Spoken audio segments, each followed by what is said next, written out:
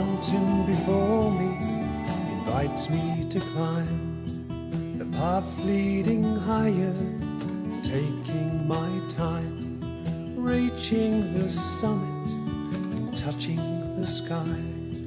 I called to the mother and heard her reply. And she said to me, high and low, wherever you go, from the highest of mountains to the forest below. Near or far, wherever you are, from the heart of the ocean to the far distant stars.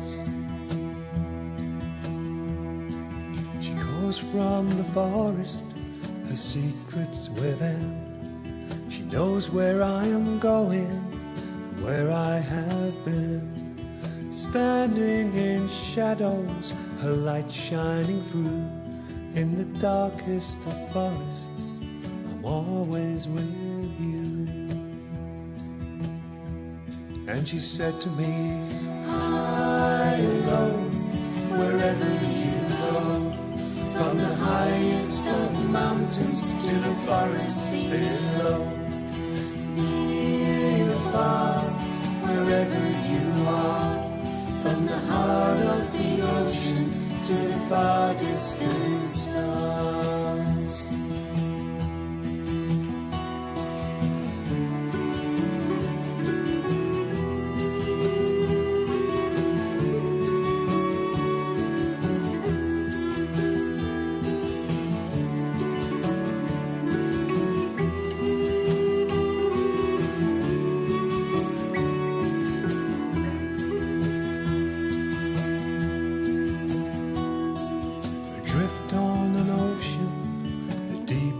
Of blue, in search of an island so far out of view, riding the waves with the tide ebb and flow. In dreams of the ocean, I'll go where you go, and I'll be with you. High and low, wherever you go, from the highest of mountains to the forest below. Near or far, wherever you are, from the heart of the ocean to the far distant stars. Gazing at time through the heavens above, no end to this journey, the story of love. Spirals of stardust are made up of you. You're always with me as I'm always with you. And I'll be with you. High and low, wherever you go, from the highest of mountains to the forest below. Near or far, wherever you are, from the heart of the ocean to the far distant stars.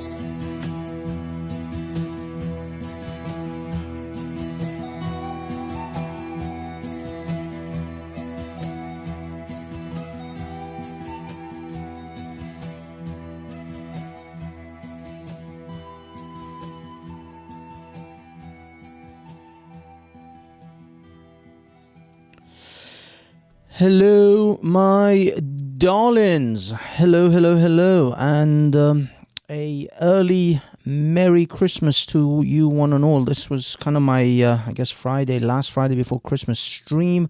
I thought I'd get it out there, although it isn't the cheeriest of news or commentary that I'm going to make mostly on this channel. But still, it is a Christmas period, which I'm sure Hatun, who is the title of this stream, is still going to be very, very happy if we continue to celebrate Christmas and I guess celebrate her Lord and Saviour's birthday. Is it his birthday? Whenever. But either way, remembering Jesus and Hatun. Now, I say this as if there's some bad news here. We have really no news. That is the news that we have. So that's the number one thing. But who said she's still missing? The person who said she's still missing is Jay Smith, and I will be playing a clip of him in a moment. But it is in fact Jay Smith who's declared that she's still missing and that they're still looking for her. So that's who. It's as reliable as a source as we can get. But before I say I get into that, I do have a StreamYard ready to go. I'm just going to play a couple of bits from Hatun, from Jay Smith's video, and then just dive right into maybe a panel. Actually, there's a couple of things I actually want to discuss. The scumbag who tried to plot to assassinate Hatun. As we all know, in 2021 there was an assassination attempt upon Hatun's life by a knifeman. Then in 2022 there was an attempt to try to gun her down and anyone in the vicinity. So the threats on Hatun's lives, we know we were Zubaydah's what? Anyway, but yeah, so there is a credible credible attempts made upon Zubaydah's life. So we know that the Muslims out there are hunting for her. But anyway, so yeah, so this is the scumbag that tried to kill Hatun in 2022, I believe, and he was convicted to supposedly life in prison. But in Britain, life in prison is not really life in prison. He's going to get at least 16 years, or at least 10 to 12 years before he can even apply for parole. So the Speaker's Corner: Edward Little jailed over Hyde Park gun attack plot. And this was his interview reaction when he was interviewed by the police. There's no sound actually to this one. There is sound to the other ones. Sorry. As he was being questioned, he in fact attacked the police officers. Or some people say he was trying to escape whilst in custody in a police interview room. So that's insane. And apparently they can't be handcuffed or restrained while they're being interviewed. So that's him attempting to attack the police officers. That was his solicitor next to him, and that's what that is. This is the kind of individual we're dealing with. Now, he is a Muslim convert. He converted to Islam in prison, obviously radicalized in Islam in prison by the Islamists in prison. But that's kind of practically a given thing nowadays, isn't it? In British prisons, we pretty much expect it nowadays. It's almost like a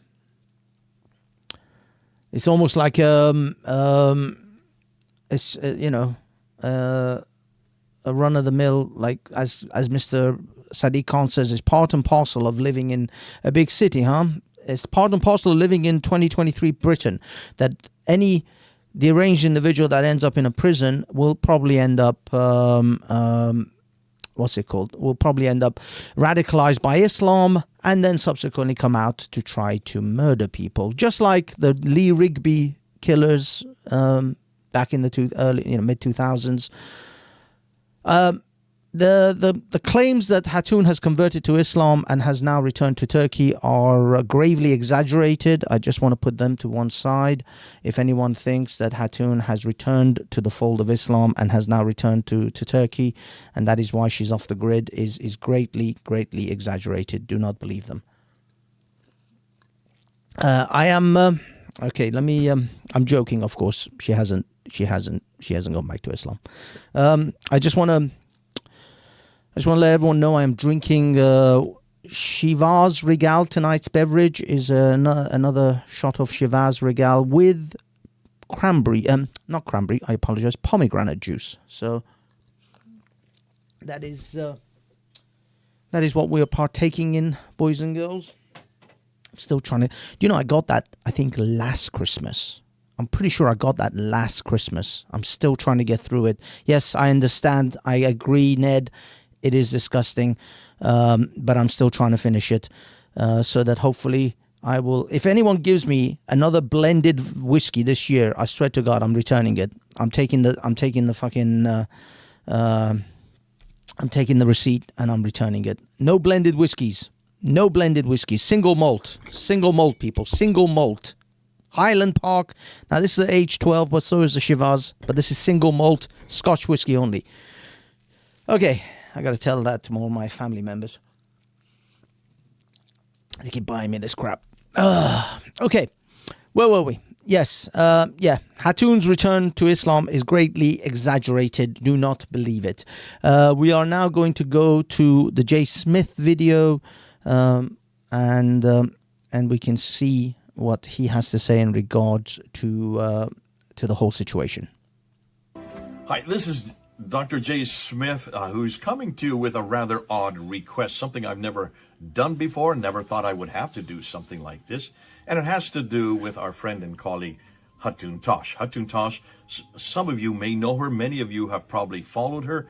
She has been rather controversial and confrontational in her type of methodology against Islam. And because of that, there have been many Muslims that would like to see her just leave the scene. Some who would have even tried to kill her. There have been a number of attempts against her life. She was stabbed in the head at Speaker's Corner on July 25th, 2021. So about 2.5 years ago. It's on Fander Films. You can see it. You can see the man stabbing her. Why she...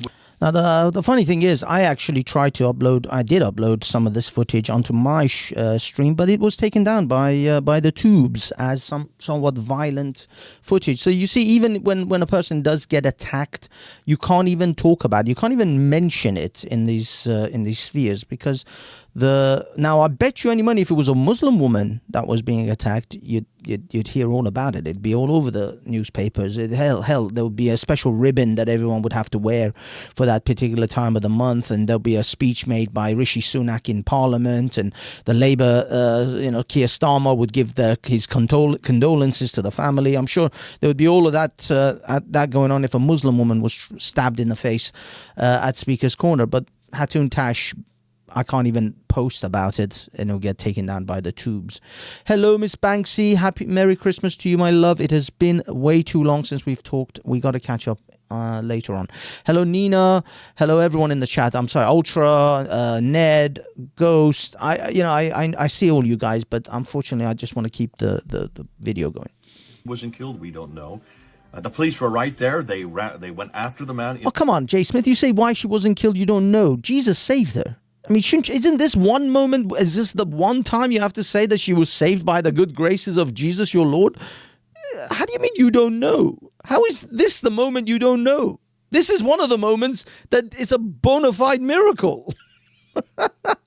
If any. I mean, if you've never seen a miracle in your lifetime, Hatun surviving that knife attack should at least give you a moment to pause.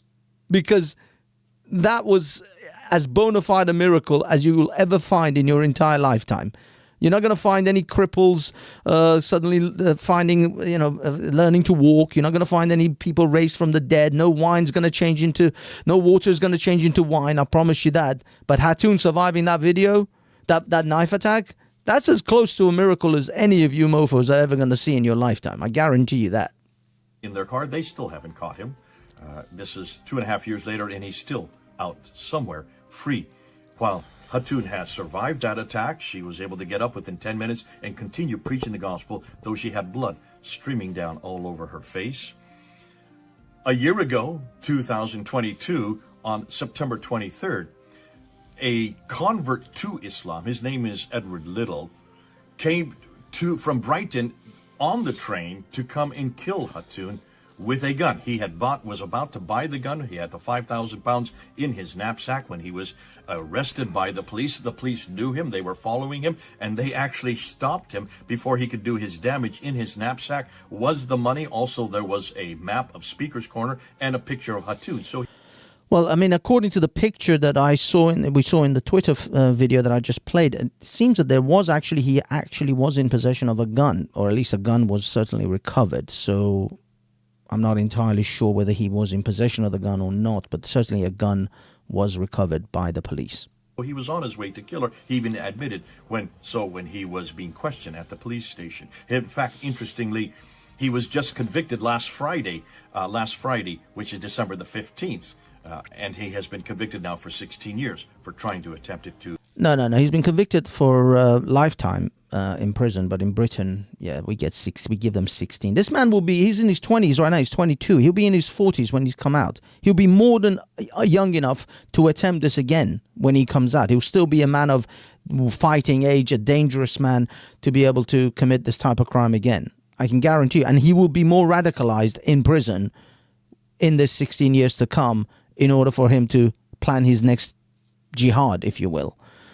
So we're not really safe because this man is away for 16 years. We've just been given a 16-year reprieve from this insane maniac. To kill Hatun. So there have been attempts. There's others that I'm not free to tell you about, or also because that's not what we're here about. We're here to ask another request, and that is, in the last month, we have lost contact with Hatun. We just don't know where she is.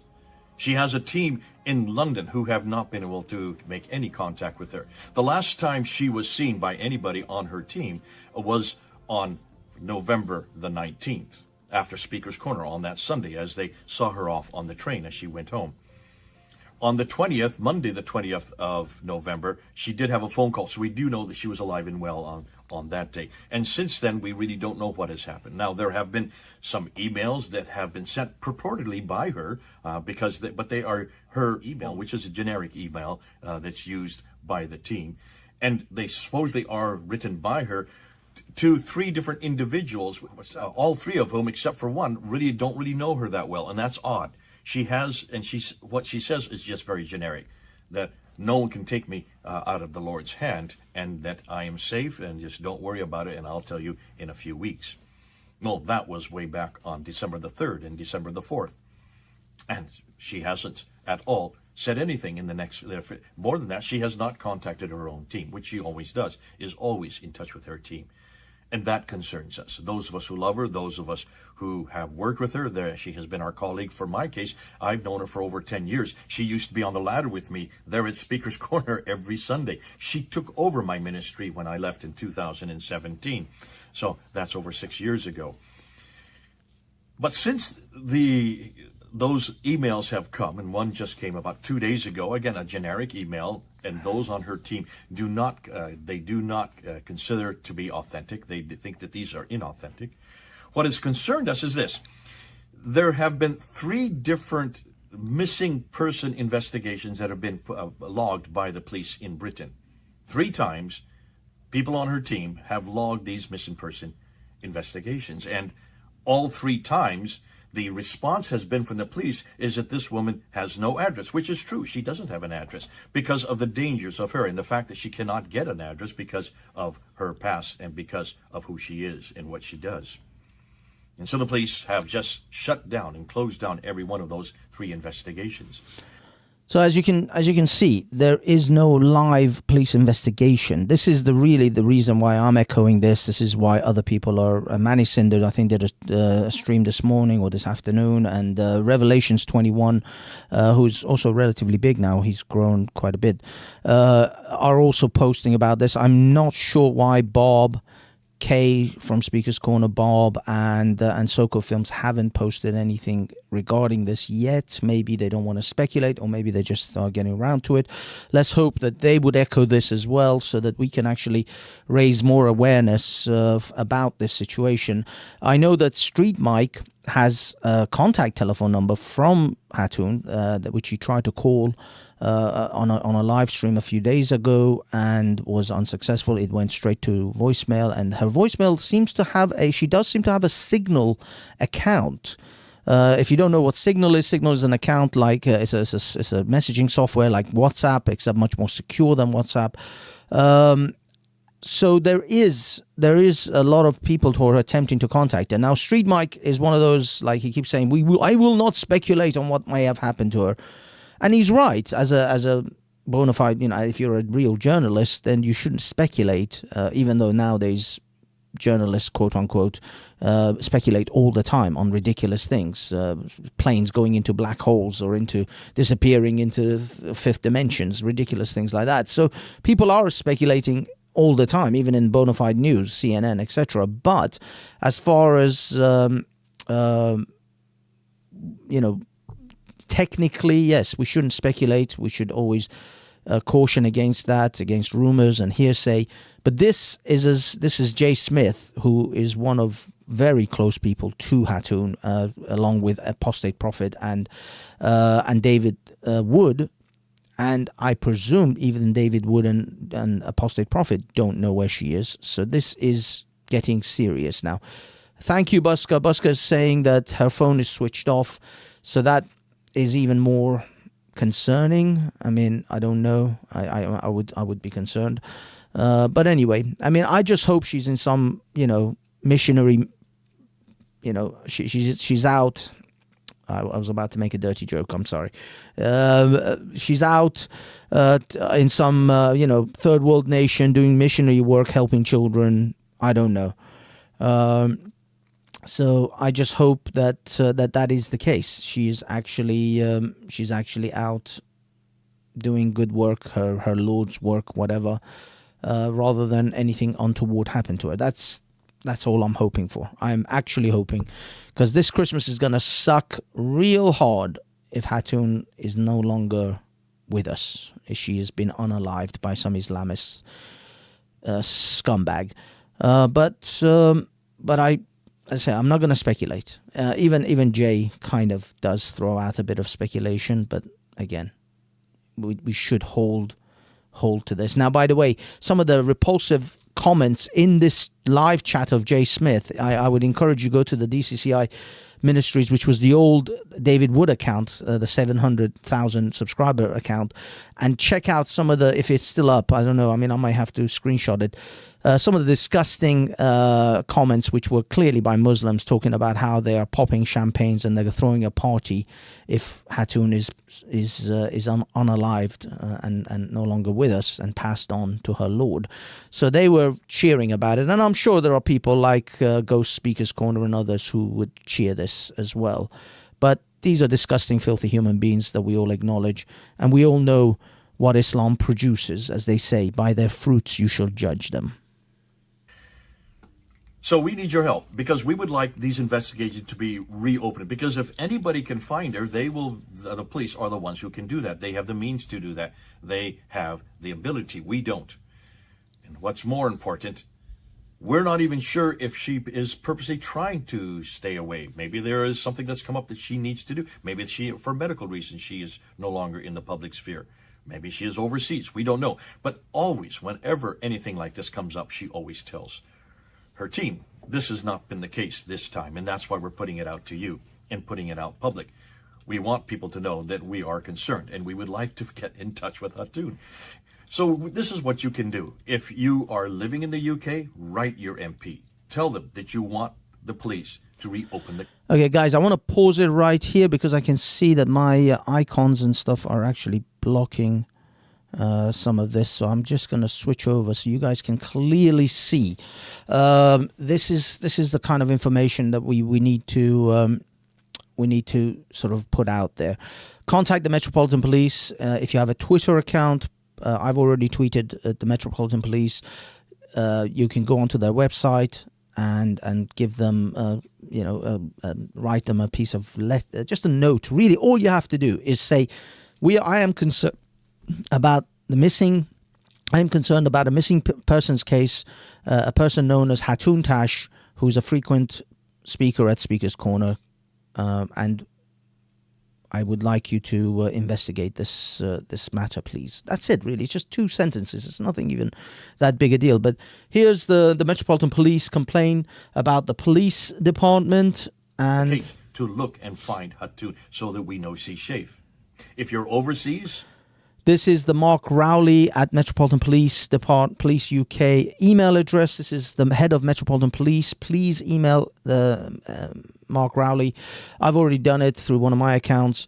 And as I say, I've already tweeted the Metropolitan Police. And I'm going to actually throw another one out to Mark Rowley's personal account and Sadiq Khan's personal account. Of course, if you're in Britain, you can write letters directly to your local MP or the Metro Mark Rowley, but I mean you can do this globally. It doesn't have to be a local one.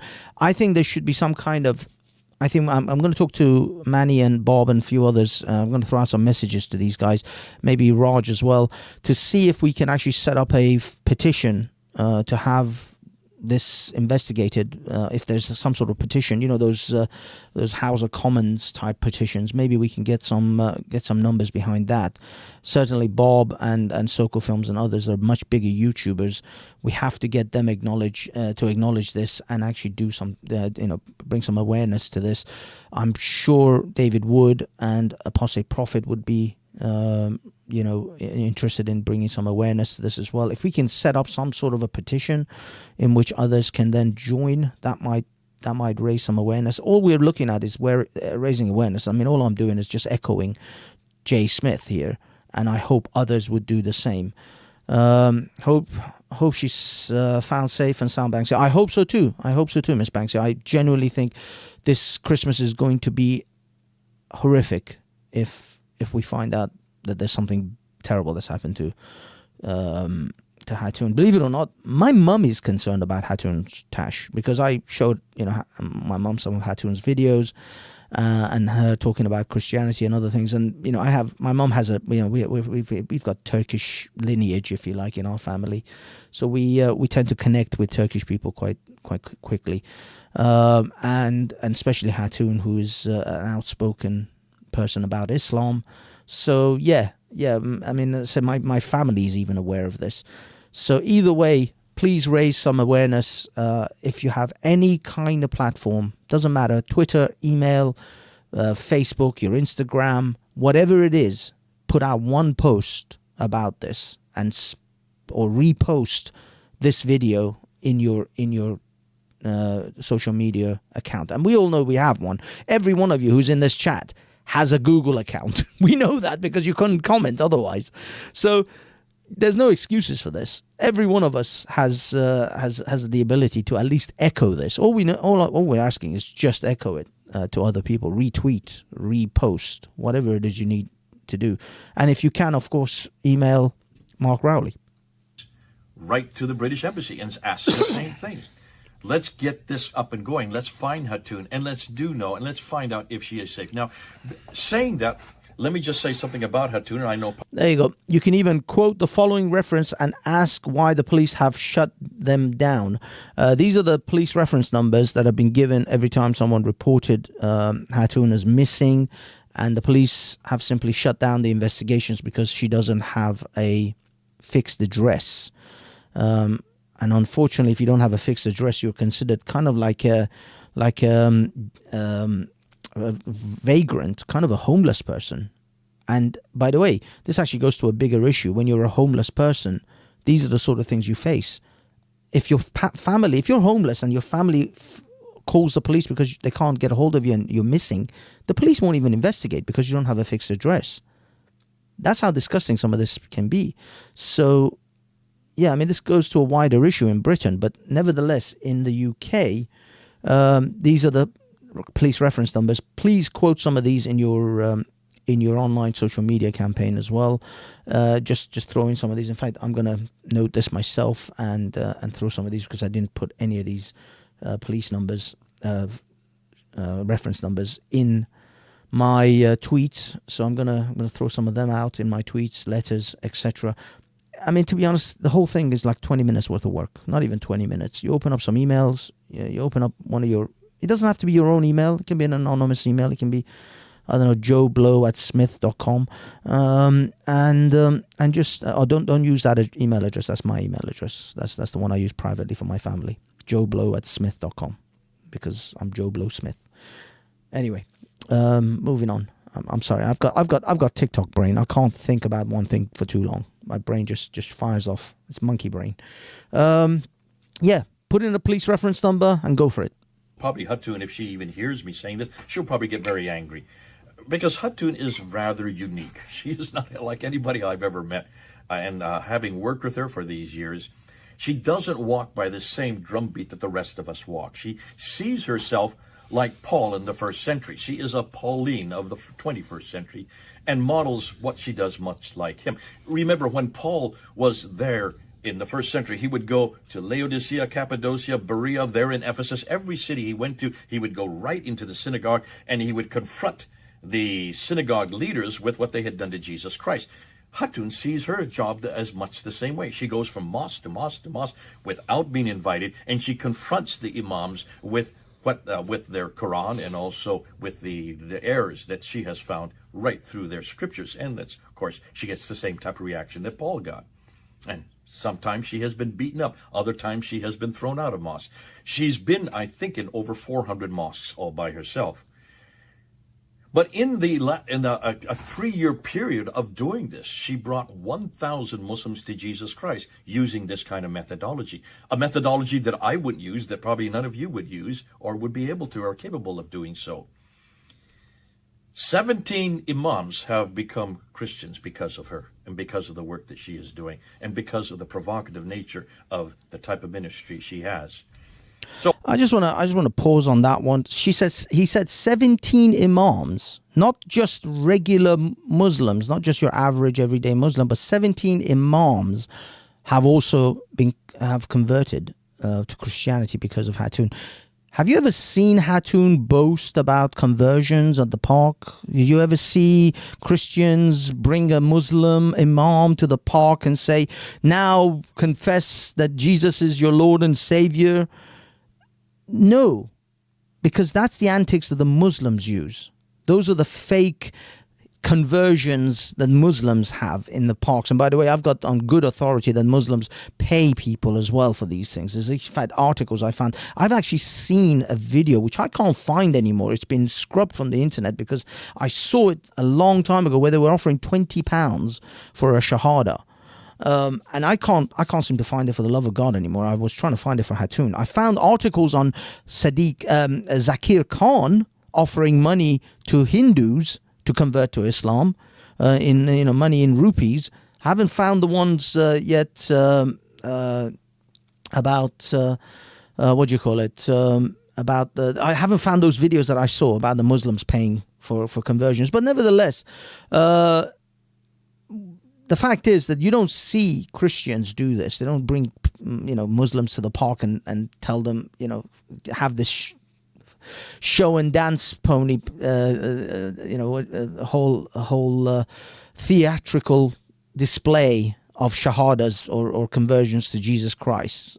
She's converted 17 imams have moved away from Islam. But then again, the Muslims never tell you about those who actually exit or apostate from Islam. They only tell you it's the fastest growing religion in the world. It is the fastest growing religion in the world.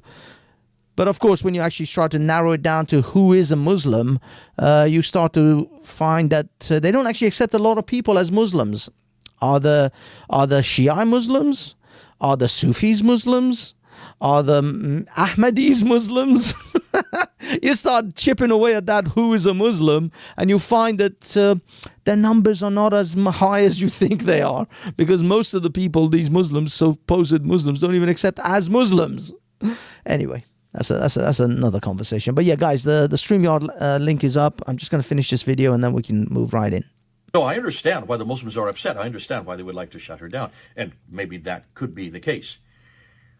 But as a fellow brother in Christ, and as one who is one of her colleagues and have been working with her for the last 10 years, I do know that Hatun would not be at all worried about what's happening to her. And she would probably, if she does come out of the into the public sphere again, she'll probably have an awful lot of things to say against me and putting up this video. And probably she would say this: listen, I'm doing the Lord's work. This is the kind of work I always do. You know that Paul was beat up. Paul was thrown into prison twice. He was almost stoned to death. He caused a riot in Ephesus, and they finally killed him in Rome. And you know, she says this to me all the time. In Matthew 10, it's very clear that those who go in the name of Jesus Christ, commissioning the 12 disciples, what did Jesus say in that commission? He says, I'm sending you out as lamb before wolves. You're going to be hated for my case. Yeah. Unfortunately, this is actually a case for Christian martyrdom, and this is something Sam Harris should acknowledge, that as much as Muslims have and encourage martyrdom within their religion,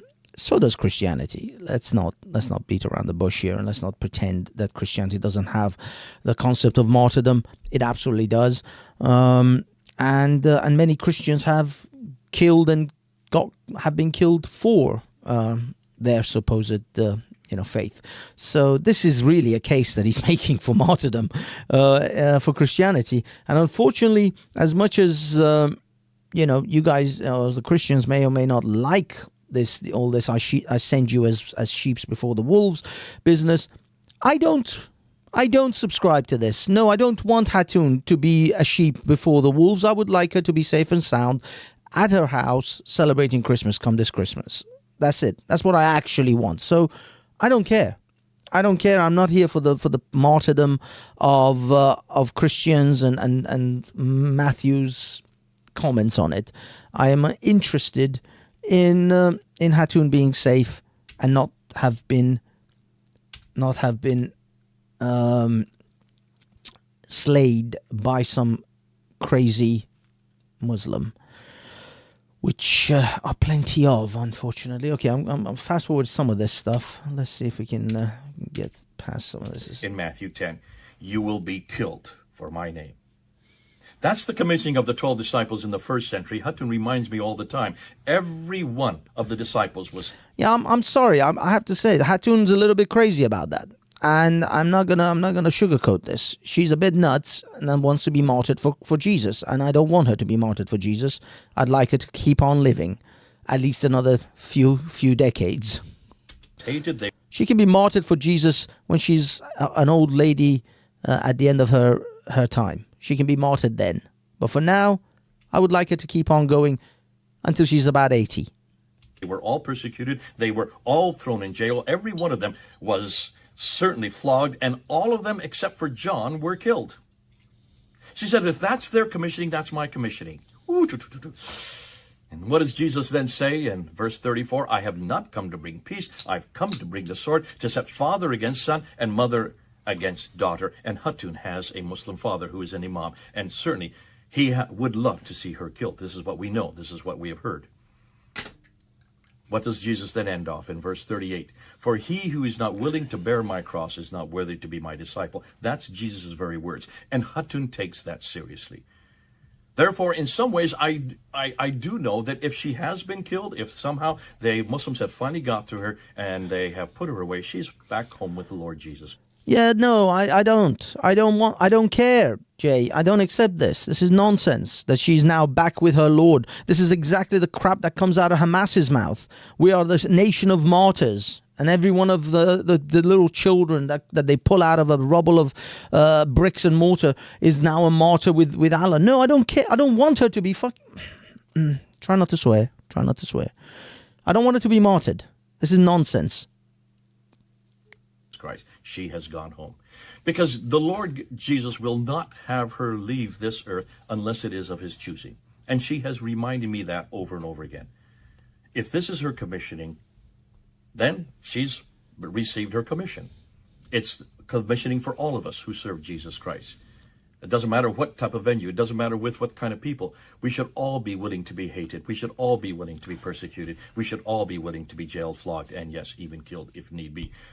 And if this is the case for Hatun, then we know that she is home. She has gone home. And she is with our Lord Jesus Christ. But until then, until we do know what has happened to her, we need your help. We would love you to help us out because we would like to find her. And we would like to continue to work with her. And we would love to know that she is safe. All right. This is... Okay. So let me flip this back to Muah. Damn, I need a production assistant. Okay, yeah. So that's basically the J. Smith verdict. Now, the funny thing is, I actually have a clip from this is Revelations 21:13. Hi everyone. Problem is, he's got this music playing over the voice. You can't hear the person who's speaking. Yeah, look, it says, "Hey everyone, I'm posting a short message to inform you that sadly no one has seen or heard from Hatun since the 20th of November. That apparently 20th, I think 19th or 20th was the last confirmed communication with Miss Tash. Various people have received electronic messages claiming to be from Hatun, but many of their friends doubt that they are actually the missing person investigation. That is her. The missing investigation, has been closed. Anyway, unfortunately, this is a terrible video made by Revelations 22:13 because you can't actually hear the person talk about it. So Revelations 22:13, please do better. If I do get to see him, I don't think I'm going to get to see him this Sunday though. I've got a family event. I can't actually go to Speaker's Corner on Sunday. It's freaking Christmas Eve, for crying out loud. So yeah, I may not make it. But either way, that is that. Okay, guys and girls, boys and girls, I have posted the link for the chat, the chit chats, it's pinned in the messaging in the side chat. If you guys want to jump on and have your, actually no, that is not it. That is not it. That is a link to this channel. Hold on. Let me get the StreamYard link. It's pinned anyway. It's a pinned comment, for crying out loud. So yeah, if you guys want to jump on and have your say, please do feel free to do that, because at the moment our section about that is kind of over.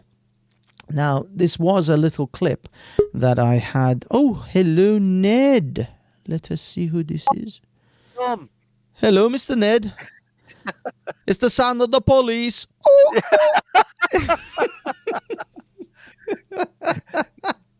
Cognitive abilities, got it absolutely right. He absolutely nailed it. The thing is, what did he say? That, well, no, I mean, he actually suggested that look, Hatun is a Christian and an early Pentecostal Christian. She really believes in this idea about suffering. If you remember in the concentration camps during the Second World War, the people that survived the best were the people that were the religious people, Jehovah's Witnesses and the fundamental Christians, because they saw it as a test from God. And like Jonah. And it was like God was giving them a test. Yeah, like Jonah and the whale. Yeah, and so the thing is that they really went for they sort of embraced the fact that they were in the concentration camps and that they were under deadly threat all the time, and you see that here. And I know that a lot of people are saying, well, this kind of martyrdom is exactly the same as people that want to blow things up or drive trucks through Christmas markets, or whatever, right? But it is different. The thing is that this is a pacifist martyrdom. I'm not justifying. Yeah, it is. I agree with you. It's not exactly the same as going and killing for the name of Allah, but it is still. It can be twisted in the same way. Many Christians have interpreted them fighting for the name of Jesus or going to war for the sake of Jesus their Lord. They've considered that an act of martyrdom too. You're right. For the bulk of it, the Christians were very pacifist. They were being fed to lions in the Colosseums, all sorts of things like that.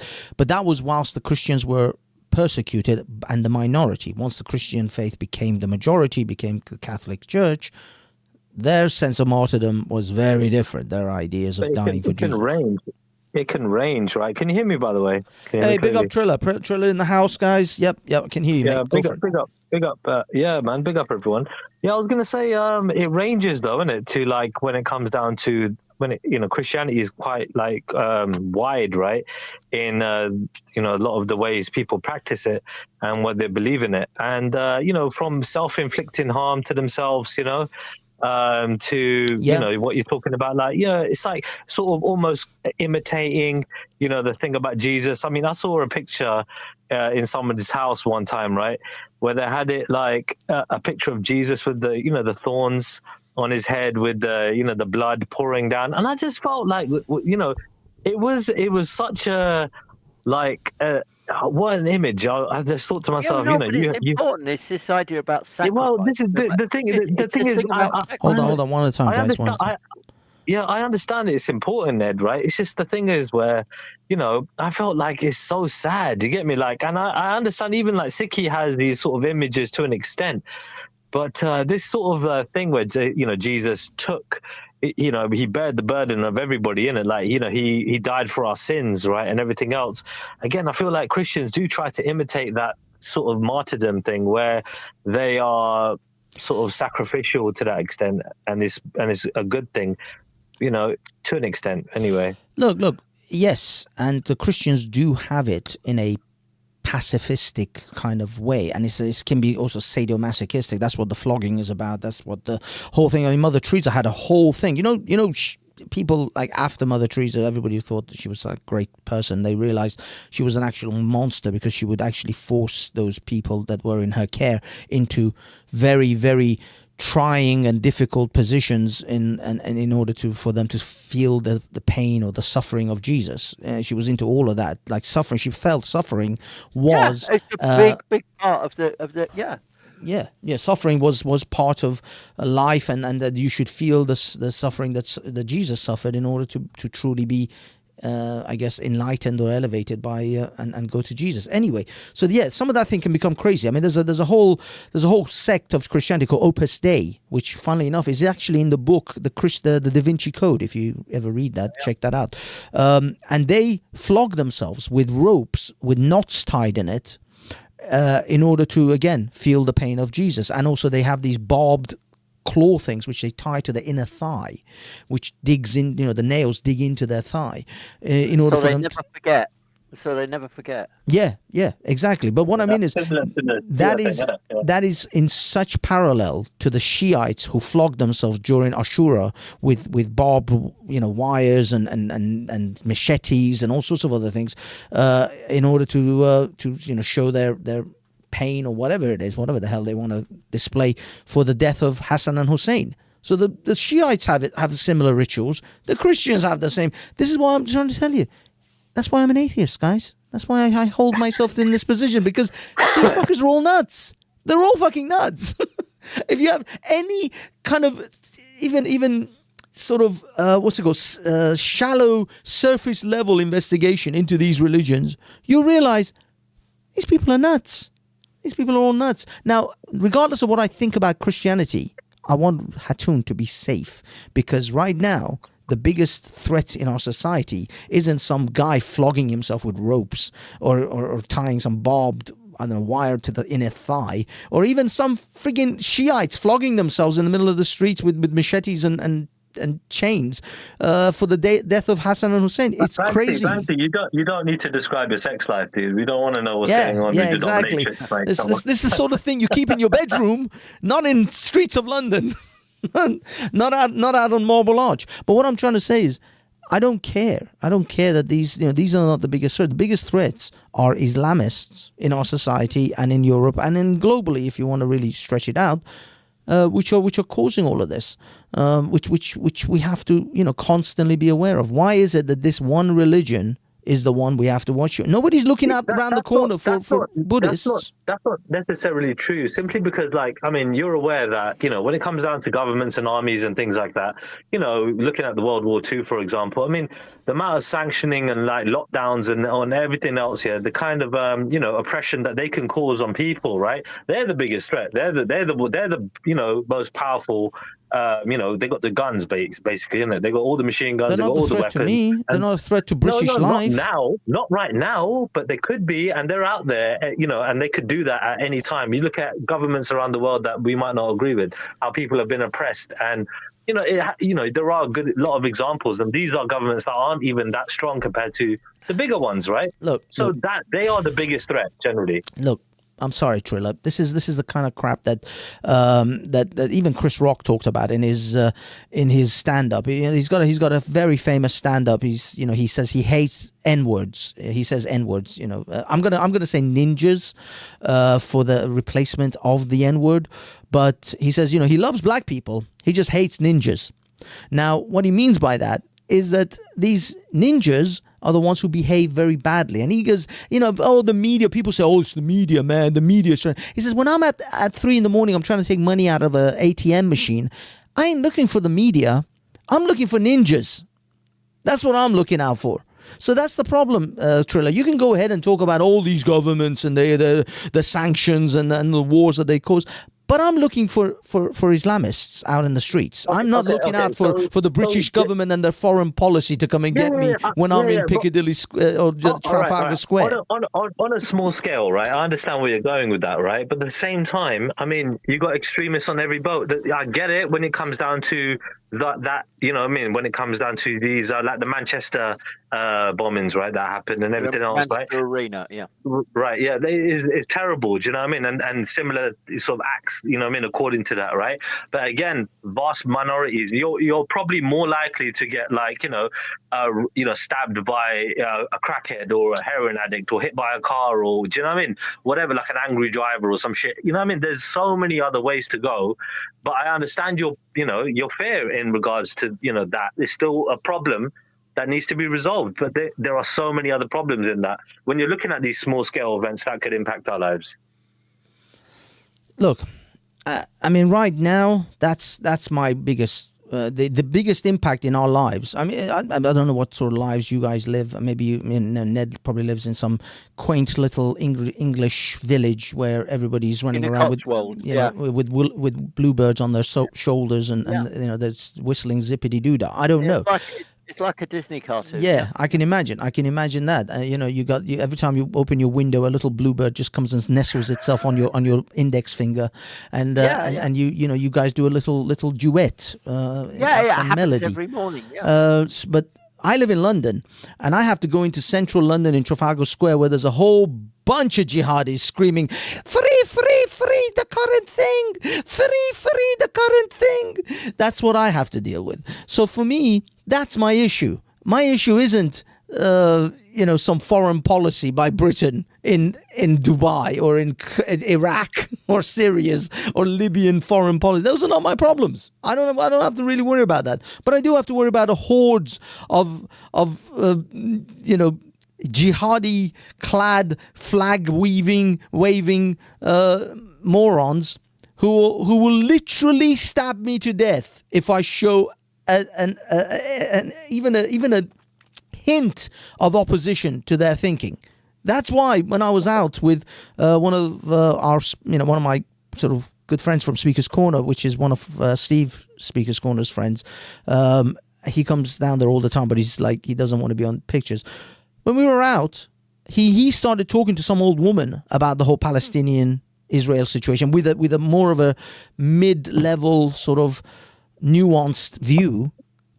His shit started to get a little bit heated, and I said to him, dude, what are you doing, eh? Don't get involved. Don't start conversations. He was like, no, but you see, as an Englishman, my position is. I'm like, dude, this is the fucking mob. See, that was a political thing, right? That was going on, right? A political demonstration against, the killings in Palestine and in Gaza and all that. So, when it comes down to it, that you have to understand, right? There are people from a certain community, like Islam, right, that are suffering, because of political events that are happening, like in Palestine and Israel. And people are upset by that. Like, the world is upset by that, basically, right? And, they want to stop to it. Now, obviously, tensions are high and, things happen when people are passionate, especially in that scenario.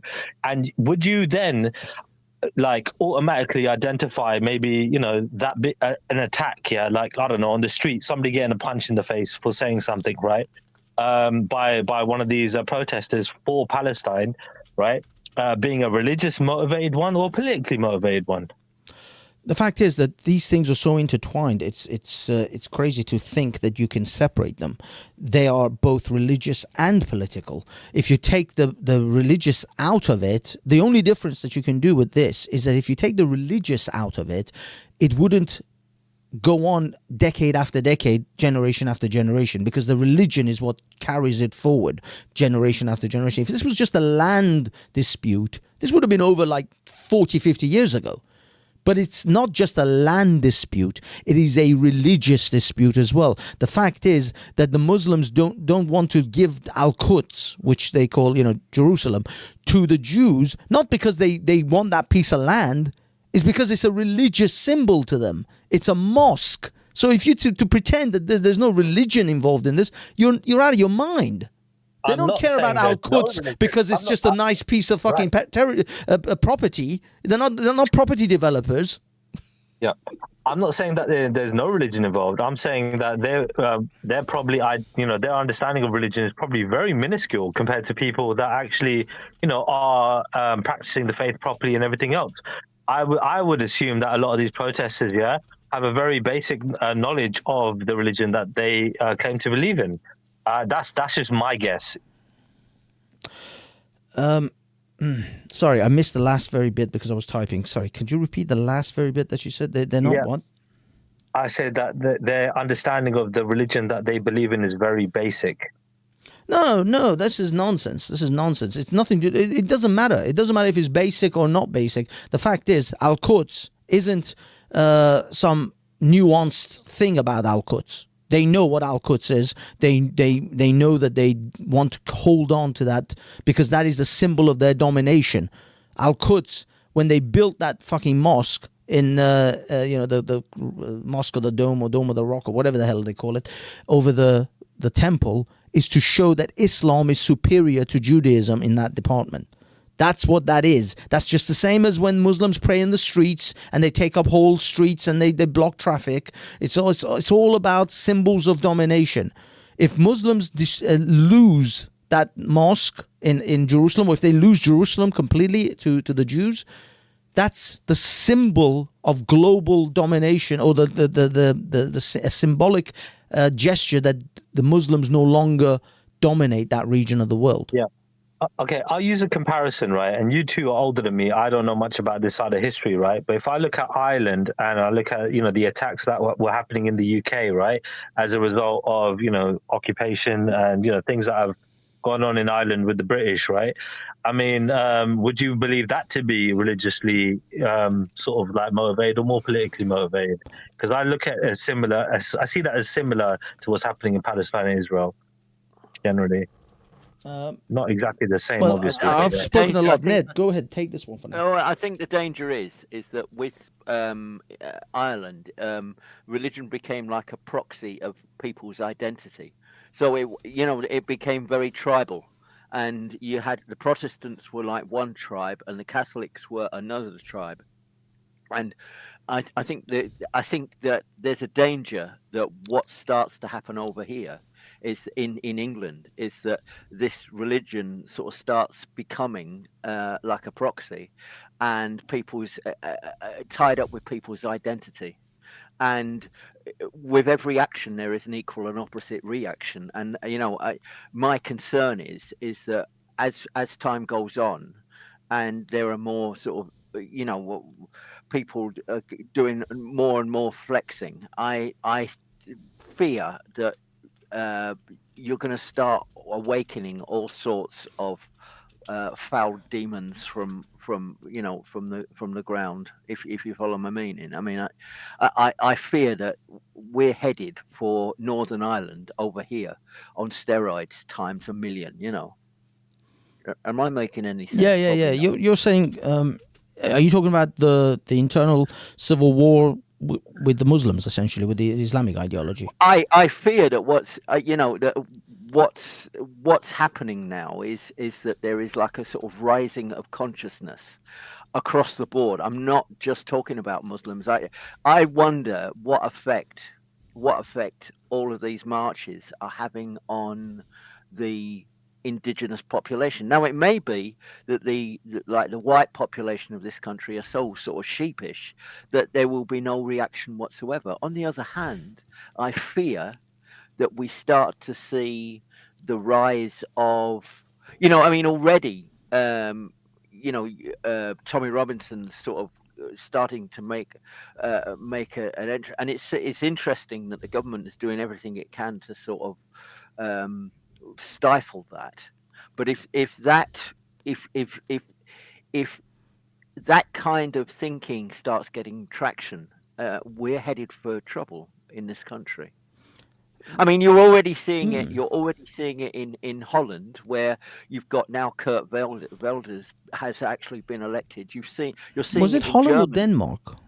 No, it was Holland. No, Holland. Kurt Oh, it's Wilders. Kurt Wilders. okay. Because, yeah, he's got enough to actually Gerd form Wilders.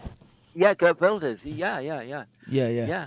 I thought it was. I thought for a second it was Denmark, but I mean Denmark has already put up a lot of anti, if you like, Islamic rulings. Like they can't have minarets. There's a lot of things that they're trying to curtail, in that sense. In fact, Denmark actually made a move towards banning circumcision, but actually it was opposed not by Muslims but by Jews as anti-Semitic. Really? No, it's really, really interesting.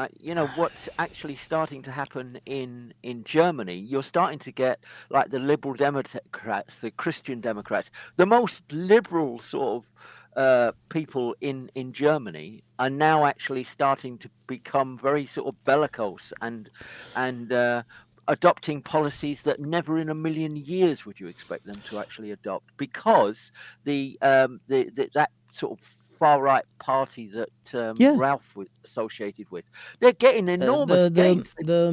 Sorry, is it the AFC? AFD. AFD. It's the AFD, isn't it? Yeah. Yeah. And so you're seeing in Germany you're seeing in Germany that this is starting to happen. See, I was going to say, so looking at it from a scope, like a bird's eye lens, right? The way I look at it is, okay, if I was, I don't know, sort of conducting, you know what I mean, like orchestrating world events, right? For example, this is all hypothetical, right? And, so I'm like some trillionaire, right? And what you call it? Basically, you've got immigration flooding in, right? From all parts of the world, right? And European countries are being filled with immigration, and they don't have the infrastructure to support it. Whilst also, you've got wars going on in by America and other European nations in these sort of all supporting proxy wars or creating proxy wars in Muslim nations, right? Which again is going to infuriate the Muslim population and other people around the world, causing demonstrations and everything else. What is the outcome going to be then, do you think, from that? Like, sorry, you suggesting that this is all part of some master no, forget about that. No, what are you suggesting? Yeah, I'm looking at a prediction. Yeah, I'm just being hypothetical, right? But I'm just saying. But what is your hypothetical? It's so woolly. I'm asking. No. It's not about. So I'm just saying, right? What do you think a prediction would be in terms of like, the out of these world events, out of these events that have been happening? You got wars going on. You got immigration coming in, right? So you got lots of different people coming into these countries, right? What do you think the outcome is going to be with all of that? And then whatever else is going, cost of living going up, economics and everything else, right? So what do you think is going to happen, just generally? Okay, guys, just before we get too far into this, I just want to say big up Base Welshman. Guys, I have to keep this very vanilla. YouTube has been on my ass hard since the last couple of videos I posted. If you notice, there's been a big gap between the last stream. So Based, I know you always have hot takes. Unfortunately, I have to keep shit vanilla. So if I can't show certain things, basically I got to keep things like PG-13 because YouTube after posting that whole Londonistan video and then the video about when Zubaydah was talking about fuck remembrance, they took both of those off and then they fucked me. So I have to keep shit like real vanilla. I like.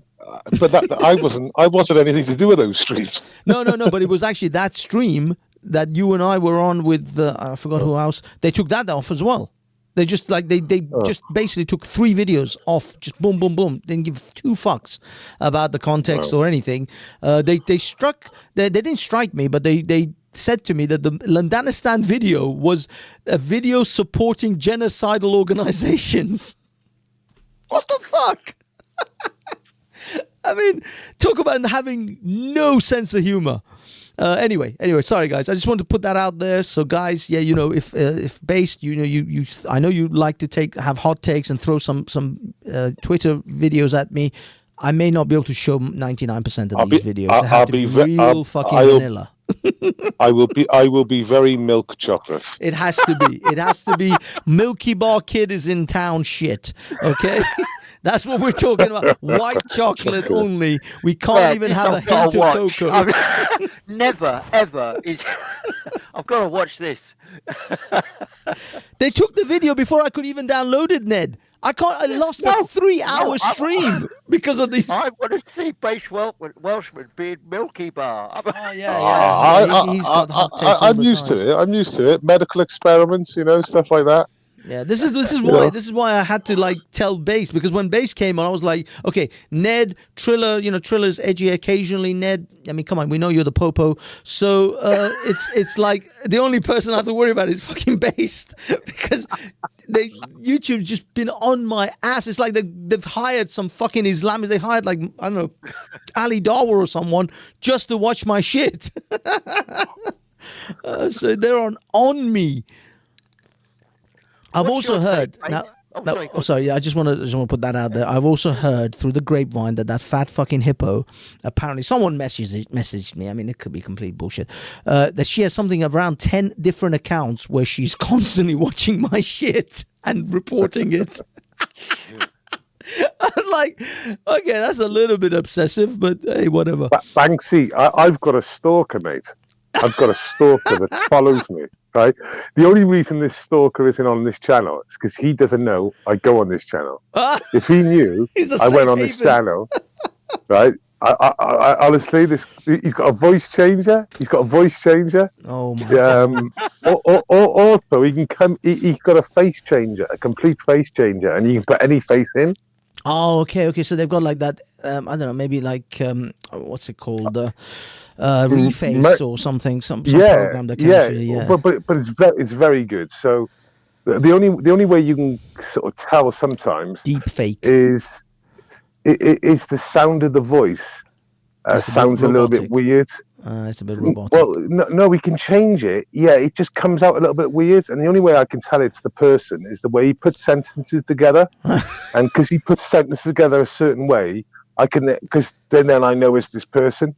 Otherwise, you can use anyone's face, and put it on top and background. You can do everything. Bloody hell, man! Do that? Why? What does he That's a lot of effort. That's a lot of fucking effort. What does he get? I can show you the screenshots now where he's been caught out a few times. Honestly, Bloody hell, man! That's the thing, though. People are obsessed. To what end? Because people are just obsessed. You'll be amazed how obsessed. Do you know there was an OnlyFans woman who, quote unquote, accidentally ran into one of her biggest donors on OnlyFans. The guy had thrown her like $60,000-$70,000. Dad. Yeah. What was it? Baz? No, it was his dad. It was her dad. Was it her dad? No, it wasn't her dad. Oh. Yeah, well, that's what I thought you were talking about, because I know with this story there was an OnlyFans model. You can Google it now. Yeah. And one of the biggest donors to give her the most money, give her the most like big ups. Oh yeah. Was her dad? Yeah. Was her dad? Yeah. That was one of the. That's true. That was another creepy one. But there was this other one, this like mixed race looking girl, and this guy is a bald guy with a long beard, and apparently he'd thrown. I don't know, it was definitely into the tens of thousands. It was like 60, 70, maybe $100,000 he'd donated to her like over a period of time. And then he'd coincidentally ran into her in some event that she was at. I mean, the dude just fucking went there, hanging around waiting to come into contact with her. But anyway, that's the kind of obsessive levels people can get. Now that's with just some OnlyFans girl, and we know men. But what's your fan doing? What's your fan doing? Yeah, stalker. He's just stalking. No, but Base. what's he doing? What's he doing when Yeah. he stalks? So what he does, he's an extremist from the far left, and what this person does, he just like tries to like follow me everywhere, and then get on the live panel. Where he'll just try, but I mean, I know who it is virtually, because you look at all the different things coming together. It's not Lister though, is it? No, but it's the equivalent to Lister. It's equivalent to Lister. Well, it's worse than Lister. because he puts gore bombs down and porn bombs. So Oh, he took a friend's channel down. You might know him, Mark Kelly. His channel was taken down shit. because what he did, he went home from his canal boat.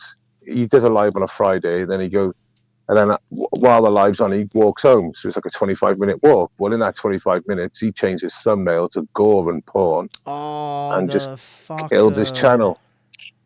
Yeah, but don't they just give you one strike for that? You got to be on like 3 strikes before you. Man, they took it off air. It was just running gore and porn. Yeah, because the length of time, Banksy, like if it's like for about a few seconds, then whatever. Yeah.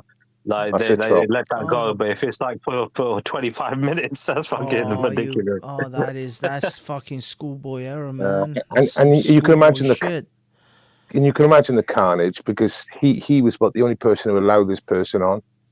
All the rest of the people wouldn't. They were like not friends, but they had an understanding. And then after that, obviously there was like 150 people listening to the channel.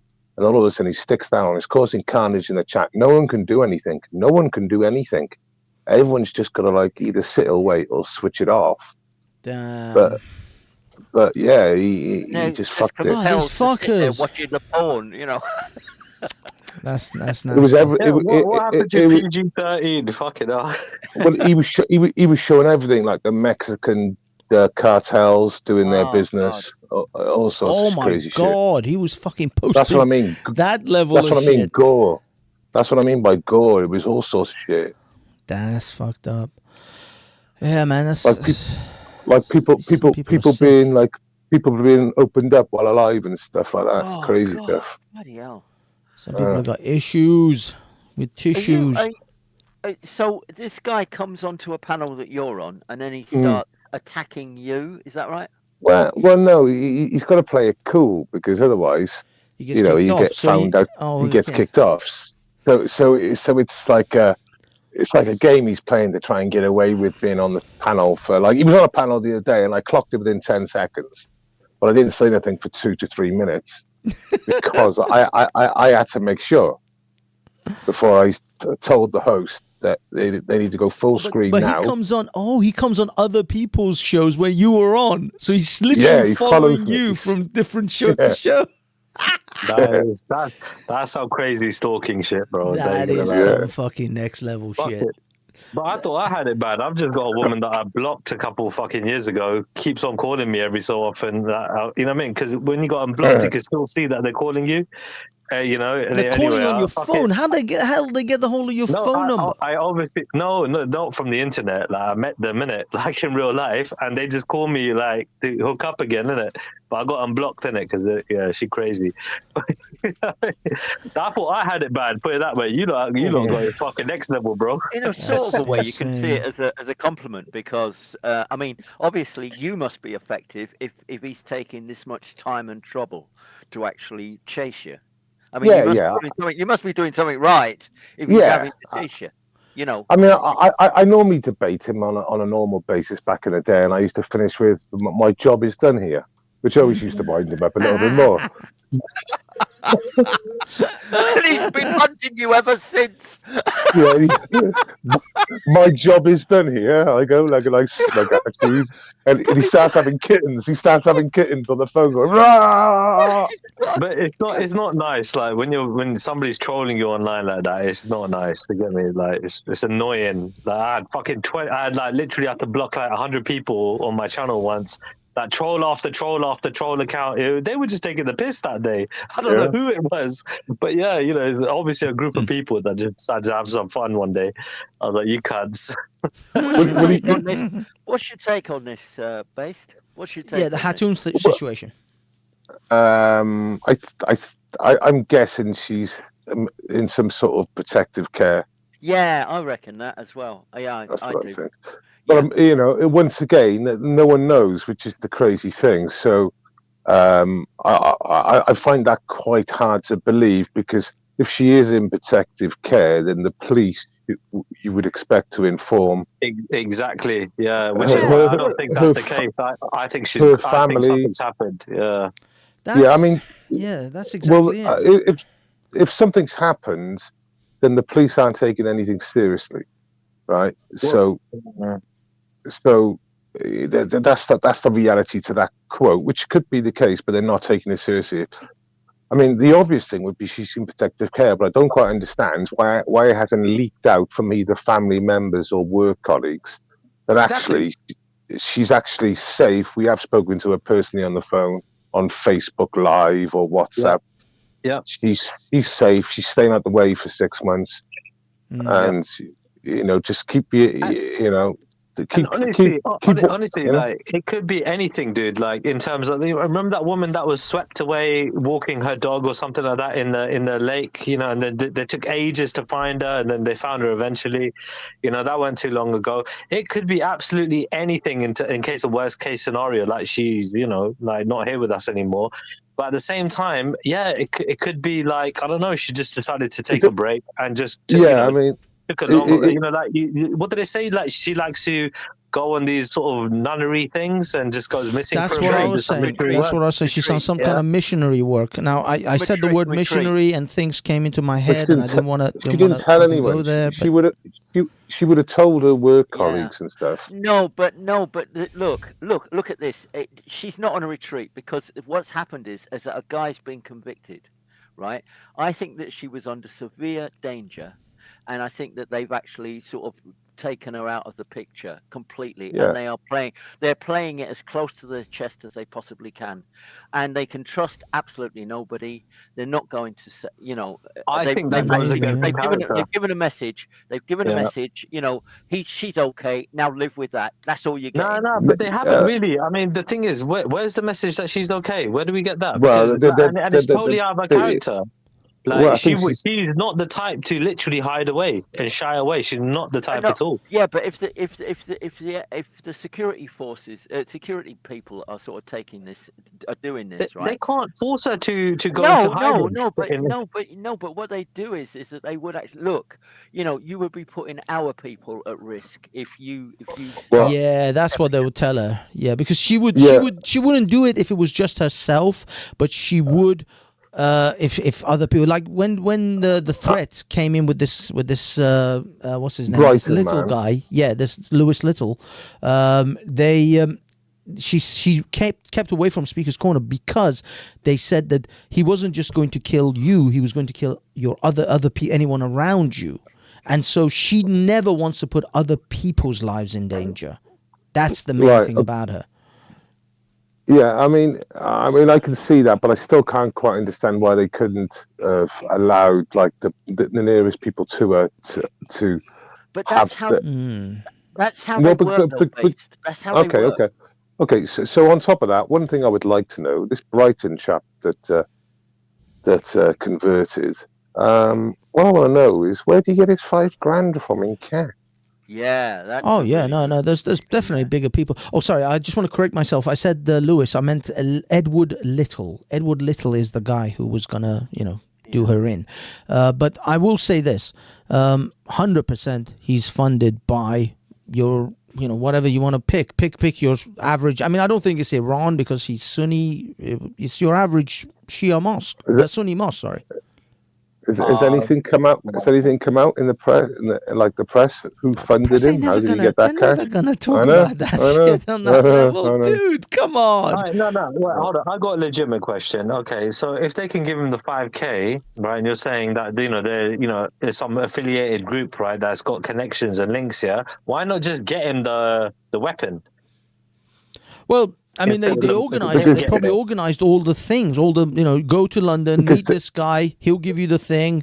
Blah blah blah. Give him the money. Right, but he was caught in the middle of all that, right? Yeah, but if you give someone cash, Trilla, if you give someone cash and you just give them cash, for example, right, that's one thing. But if you're providing something that's illegal, and you get good time just for providing exactly. The people, by the way. So by giving cash, you just wiped your hands of it, really. He says, and you just allowing him to just carry on. But then we're assuming that the authorities, right, trailed him up to him getting the cash. They know who gave him the cash, basically. It was who gave it. Probably a bit of a plant. You see, I don't know if you remember with Mark Duggan. But with Mark Duggan, there was a guy that supplied because guns are rare, hard to come by in this country, right? It's not like America. What happens is that in the underworld there are people who actually sort of rent out a gun, and it will be used for one thing, and then it will be used not necessarily to shoot people, but as a persuader, to stop. If a gun's in front of you, you do what people tell you, right? So if it's like a robbery or something like that, right? The thing is that apparently police intelligence cotton on to who these gun suppliers are, right? Who these sort of arsenals are.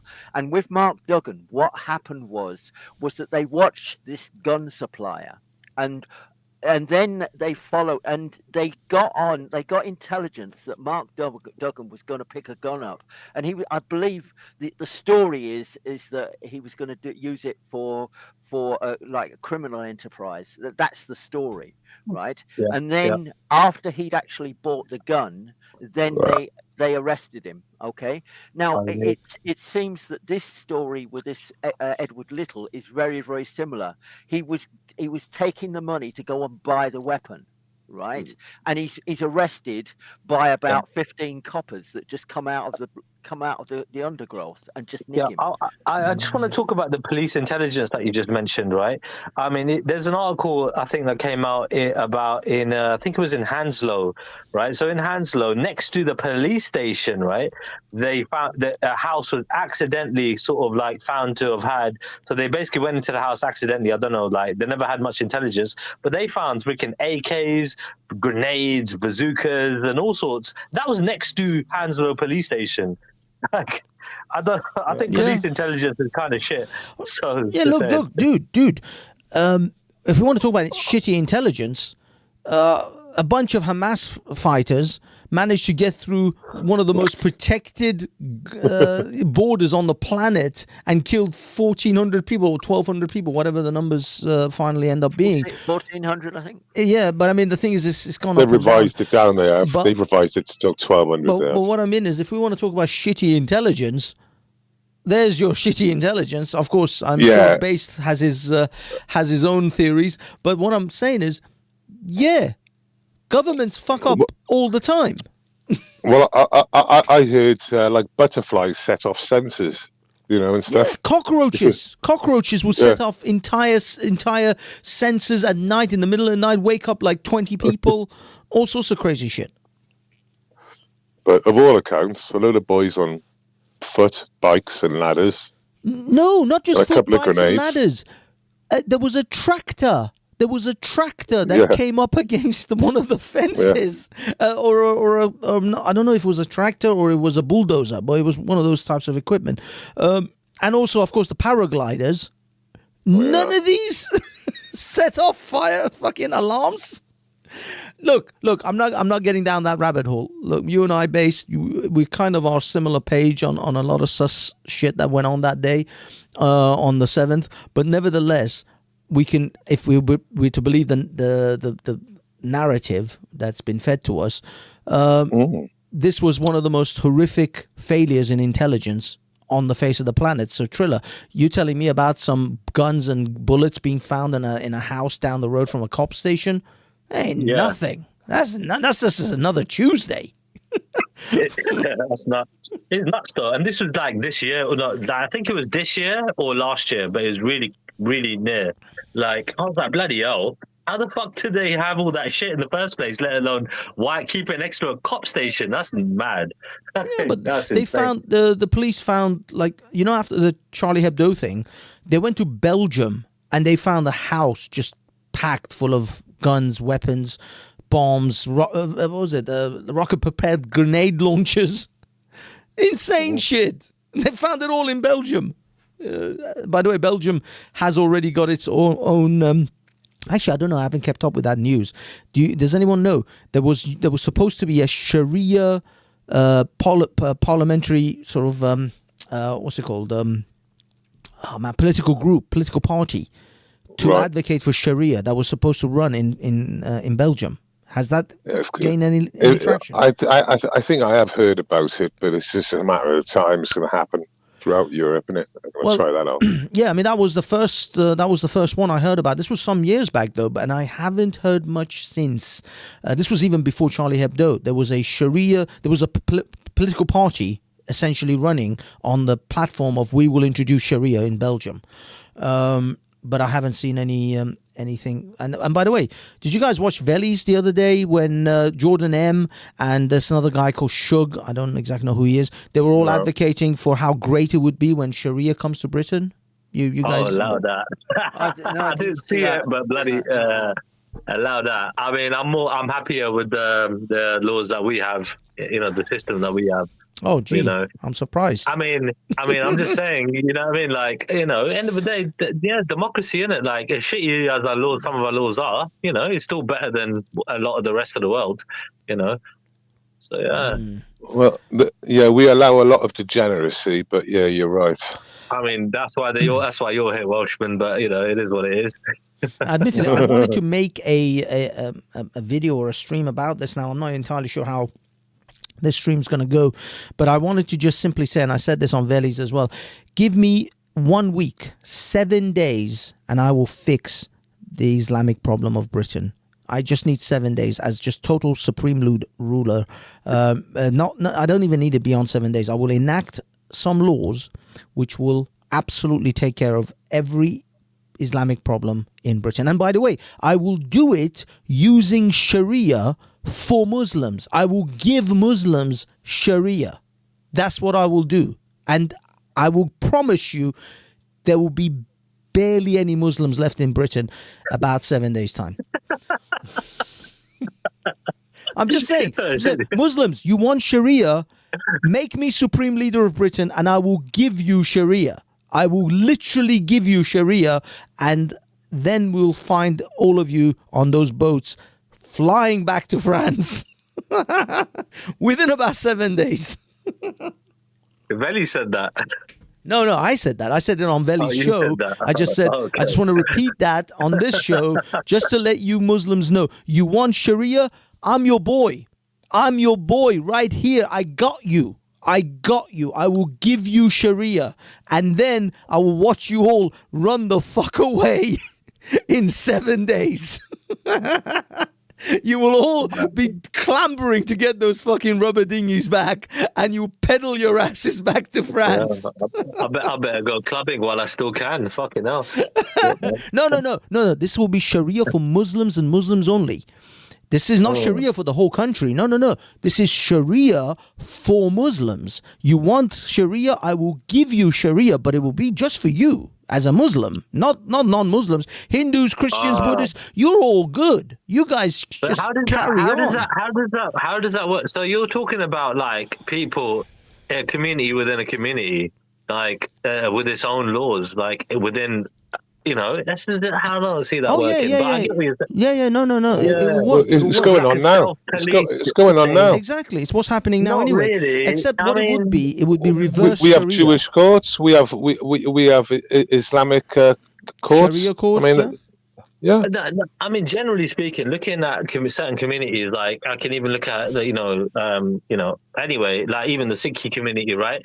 Like, people will step in and, say things, right? If somebody's doing something wrong, right? And they'll just say to them, listen, bro, you need to stop doing that because it's wrong, you know what I mean? And we'll tell you why it's wrong. And, like, there'll be something as simple as that, do you know what I mean? And I feel like a lot of other communities do that generally. And I think it's just, they're applying common sense in that regard. But I understand you're going one step over, talking about they got their own sort of law system. I get that. Yeah. But no, I mean, if you want to become Muslim, I will 100% then apply that upon you. So you take your Shahada, and then you will have Sharia too. But if the Muslims want Sharia, I will 100% give you Sharia. But it will be just for you. It won't be just for non-Muslims. I mean, generally, I feel like a lot of Muslims in this country, with all due respect to the Muslims, right? Like it's it's a thing of like they got the best of sort of both worlds, isn't it? Yeah, like you can do what you want in this country, more or less, in it within the law, and when it comes down to practicing your faith, believing that your faith is the best, great. Do you know what I mean? Good for you. you know, and every faith believes that, by the way, and every person believes in whatever they believe in to be the best thing ever. So, whatever, innit? Like, we're all the same in that. Oh regard. no! Believe me, you're not the same. If you actually come to me and you want Sharia, I will give it to you, and I will give it to you according to one of the second rightly guided caliphs of Islam, Umar bin Khattab, who was actually the one who wrote the letter to the Persian king, which I also have, in regards to how wonderful it would be for the Persians to become Muslim. But that's a whole. I remember this. You repeated it last time. Sorry. But the lodger makes a really interesting comment there. He said, "This is Great Britain pushed too far, and there will be one huge kickback." I don't think that there will be any reaction. I think that the British public is so sheepish; they're not going to do anything. You know, it's an interesting comment. You know, the lodger sort of said there will be one massive sort of pushback. I don't think that that's going to happen. I don't think it's going to be any pushback. But I don't think it's because they're sheepish. I think a lot of people just basically believe that it's a minority of people that are just generally prejudiced and discriminative and biased, you know, and have these sort of you know, Tommy basically Robinson kind of views and stuff like Tommy Robinson, God. Yeah, kind of. I'm using him as an example, but you know, like, because we know him, right? Yeah, it's like a lot of people don't agree with Tommy that are born and bred British people, you know. Look, I'm gonna post the source in the main chat for anyone who wants to see it. I will give Muslim Sharia according to the pack of Umar bin Khattab, who was the second rightfully guided caliph of the Muslims, and I will give them this. These are the list of stuff. I'm just going to read a few of them out. Actually, I could suppose I could share the screen maybe. God, I don't really want to. No, fuck it. I'm just going to read it. Muckers North is saying you are teetering close to ethnic cleansing talk. No, I'm not ethnically cleansing anyone. I don't care about your ethnicity because I'm only dealing with your religious ideology. So it doesn't really matter about your ethnicity. Islamic law. You're using Islamic law against the Muslims, aren't you? Or using it exactly. For the Muslims. In fact, the first person that I would personally put under these conditions would be Jordan M., who is a whiter than white English Anglo-Saxon convert of Islam. All Muslims will be affected by this. This is an ideological apartheid, not a racial apartheid. So it's not ethnic cleansing in any way. You're not pushing anything, you know, onto them that they don't agree with. Absolutely. I mean, I shall give you some examples of what and by the way, Jordan M. himself wrote in the comments whilst we were reading these out with Why So Religious, wrote that the pack of Umar ibn Khattab was one of the most progressive pacts and treaties ever written in the 7th century. I'll give you some examples of this progressiveness of this Pact of Umar.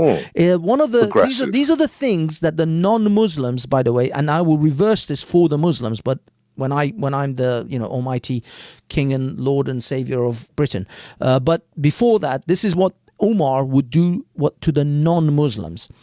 We shall not build in our cities or in our neighborhood new monasteries, churches, convents, or monks' cells, nor shall we repair or by day or night such of them as fall in ruins or in situated in the quarters of the Muslims. So you can't repair your mosques. But I mean, obviously, this is for the churches and this is for the non-Muslims.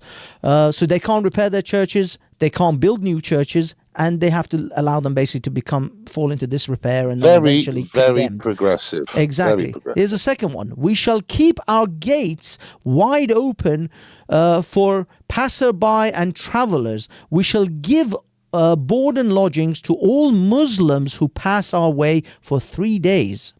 We shall not give shelter to our churches, in our churches or in our dwellings to any spy, nor bide him from the Muslims. So basically, we shop all the spies or whoever the Muslims claim to be a spy to the Muslims. We shop them in. By the way, snitches get stitches. We know that, right? Okay. We shall not teach the Quran to our children. This will all be reversed for the Muslims. They will get all of this, except it'll be reversed. So if they can't teach the Quran, the Muslims can't teach the Bible. We shall not manifest our religion publicly, nor convert anyone to it. We shall not prevent any of our kin from entering Islam if they wish to. Guess what will happen? This will all be Christianity. They won't be able to give dawah anymore, and they can convert to Christianity if they wish, and they can't prevent their kin from doing so. Okay, where were we? We shall not respect, we shall show respect towards the Muslims. We shall raise from our seats when they wish to sit. Anyone can tell me about what happened in the buses in the United States? You guys know that? Huh? The blacks had to sit in the back of the bus. The Muslims enacted that in the 7th century, before the Christians ever thought that shit up. They were before their time, weren't they? Yeah, they were ahead of it. This is why Jordan M said this was a progressive treaty. That the non-Muslims had to get up from their seat and give a Muslim their seat. Long before any was it Harriet Tubman? Oh, I forgot the lady. I forgot her name. I know her name. Rosa Parks. Yeah, this was thousands of years before Rosa Parks ever even dreamt of going and not wanting to sit in the back of the bus. They had buses the Muslims already had that. No. It's not about buses. This is about seats. If a Muslim is if a non-Muslim is sitting, and a Muslim wishes to sit in their seat, the Muslim has to get the non-Muslim has to get up and give their seat up for a Muslim. We shall not seek to resemble the Muslims by imitating any of their garments, their kalanswa, their turban, footwear, or parting of the hair. So you can't look like a Muslim. This was cultural appropriation back in the 7th century. You're not allowed to have Muslim cultural appropriation. We shall not seek we shall not seek as they do. Nor shall we adore the kanayas. I don't know, these are items of clothing, basically. You can't dress like a Muslim. That's what they're saying. We shall not mount on saddles, nor shall we grid swords, nor bear any kind of arms, nor carry them on our persons. So Muslims are not allowed non-Muslims are not allowed any kind of weaponry, no swords, no armament of any sort. Now, in this scenario, I would reverse that. Obviously, in Britain, nobody can have a gun, but Muslims, they can only have butter knives, and you can't own cars because you can't own a horse in Saudi Arabia. That's just racist as fuck. This is the Pact of Umar. This is the Pact of Umar, dude. Just a minute. You said just a minute ago, let's keep it all vanilla, lads. Let's all... I know. No. I am reading historical.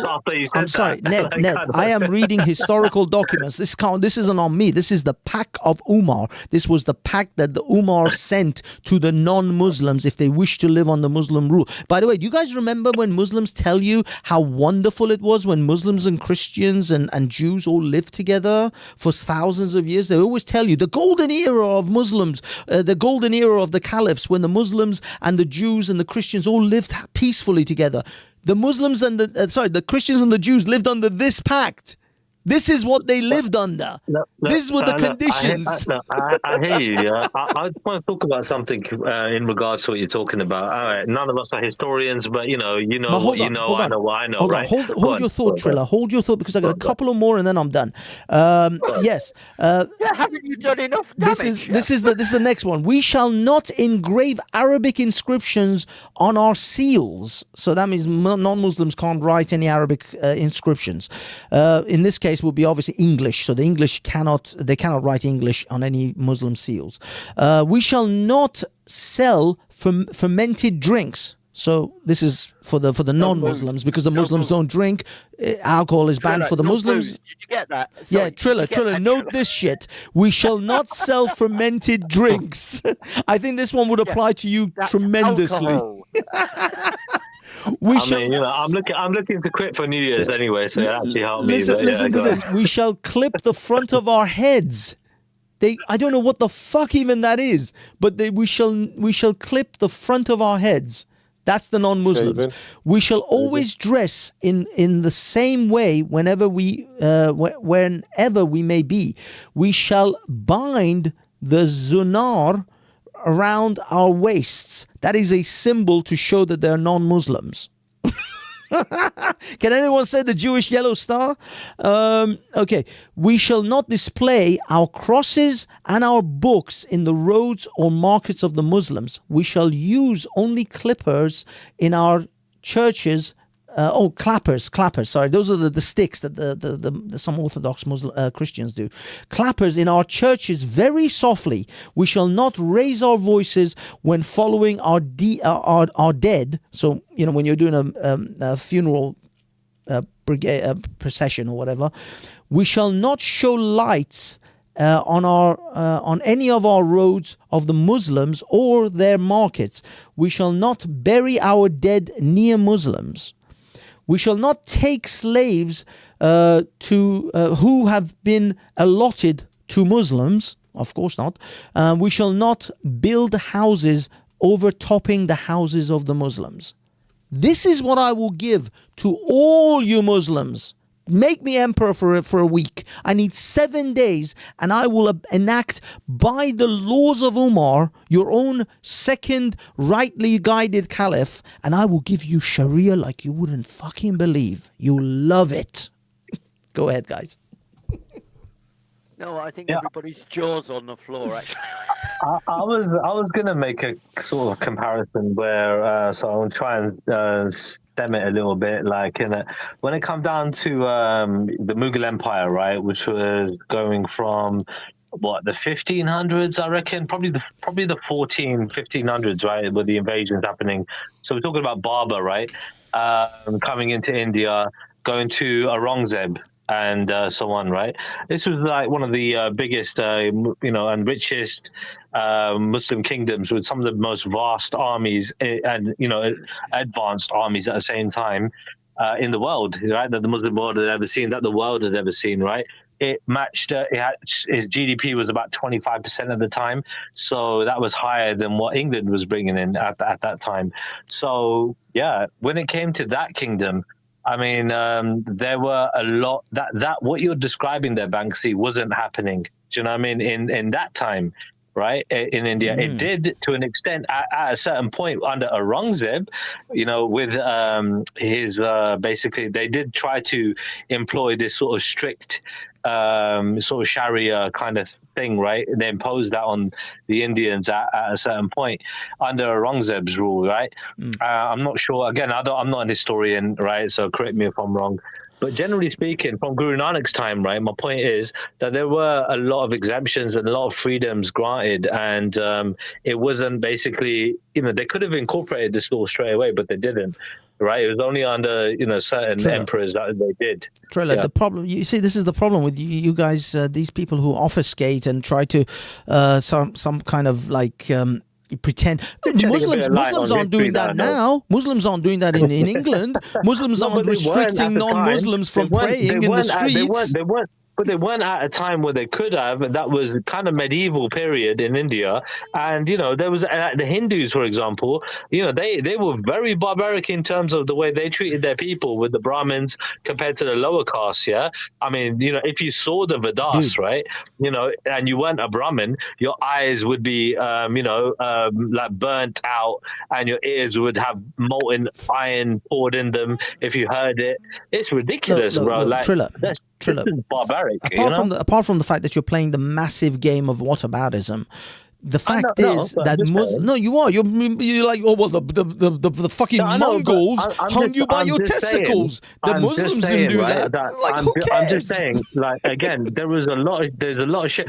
I disagree. Is whataboutism? Right? I'm not agreeing with what you like. With what I don't agree with Sharia law. That's my point, right? At the same time, all I'm saying is at that time, and again, this is the kind of ruling for back in those days, right? Which again, I disagree with. I think it's wrong, which is why I believe in Sikhi. You know what I mean? But it is what it is. Go on, carry on. Look, all I'm trying to tell you is that if we enacted the Pact of Omar against the Muslims in this country, they would run the fuck away, or they would be screeching. Well, I mean, at first they'll start screaming and crying about unfairness for about a month or two. But once they realize that's not going to get them anywhere and they're going to have to fucking abide by these rules, you would see rubber dinghies fleeing Britain like cockroaches when you turn on the lights. That's what you would actually see in this Britain. You apply this for a month and you wouldn't believe how many Muslims would just run away from Britain, because they can't do anything about it. I mean, as the gracious supreme leader that I am, I would allow them 3 options, just like the options the Muslims give to the non-Muslims.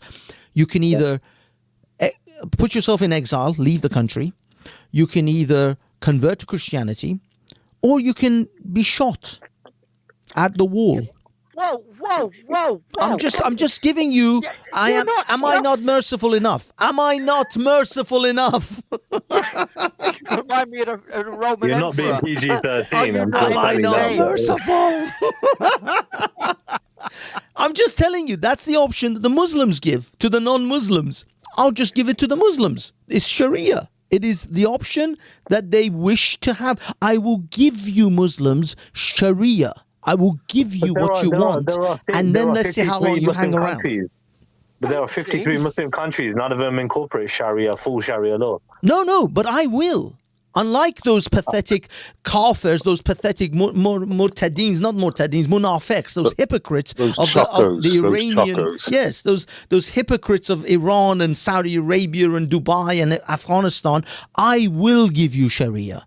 I will hold steadfast to Sharia, and I will give you the best Sharia. I'm like Trump. When I give you I give you so much Sharia, you'll be sick of Sharia. I will give you the best Sharia. I mean, the World Cup is coming to Saudi Arabia, right? If anything, right, this whole kind of thing about Sharia, right, is going down, not up. You know what I mean? Dude, I feel like those are it's not kafirs. gonna happen. Those are the munafiqs. Mohammed bin Salman would be fucking beheaded by Umar if Umar was here right now. Mohammed bin Salman would be beheaded by fucking Muhammad if he was fucking in front of him. But the MBS, literally speak against him in Saudi Arabia. Yeah, you'd probably be headed out there. Do you know what I mean? No, I'm saying MBS is a hypocrite. He doesn't follow Sharia. He's a hypocrite and a puppet of the West. I get that, but that's the way it's running right now. That's the way the Muslim world is running. Do you know what I mean? So it's not going to be a threat. This whole Sharia thing and everything else that you're talking about. It's not the Muslim Islamic world we're concerned about. It's the UK world. It's the UK. Yeah, but if it's not happening in Muslim countries, why the hell is it going to happen in Western countries, for fuck's sake? Come on, man, grow up.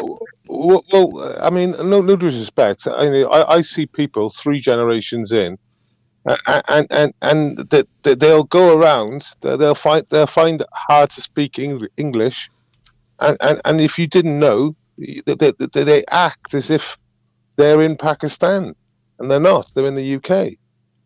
So when you say, it seems to be going in reverse. The first generations that come over here, were very, we're mostly very pious in their religion, but keeping themselves. As generations move on, they seem to be pushing out more. Okay, so literally, we're talking about this sort of indoctrination by certain people, right? Who the Muslim community also condemn, right? Because again, right, they are condemning just to take UK for example, they are condemning people that are hate preachers, basically, you could say, right? Like that in the Muslim world, you know what I mean? Like this. Anjem Chowdhury and the guy with the hook and other people like him, so they are condemning them. They are literally. Okay, so let me give you something. Let me give you something that happened today, this week. Yeah. So this week there's been a school that's shut down early for Christmas. And the reason why it had to shut down is because there was protest. And the protests were, they said that a child was bullied, intimidated, and forced to do stuff that he didn't want to do. And what it is, it went to school with a Palestinian badge on their uniform. Oh yeah. The And the kid's name is Yahya. Yeah. So the school has like a non-political at all, has no, it has that policy there. So there's no flags of anything going up apart from what the school provide, if you know what I mean. There's none of it, which I think should be the case in school. Like, we shouldn't need to know the teachers' sexuality or marriage status and who they fucking shagging on the weekends. It's not, keep it nice and simple. It's for teaching and teaching only. Anyway, now listen to this. So because of that, let me finish it. Because of that, they were all protesting outside, and I mean, literally, the guy giving the interview said, "Oh yeah, he turned up with like a badge on his uniform, with sticker, on his uniform," and the school said, "No, you got to take it off." Now listen to this. I get it. This is the article. This is the article I just found. Parents and students defend free speech on Palestine at East London school. The fuckers are now. Oh fuck me! Right now, funny, this show. Let me just. Oh motherfucker! This show is about a woman called Hatun Tash who exercised her free speech in Speaker's Corner. Now she is missing after having at least 2 attempts on her life because she expressed her free speech. The fucking Muslims are asking for free speech because of you can't make this shit up. You can't make this shit up. Could you elaborate, if you don't mind, Banksy, a little bit on that article? What do you mean? The fact is, this kid called Yahya, he wore his parents did this, not him. Obviously, he's a child; he doesn't know. His parents pinned a Palestinian flag ribbon on his back, on his outfit, on his clothes, and also some sort of Palestinian flag or some sort of symbol, a sticker or something on his clothing. His teachers and the school deemed that this could be this is a political statement. We don't make political statements at schools. Could you please remove political statements from your child? Because you got to realize, if they let him get away with these political statements at school, then every week there's somebody with a grievance. There's wars going on all over the world. Schools for learning. So the teachers are like, look, we're going to keep this place apolitical. We're not pushing anything. Just get this shit off your child's clothes. And so they told them once, and they sent the kid home. They didn't suspend the kid. They didn't, do anything to the kid. They just sent him home. They told the parents, don't do this. So what did the parents do? They did it again, pinned all sorts of shit onto the kid's clothes and sent him back to school. So the school, again, the teachers sent him to the principal's office and then called in the parents. So the parents are the ones who are actually doing this. The kid isn't really doing anything. The kid's not at fault here. Yeah. But don't you actually see that what happens all the time is that the authorities fold. They always fold. Yes, they always. To Muslim pressure and the irony. But look at the irony. Look at the headline that I've posted. Sorry, you guys are going to have to watch the mainstream for that. Parents and students defend free speech on Palestine at East London School. Now, what would happen if that same school had a kid go in with a Charlie Hebdo t-shirt? Yeah, see, this is the thing. I mean, I went to school, basically, and we were like, when the Bosnia conflict was going on, and we were like asked, to go to our parents and, like if they want to bring any food, like give us any food to bring into school, we'd bring it in and it'd be boxed up and sent to Bosnia, right? So, no, that's a charity run, dude. That's a charity run. Right. That is not, that was organized by the school, by the people. Isn't that political? Isn't that kind of political? There's the teacher in rugby in the grammar school, and he did an RE program. He did an RE lesson, and it was he had a couple of cartoons from the cartoons from about Charlie Hebdo, and it was part of the curriculum, and he did this lesson, and there was a big kerfuffle about it. Yes, the teacher is in hiding. He's in hiding. Still in hiding. Yes, he's still in hiding because he And brought his Charlie family. Hebdo as part of a freedom of speech or freedom of expression kind of class to show that this was. And he actually, by the way, he actually asked all the Muslim students that if you feel that this is not going to be appropriate or you feel going to feel bad about this, please don't attend that class that he's going to do this in. So he even gave them an out. But one of the students decided to go anyway, feel offended, and then their parents, apparently what I actually heard was the parents were the ones who carried this shit and made a kerfuffle about it. The story is that the authorities fold every time. Yeah. The authorities But fold. Ned, my point is, it's amazing. You know, there's that Frank Herbert quote. I don't know if you guys, I repeat it all the time. The quote is, I will ask for freedoms when I am weaker than you. I will ask for freedoms because that is according to your principles. When I am stronger than you, I will take away your freedoms because that is according to my principles. This is the bullshit that I'm pointing out to. These motherfuckers are saying parents and students defend free speech for Palestine at East London School. So they will ask for freedoms because that is according to your principles. But when they become powerful and they take over, they will take away your fucking freedoms because that is according to their principles. This is like, I think Jordan Peterson basically was making a remark against one of the Labour MPs, right? That lady, I mean, if I'm gonna describe her, I forgot her name, man. She's a black lady. Yeah, that's right. So like, she basically was making a thing about hate speech and what kind of emails she receives on a daily basis. And Jordan Peterson basically described that. Listen, and this is my argument as well. This is why I'm against blasphemy laws, right? Once you start, going about how you feel, prosecuting people. Who's going to be police? Who's going to police the hate? No. But this is the thing. I mean, the police. I believe, right? It will become a police state, and it will basically become like, okay, they're just going to take away more and more of our rights. You know what I mean? Once this happens, like, okay, there are people being arrested now because they feel offended by what a troll said to them online. Do you know what I mean? So someone's trolling online and they feel offended, and it's caused them anxiety. That's already happening. And that they've been arrested for causing anxiety and I'm like, what the fuck, man? It is madness. The trouble is, Trilla, is that you play both sides of the field. I've heard you on other panels where you say exactly the opposite, right? Okay. You play whatever that you feel the no. I feel like there's a debate on both sides. I feel like there's I'm not literally. I haven't made my mind up yet. But when it comes down to the thing about our rights, as civilians, right, in this country, I feel like we need to retain our rights, and if anything, have more rights, right? Not take them away and let the government control us, right? So I feel like that's very important. So when it comes down to hate speech, for example, and so on and so forth, I feel like there is a fine line, but we like racism and this and that. We have to basically cut down and shut down where we can. Yeah, but who's going to police the hate? At the same time, without trying to take away, people's right to express themselves. You know, but they're losing it. Everybody's losing their right to express themselves. Yes. Yeah, so who's going to police the hate? Who's going to decide what the hate is?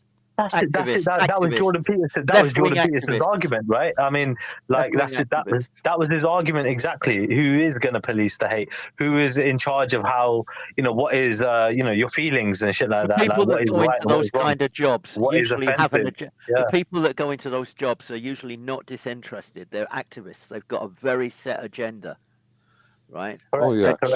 So in America, about a month to 2 months ago, a chap that done a meme during the 2020 elections. He did a meme. It was spicy. He's just been sentenced. I think it's to 7 years. I'll have to check. What? Why? 7 years? I don't know if Banksy can do a check on it. This was are you talking about the guy who posted a meme saying that everyone can vote on, I don't know, November, whatever. It was like the day before the election, saying you can just post your votes in on the day before the election as a meme. Yeah, he literally. So Yeah. basically, he said he did like a QR code or something, and he just like put the meme out, saying, "Yeah, you don't have to like vote properly. Yeah. You just like text this number here, and we'll do it all for you." But that was the 2020 election. The funny thing is, a Democrat did that at the 2016 election. Nothing happened to her. This woman posted the same meme, the same kind of joke. Oh, every Trump supporter, you guys can vote a day before the actual election day, voting day. Go ahead on the whatever the day is, the 20th or whatever, and vote, take in your votes. Yeah. And nothing's happened to her. This guy did the same thing during the 2020 election. Now he's how many years in prison? I forgot. Well, I need to check. You need to check that one, Banks, if you can. You know what to look for. Put down. I said it was the 2020 election. Yeah, and what the difference was? He did a much better meme than she did. It was much more successful. This meme got traction and got shared out by a load of Democrats. And he got done for like election interference. He got done for election interference, and he's like 20, 30 years in prison, some ridiculous shit like that. This is where we're okay, let me see if I can bring up the articles. Meme maker who joked about Hillary Clinton sentenced to prison. Here we go. Let me see. Viral meme maker who joked about Hillary Clinton sentenced to 7 months in prison for election interference. I thought it was longer than that. I knew there was. It's actually I knew it was 7 months. Yeah, he got 7 months. He's got a criminal record. Oh yeah. Well, he's probably going to lose his home. He's probably going to lose a lot of his money, right? Because if it doesn't go on lawyers' fees, right, it's going to get eaten up in other ways. I think these were both in 2016. It seems they're both in 2016 from what I can see. Here is Douglas McKay's tweet from the 2016 election. That just okay. Let me switch it over. And oh god, I got to share my. Can we just make it clear that nobody, please do not try to vote on this day, okay? No, this is a meme from 2016. I don't think anyone's going to vote on this day. Unless they go back in time. We're not advocating that anybody that jumps in a time machine. For any time travelers out there, don't vote on the 26th on this day. This is the 2016. This is Douglas McKay's tweet from the 2016 election that just got him 7 months in jail versus another tweet from a liberal activist during the same time that didn't get her 7 months in jail. So this was a tweet that someone else, this Greg Price put out, pointing out the fact that this Douglas McKay, the man who posted a Hillary Clinton meme ahead of the 2016 election, was sentenced and to serve 7 months in prison Wednesday for the crime of conspiracy against rights. Meaning, in this case, election interference. McKay's sentencing is unprecedented. It means America is now a place that puts citizens in prison for posting information disfavorable to the left, including satire or for a form of speech protected by the First Amendment. Isn't that very similar to Julian Assange? Assange? No, because Julian Assange was putting out factual. It's because he's shared the screen. Because Julian Assange was sticking out factual, very damaging information. He was just having a lull. This was really. He was sharing information. That was given to him, but at the same time, it was still worth for us to see. Well, he was sticking out factual information that was very damaging to the American government. But this is damaging to the American government. What you just showed, whatever. This is a joke, dude. This was a joke. Okay. He posted a joke. But at the end of the day, again, when it comes down to it, it's a joke or whether it's a fact or whatever, right? Yeah, but the law should be done equally. The law should be done equally. So there's a liberal that done a similar thing, but she's not sentenced to prison or taken to court or arrested or charged. Now this chap has been hunted down and now he's being convicted, and he's going to spend 7 months in prison. So with the law is an arse, but if the law's carried out equally, then there's not really, But when you see like Owen Schroyer, who wasn't even at the Capitol, right? Oh yeah. He was sentenced to like fucking. No, he was 6 at the months. Capitol. He was reporting from the Capitol. He was literally a journalist reporting from the Capitol. No. He was where Trump was. He never got to the Capitol. Are you serious? He never. No, I thought he went, but he never set foot on the Capitol steps. But he was actually in the area. No. He was in a different location. So he didn't even go to the Capitol, and he still got sentenced. Yeah, he was telling people not to this is like a trap, weren't they? They were all saying it was a trap. Now I just want to clarify for those who don't know. So what was his name again? Could you repeat? Owen Schroyer. Owen Schroyer is a reporter that works for Alex Jones's Infowars. Yeah. So he's an Infowars reporter. Now him with Alex Jones and Donald Trump, they were all at the rally on January 6th.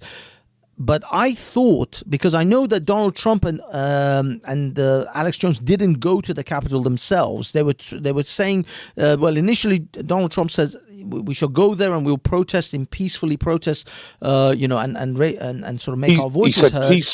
He said peacefully and patriotically protest. Yeah, but the gist was that we'll go there, we'll do our thing, and then we'll leave. To leave the peaceful bit out. They like to leave the peaceful thing out. Yeah, but then later. Donald Trump actually came back out and made another speech saying, "No, guys, just go home." But I think Alex Jones at that same time, wasn't he saying, "No, guys, don't go to the Capitol. Let's just go home"? I thought because Alex Jones didn't go to the Capitol building. Yeah, Alex knew it was a trap. Yeah. That's what I mean. That's why he kept saying, no, don't go, leave it. When did he know let's just go home. No, because he's into conspiracies. He knows the setup when he sees one. Yeah, but when did he know it was a trap? Like, because if anything... Well, he was announcing it on the day. He was announcing it was a trap. Okay, on the day. If he's a conspiracy theorist, surely he might have figured it out before, no? I know. But I think... I think I'm not sure if he did or not, whether he definitely did on the day, and I'm sure he did beforehand.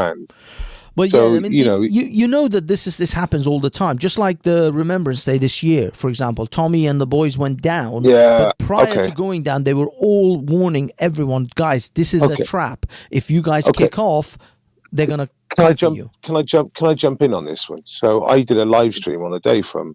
Yeah. I remember you out there. Down Street. So 6 minutes into my live stream, you can put it up now. There's that little lane between New Scotland Yard, and Downing Street, and Whitehall. From the Embankment to Whitehall, there's a little lane, and that lane, should we say, is controlled by two big gates. And it just so happened that 2 weeks later, I was there for a Palestinian protest.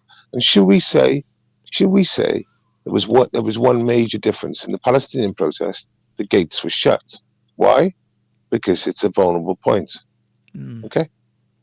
Now, so where in the Armistice Day, I done the live stream 6 minutes in. If you want to, you can show it, mate. You can literally show it. No, it's okay. It's okay. I know a lot of people have seen it. If they want to go and see it, guys, go to Base Welshman's channel. You see it. Yeah. So what happened? What happened was there was police at the embankment side blocking patriots from going through. Now, I didn't quite understand why there was 12 police officers trying to prevent 300 people from getting entry.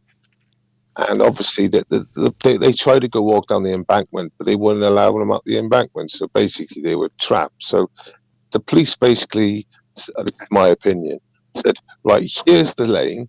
Look, we're not even going to block the gates. We're just going to stick a couple of bobbies there, right?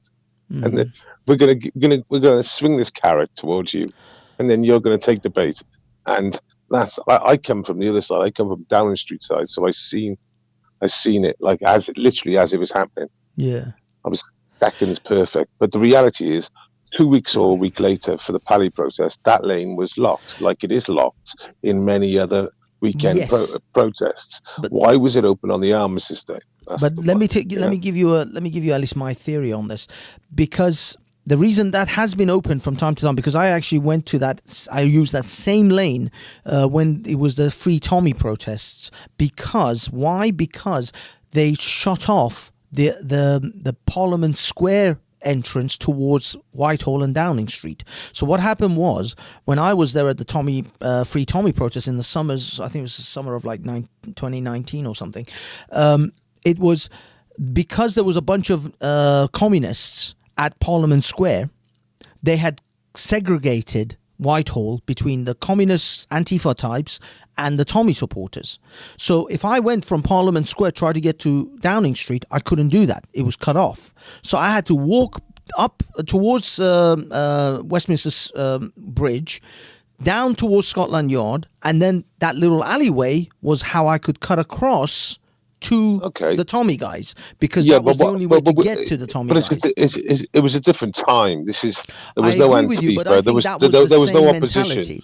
That was the same setup. The way I looked at that is they've left a carrot for you, and they've said, "Come on, come off to this carrot." It could be. You may be right, but what I'm saying is the reason that they cut, because I guarantee you that day, because I was watching your stream, I was watching other people's, I was watching Simon's stream, and I guarantee you that if you went from Parliament Square and tried to walk up towards Whitehall and towards 10 Downing Street, you weren't able to do that, right? How did I get there? Watch my stream from the start. I started at Churchill. And I walked up fucking Whitehall. So you just walked right up. You didn't have any barriers stopping you from getting to 10 Downing Street. There was barriers in the road, and the police were only allowing you to enter from the right hand side. So the left hand side. So wait there. 2 seconds. Downing Street side, the Downing Street side of Whitehall, that was shut down for pedestrians. So it was only the right hand side. So the police allowed you to walk on the right hand side of the pavement. It was tight.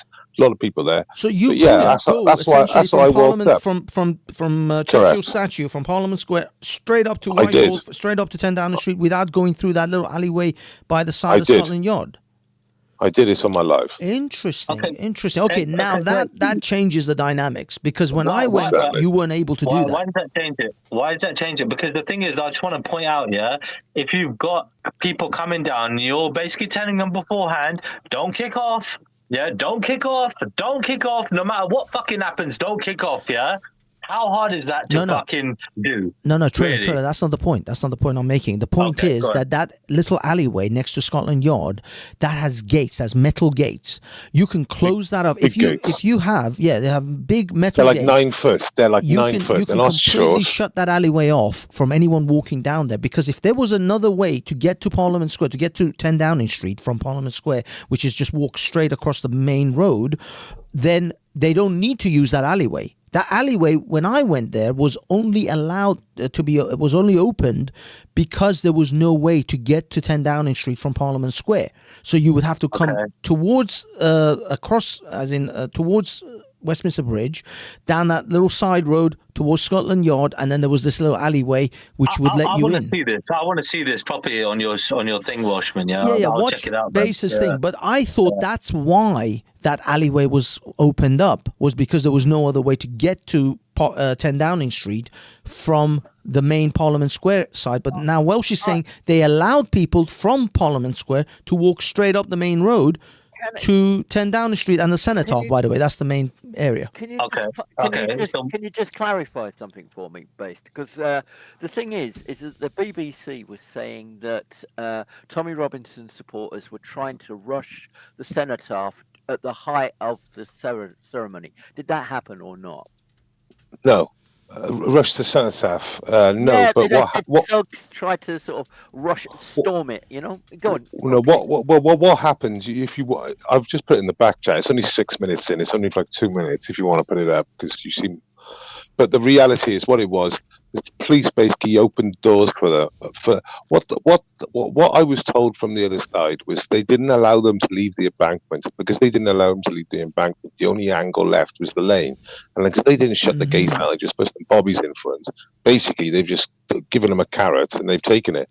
And what they did, they pushed past the police. And you'll listen to me say, "Calm down," and this is quite a very somber moment. and you could see everyone like trying to calm themselves down to get when they got into Whitehall properly. So no one stormed it. They just went through the lane and pushed past the police. It was like a Yeah. Okay. So, all right. But the thing is, all right, I'm really truly like not understanding. So there was violence happening, right? In terms of like amount of people got arrested. There was Tommy, you could say protesters, yeah, on Tommy's side, wherever that were involved. You know what I mean, in that kind of thing.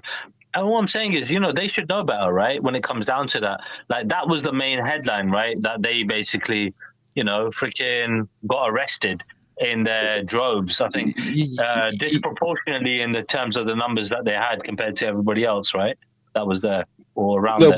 But like I said, when you like, I just looked up. I did over 2 hour live stream that day. So what I seen all day was stop and search checks and 60s going out for anyone, especially if they looked like they were a patriot of any description, and it went on all day.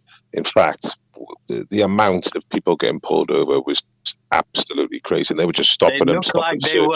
They look like they were a patriot. What does that mean? What they look like? What do patriots look like? So on an Armistice Day, you'd wear like a poppy. You'd wear some sort of colour. And between the style of the clothes you're wearing and the insignia on your clothes, that was. Well, I mean, I'm just giving you my personal experience. Yeah, no, it's true. It's true. I mean, you can have a look. You can have a look, Triller. I mean, the link is, by the way, in the main chat as well. But one thing I will say that no, it's true. It's true. People, I mean, you can tell. I mean, I go there fairly semi-regularly. You can tell pro-Palestinian supporters, patriots, because they either wear a poppy or they usually wear something to signify. I'm not going to lie, I wore a poppy to work. Yeah, the amount of times it fell off, dude, is ridiculous. But anyway, carry on. No, I mean, I've got one of those little pin ones, but I know that if I wear that and go to a pro-Palestinian, I got the cheapy ones. Yeah, no, I've got a little bit more expensive ones. But what I'm trying to tell you, Triller, is if I wear that and go to a pro-Palestinian march, I'd be worried. I take those off when I go to one. Well, no, more importantly, Triller was finding it all amusing. So when you look at a Palestinian protest, how would you tell they're a Palestinian protester? Yeah, would they wear the old black and white, the black and white scarf, the head scarf? So I would see literally a rainbow of colours. You get me, right? Literally loads of people from all different backgrounds and ethnicities. What could they be wearing? What could they have in common wearing? Would they wear a head? Would they wear a head? Clothes. I mean, no, this is the thing. This is funny how. Wait there. Triller's not even going for any identifiers. He won't even let me talk now. He won't even let me talk. No, but they won't be coming out. Let me talk, Triller. Let me talk, Triller. So Triller, what identifiers would they be wearing to identify them as a Palestinian? Identifiers. Oh, I mean, like for patriots. Yeah, Palestinian flags would be a thing. The colours would be a thing. The black and white scarf. The black and white headscarf. No, what they call what a lot of people call the Yasser Arafat scarf. It's not actually Yasser Arafat the PLO, scarf. The PLO scarf. It's actually it's not a PLO scarf. It is a Middle Eastern scarf. It's called Kafka or something like that. It's actually, a lot of British military people, SAS guys wear those a lot because it is an incredibly useful, multi-use sort of scarf. You can do all sorts of things with it. It's just become a thing because Yasser Arafat wore it a lot. Do you see my point, Triller? You see my point? It's easy. These identifiers are quite easy. I see your point about markers, right? But when it comes down to it, you're, I think, going like a lot of people. I think it's more fashion accessories than like these are extreme or these ones are the more violent ones out of the. I didn't say that. I didn't say that. I know you didn't. I know you didn't. But it's sort of the way you were speaking about like the black and white thing, scarf or whatever, right? Like what I mean. What are you on about? No. I was looking at something factual and visual. Mm-hmm. So when I identify, so if I'm identifying a patriot, odds on they're going to be wearing some sort of smart casual clothes. And I used to be a casual, so I know what sort of clothes they're wearing. and they might have a bit of tweed on. They'll definitely have some sort of poppy or some sort of colour. So that would identify that sort of protest or someone in London on that day. Yeah. And the opposite, it would be the PLO scarf, and it's just the keffiyeh. maybe that's all it is. I get it. All right. You know what? Let me while we're on it, let me just divert it a tiny little bit. But like, would you have cancelled the Palestinian protest on that day, on the Saturday, even though the main procession was on the Sunday? 100%. Why? Yeah. Because it has nothing to do with the British tradition. It has nothing to do with British tradition today. They were doing it every Saturday, you donut. Dude, they were doing it every Saturday. I don't care whether they do it. I told you, give me Sharia, make me Supreme Emperor of Britain for 1 week, and I will show you why they can't fucking have that protest on a Saturday. Banksy, let me make a point here. So Charlie Veach done a video earlier on this week, where and I seen a different video from a different I think that was in a German market, but this one was in Manchester. Oh yeah. When the Muslims are playing the Quran with the loudspeakers and all that shit. Yeah, I know what you mean. Overpowering the Christmas market. Yes. The music and overpowering. There was kids. Was it in Manchester? There was that's in Manchester. You know what? I ain't gonna lie. I don't like the speakers. I think that needs to be stopped. I ain't gonna lie. But there we are. We can agree on that. That's good because it's just because honestly, it's just so like. No offense, they might be playing Holy Quran and so on, But generally speaking, then it allows everybody else to play all sorts of things, and like it's just going to be a noisy environment. I don't like it. Actually, Trilla, you just gave me a brilliant idea. I think every time Muslims play that shit in some open market, there should be some counteracting religious groups with like Hindus or Sikhs or Buddhists or Zoroastrians or whatever playing some of their stuff on top of theirs, making it this horrific sound. Anybody can play anything, right? But the fact is the lack of respect. I don't think that they should have that in public like that. You know what I mean? Like, but what I mean is, in order to get the council, because what you don't realize is in order to get the council to actually stop it all, you have to have someone else countering it, and then it will make such horrific noise that the council will stop all of it. That's it. Can I make the point that no one else would do it? Welshman, sorry, 1 second, Like, honestly, when I've seen Charlie Veach's videos in Manchester, I don't go to Manchester much, I've been there like twice in my life, thank God. But anyway, when it comes down to it, I'm a Liverpool fan, by the way. But when it comes down to it, dude, when he shows these kind of things, there are lots of different things playing. And all I'm saying is a lot of noise pollution. I'm not having a go at any particular one thing, saying that, this is, I'm just saying it just gives like a lot of room for others to make more noise pollution. And when I'm out in the high street, I don't want to hear all that. I'm just saying, like, out of respect, I just don't want to hear it. Like, I get that some of these markets or some of these festivals have got their own thing going on, but like they should save it for those festivals and those places. Is this temperature going to get more and more and more? It's just going to rise to a fever pitch because it seems that tension has actually risen as a result of October the 7th. Is this just going to blow over in 6 months or a year's time, or is this the start of something? Is this going to be like Bloody Sunday? Bloody Sunday was a turning point. After Bloody Sunday, things changed. Is that what we're witnessing now? We'll just put can I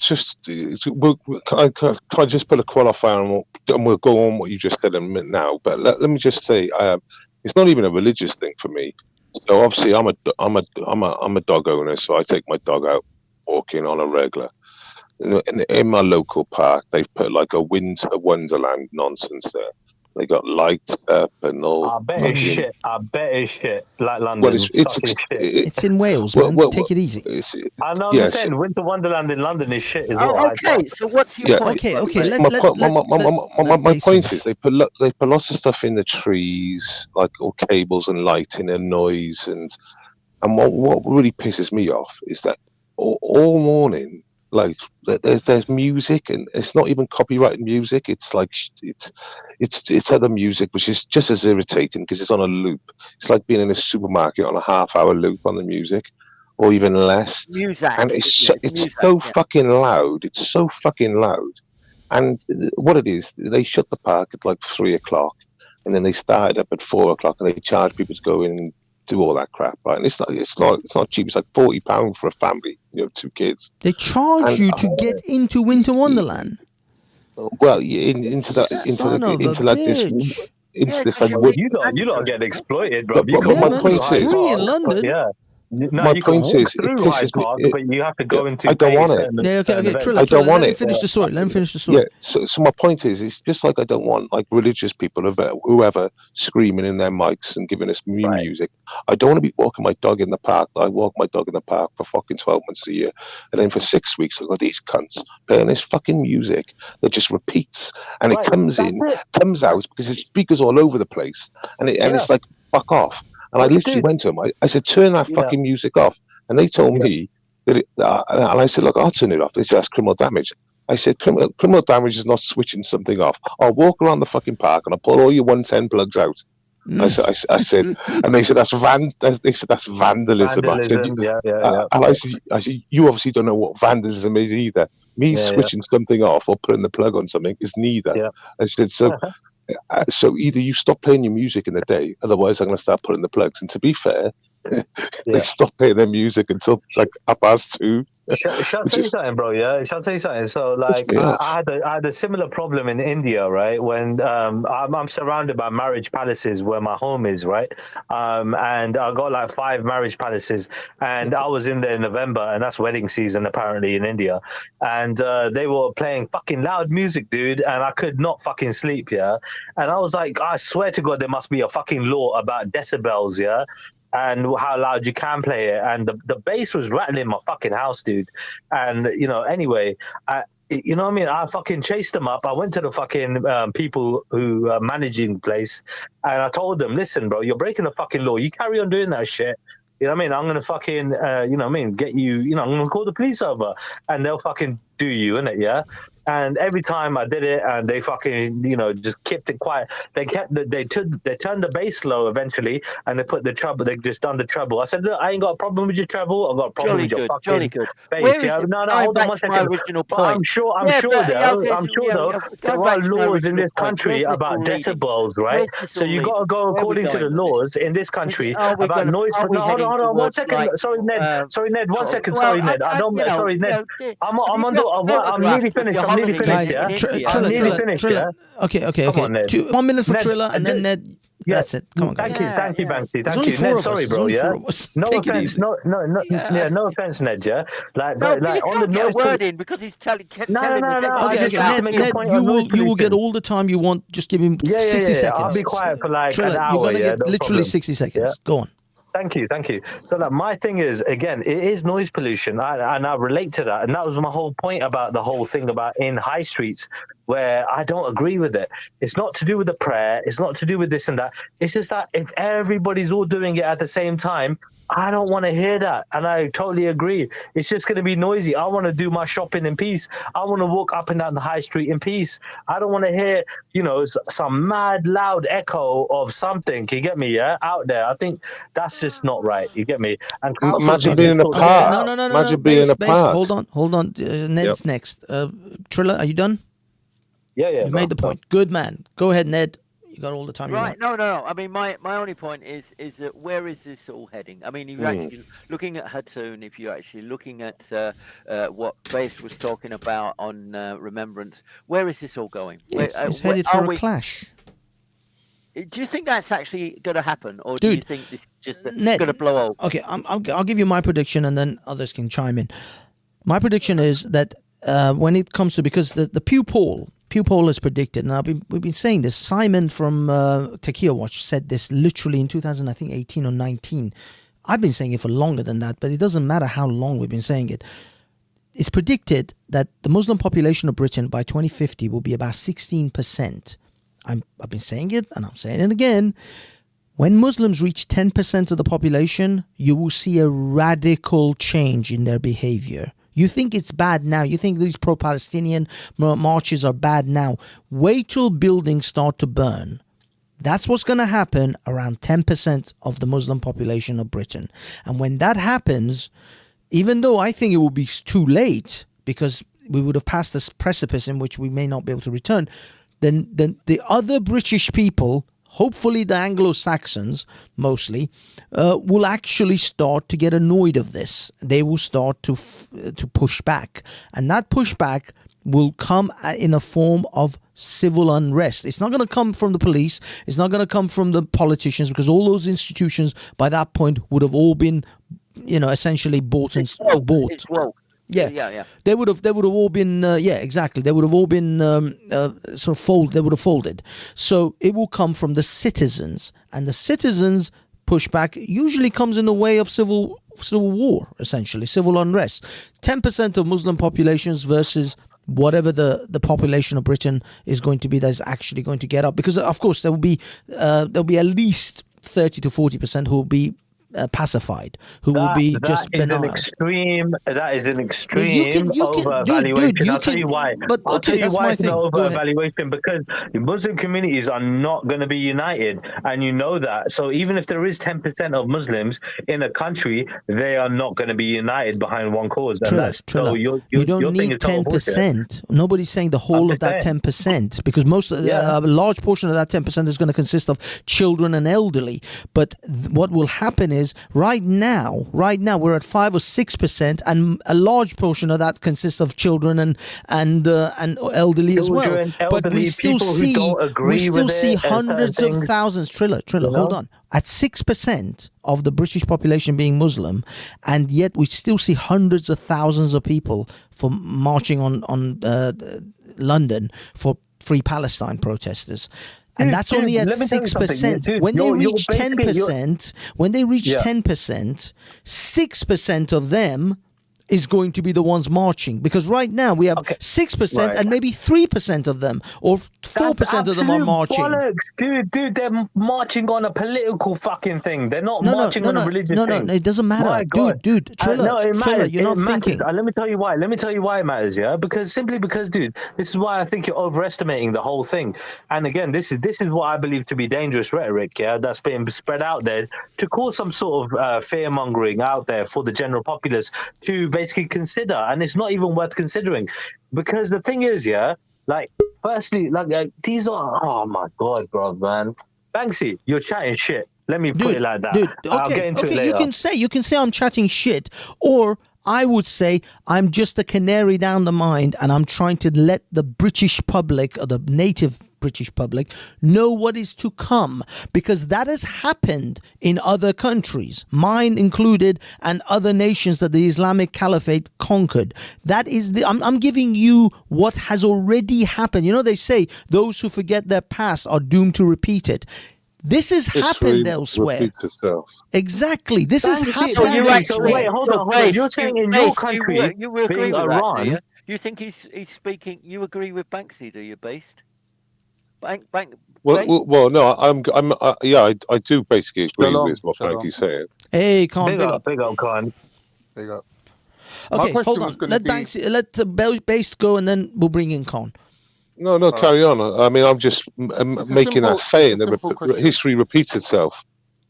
Why is it when those people marched against the war in Iraq, we didn't associate them with any religion or ethnicity, but when it's Palestine now, because there was a few brown faces amongst the crowd, we're associating the Muslim population of Britain with the pro-Palestinian. It's not a few brown faces. It's a lot of brown faces, and it's not that. It's the fact that they're... How many... I mean, the thing is, I don't think you've actually gone to any of these protests. If you watch some of my videos, you'll find Algerian flags, Ethiopian flags, Egyptian flags, Pakistani flags, and of course Hamas flags, Al-Qaeda and ISIS flags have been spotted in all of these events. The difference is between the Iraq one was that, first of all, the Iraq one was in a short window of time, and eventually it stopped, and it wasn't... I didn't see the plethora, and by the way, I actually came to London for that in 2003, it was like 2003, sometime in that period. But the fact is that this is a predominantly and most heavily motivated by Muslim Arab people, or Muslim people, really. Algerians, Egyptians, Ethiopians, and of course the plethora of other people. So no, this is a Muslim event. It's not a. You'd be deluded to think that this is a all-encompassing, everyone in the UK kind of event. Yeah, you mentioned Iraq then, and let me just because someone made this point out the other day that obviously what's going on in Syria in the last 5 to 10 years now, or 7 years. I mean, the amount of Muslims that have been killed in Syria, but by Assad anyway. But just talking about what Assad has done, and then you talk about Somalia. And I believe there's maybe 100,000 deaths in Somalia in the last couple of years. And then Yemen, of course. But there was no huge mass protests for these slaughters that seem to have gone on. What's the difference now? Why is there a big difference now? Yeah, because I think I'm just saying we can't associate a pro-Palestinian movement with Islam, because by its definition, pro-Palestinian struggle for nationalism is something that's actually against Islam. So if there's any Muslims amongst the protesters, they're only protesting against the genocide. Then people could have been any race, any color, right? Thank you. They're protesting against it's become a totem. No, but can't. I would give you that if I saw a whole bunch of German flags, Swedish flags, Danish flags, American flags. If I saw an actual Why do they need to show their flags? Why do they need to show their why does an Algerian Triller? Why does an Algerian need to show their Algerian flag for Palestine? Need to do that.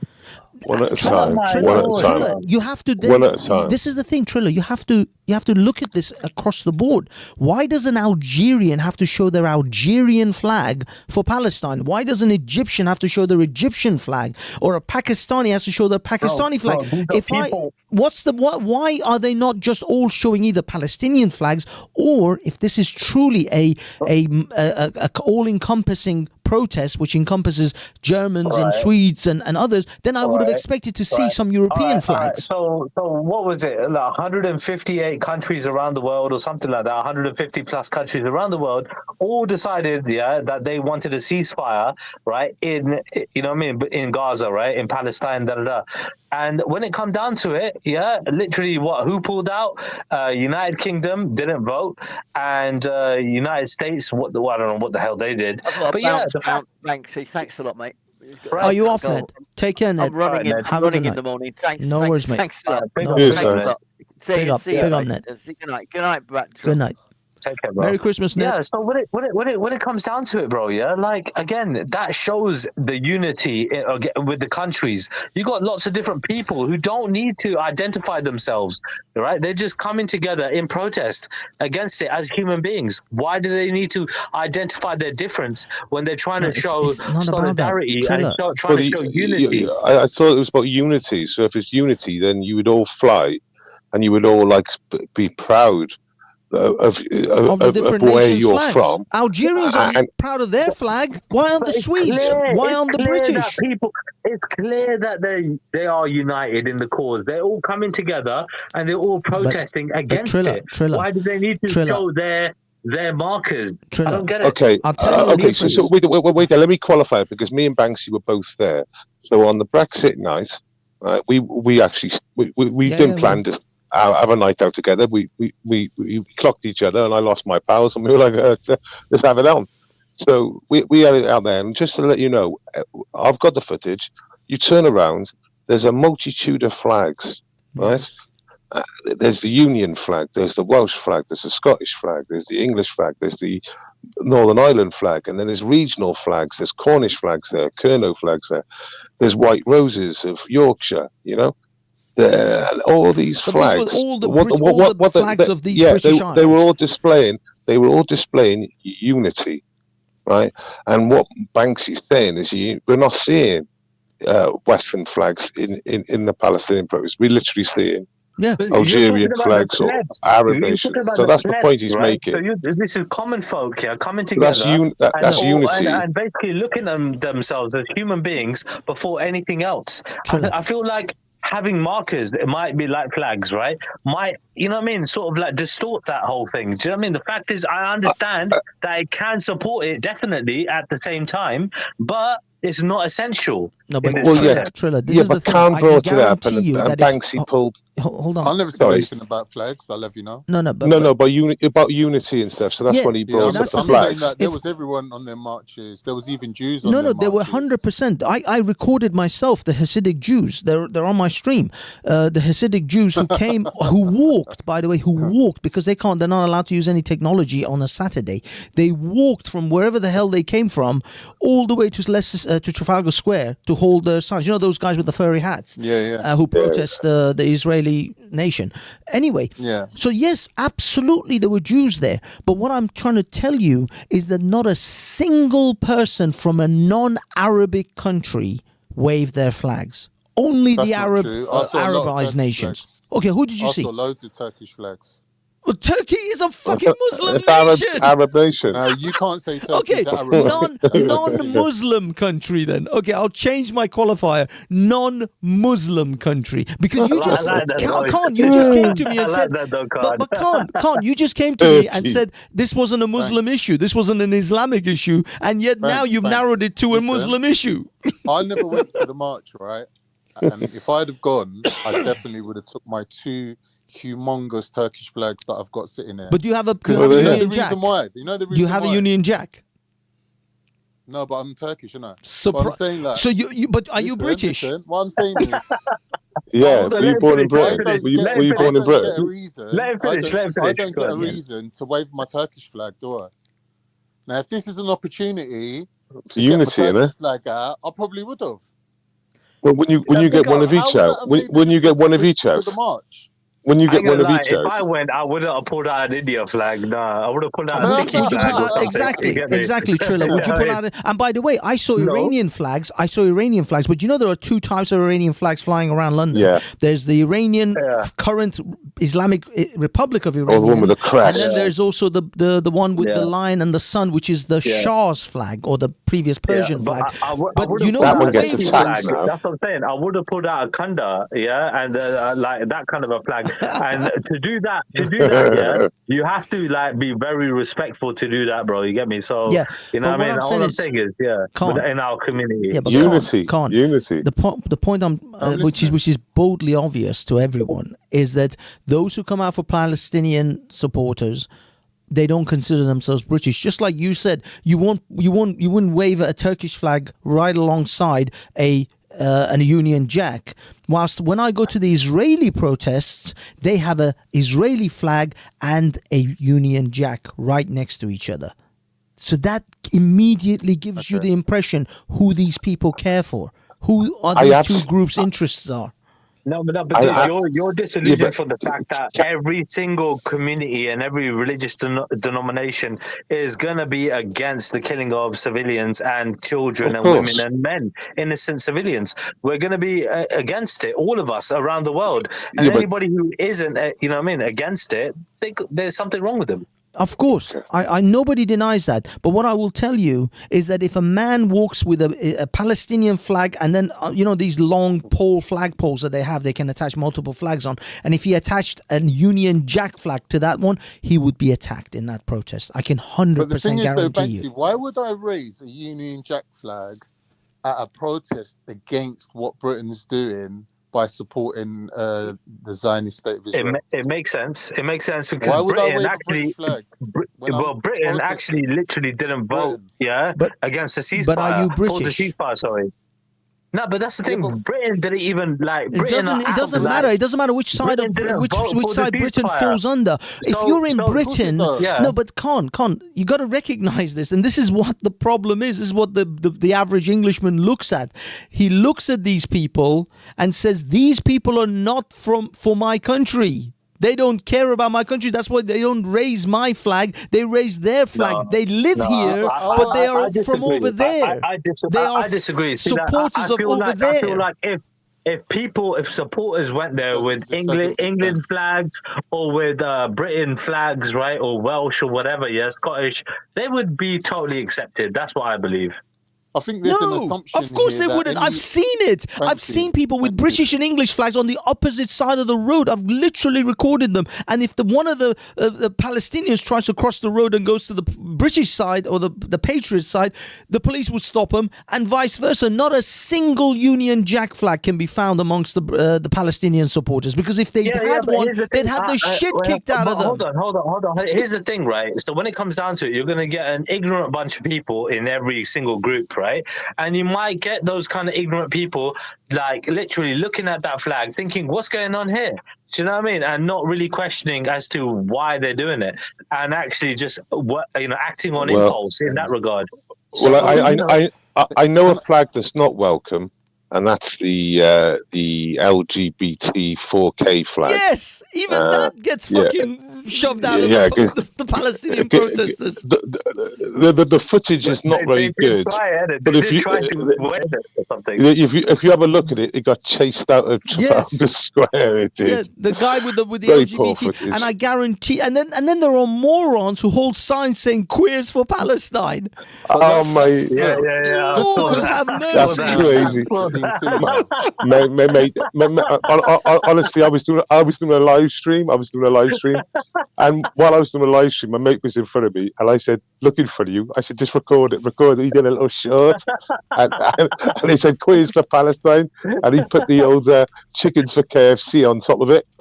Yes, I just want to reply. I just want to reply to Ghost Union Speaks Good. He says, "How many Union Jack flags are at the Iranian protests against the Iranian regime?" A lot. There's a guy who's campaigned for over 300 days in front of at Parliament Square, not Parliament Square. Sorry, next to I forgot what the area is called. Whitehall. He's protested for next to Whitehall. He was attacked by the pro-Palestinian supporters because he had a Union Jack, an Israeli flag, and the Iranian flag. So yes, there are Iranians who actually fly the Union Jack at Iranian protests. But I would say those people that are attacking are ignorant, and then just a bunch of yobs in it, basically doing dumb shit. So they're not, don't recognize that that's the majority of people that are protesting. Oh yeah, I agree. I agree with you, Triller. As long as you can say that the idiots that caused chaos and Armistice is once again just a fringe, very small. But if that works out to be the majority of the people that actually attended, I mean, like a disproportionate amount of number. Like, come on, you know what I mean? Like, what's going on here? Well, that's the prime example. So there's footage. Right. There's footage of this protester. He's been there for hundreds of days. I've walked past him many times. Yes. He's just off Whitehall, right? Now, if some idiots, I agree with you, some idiots just went there, didn't understand the scenario, didn't understand the situation, even if they are politically opposed, and then they assault and attack him and rip down his protest, then you can say the same thing the other way. There's just a small minority of people. You're right. I can. There we go. Then. Yeah, no problem. But you do like to generalize this. Can I quickly make a point? When you try to label the pro-Palestinian movement as anti-Zionist or anything other than a protest against an actual genocide, I think you're undermining the cause. You're basically saying, these people are only out protesting because they're Muslim. These people are only out protesting because it's Arabs being ethnically cleansed. These people are only doing this because of X, Y, and Z. You're basically going about using Zionist talking points to undermine a movement of a lot of people who happen to be British people, who happen to have a vote in the up-and-coming election. These people will have a say. So for you to kind of make out like it was Turks and Albanians and Somalis that took to the streets as if there's some sort of invading force of people, I think it's just completely wrong. It's just completely it's not in tune with the mood of the people. It's not in tune with the purpose of the protest. It's not in tune with our understanding of the Zionist state of Israel being a white supremacist expression of global expansionism from the West. Like, this is a huge front line, And Muslims are protesting not just against Britain's involvement, but they're also against the Arabs, especially Saudi Arabia, who are doing nothing, or even Jordan, who are doing nothing about it. So, like, to just make it a simple thing of, oh, they're just protesting because it's Muslims, like, I think is very negative. And I think it's very ignorant. Sorry, gentlemen. Just before Base, you come in, I just want to point out to other people in the chat who doubt the Iranians waving the Union Jack. This is the sort of area in which the Iranians are protesting, and you can clearly see two Union Jack flags, a Ukrainian flag and an Israeli flag, along with the Iranian flags, and that has been there pretty much most of this year. In fact, I think starting from last year. So. Yeah, you can go kick rocks if you think that the Iranians don't actually wave British flags. They absolutely do. But what does that mean, though, Banksy? What does that prove? Well, what does that prove is it proves loyalty to the nation that they reside in. How can we be loyal to Britain when Britain is out there shaking hands with Netanyahu? Well, then you're showing your colours. Dude, you're showing your colours. You're showing your loyalty to where you belong. And I think that's for the British people to then look at and decide where you lie. Most people born in this country... Under the tradition of tolerance, we're allowed to have our point of view. Of course we are. That's the problem. Most people in this country have a problem with foreign affairs, right? And that's exactly what this problem is. So again, that's Can you elaborate on your foreign affairs? When it comes to the Iraq invasion, the Afghanistan invasion, and the public don't want it. The public don't want it. The vast majority of the public don't want any of this. The British the British population are not in support of this, right? They don't want it. Why don't they want it? Why? We don't want these foreign invasions. Why? Because the money doesn't feel about to us. Because we don't benefit. It's wrong to kill a million civilians, 2 million civilians. It's wrong to kill innocent people. What the hell? It ain't that, that's not why we're not disagreeing with you there. The public don't want any of this. They don't want immigrants coming here. They know the result of it is going to be immigrants turning up on their shores. They don't want it. Well, why the fuck are we going to war, destroying the country? For money. Wait there. No, that's what I'm saying. Can't. So you think the British public don't want these wars, these foreign wars, because we don't want migrants? Is that what you think? Yeah, more or less, yeah. And the money for these wars. Do you seriously think that the money for these wars? I think that's we just don't want to kill people mostly, Khan. But come on, bro. Yeah. This is he thinks the British public are playing 4D chess. They're nowhere near that intelligent. They're nowhere near that intelligent. What I'm saying is, he's crazy. He's crazy. He's crazy, man. Listen, people don't want their money being spent on things that's going to have a negative effect on their life. They don't want immigrants turning up. Agreed, but they also don't want all this war. The money that's gained from these events or these incursions into other people's countries, that money does not filter back to the average British person. Right. That's fine, and that's a valid point. But the fact is, right, the military, right, have a budget, right, and that budget is what it is, right. And the fact is, the government are always going to make an excuse. That's why they have these foreign adventures, yeah. To basically say we don't have the money to invest in this and that in the infrastructure. I mean, because we're going to war, killing, defending the realm and all this bullshit that they've been doing for fucking centuries. You get me? So it's just bullshit. You know it is. Same shit though, different fucking timeline. Yeah, but the British public don't want to get involved in any international wars. It ain't benefiting them. Why would they want it? Well, exactly, and they don't want they don't want any involvement in any international wars. Why would they? Exactly. You know, it's being led from the government. So, I mean, and to think that the vast majority of the British public are that intelligent to realise that all these wars lead to migration is just crazy talk. Because that's pretty 4D chess. I mean, I'm sure there's a percentage of the population that realise that is the consequence. But it's very small it's a very small percentage of the population, and it's reality too.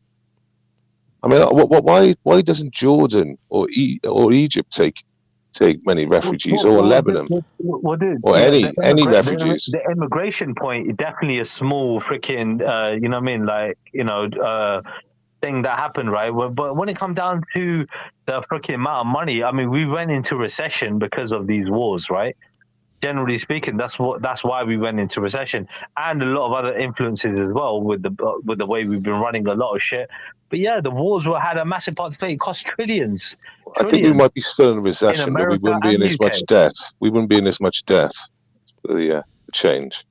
I think we'll still be in the same problem, but we would be not in as. How the fuck is the UK in debt, and how the fuck is America in debt? It's ridiculous, and that's a debt that we're never going to get out of ever. I mean, it's just not going to happen. So how are we going to write it off? Sorry. That's a big question, isn't it?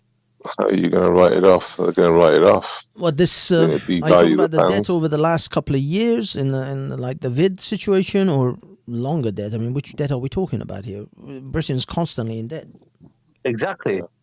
That's it. We're not going to write it off. What's the debt got to do with it? I don't get it. Well, it's all about money, bro. I thought war was all about money, right? End of the day, certain people are profiting. So what the hell? Yeah, but dude, this isn't about the money that's going to help the debt of Britain, because the debt of Britain is the debt upon the people. The wars are to enrich the rich, the military-industrial complex, and all the other fuckers who are making a fortune. That's not going to help us. I'm glad we're on the same page. I'm glad we're on the same page. We all know this. We all know the greedy fucks are going to fucking rake in the cash and pocket it for themselves. Right. That's not even a Muslim, anti-Muslim fucking debate. Right. So how the fuck are we going to stop it? We're going to vote for some fucking far-right party to fucking fix everything and then kick everybody out, causing more fucking problems and more fucking... Chilla, calm down, Chilla. Name me a far-right party. Name me a far-right party. I'm just saying, hypothetically, yeah, right? I know, but that's what's happening in Europe, isn't it? Europe is moving far right because of the level of immigration. Immigrations which are unsustainable regardless. It's a socio-economic environment. Whenever money's tight, everyone always moves to the right. No. The socio-economic environment is exacerbated by the number of migrants that are coming in and using the very resources which the government has supplied or provisioned for the people of that country, not for fucking foreigners. The social services what's it called? The social services. The net the system is not there for Syrians. It's not there for Egyptians or Somalis or Sudanese. Dude, we don't want the UK to be like Poland. We don't want the UK to be like Denmark or for Sweden or anything. We want the UK. I want the UK to become like Poland and Hungary. That's why we know you're right, Trilla. You're right, Trilla. I don't want it to become like Sweden or Denmark. Dude. They're fucking pussies. I want it to become like Hungary and Poland. Just because you don't have a tan, it might suit your fucking purpose and can't. But yeah, the rest of us are all fucked. How many terrorist attacks in Hungary or Poland recently, or even in the last 20 years? How many terror attacks? I don't know about terror. How many pro-Palestinian marches and protests in Poland recently? Don't know. I ain't keeping up with. I'll give you the number: zero. Why is the march bothering you? Why is the march a sign of some sort? No. These are just flagpoles. These are just red flags. These are just red flags. Have you ever spoken to a Pole? Have you ever spoken to anybody from those countries? They would say that those countries are racist. Those people in those countries, the general populace, are in the vast majority probably quite racist. I've been to Poland twice, and they're not racist. They're just very, very religious. They're very Catholic. All Poles are racist, by the way. I'm saying that and they're very patriotic. So I mean, the cloud that they push in between calling patriotism racism is ridiculous, and especially when it comes to Poland. They were persecuted by the Nazis, or by the communists, then the Nazis, and then back with the communists. I just they take their independence very, very Tommy literal. Robinson say like literally kick out, or even what's his name? what's that fucking guy's name who smokes his cigars? Who's fucking trying to run for prime minister at one point? Like, was it? Oh, for fuck's sake! Who's that fucking white cunt? Huh? Who? Which one? Who's from, that? from, What white from guy? Britain or from Poland or where? The what? No, from Britain. The The white white guy guy. who smokes cigars. Yeah, Nigel Farage. Nigel Farage, yeah.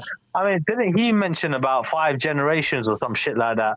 Like, if you can't prove your generations, you're out.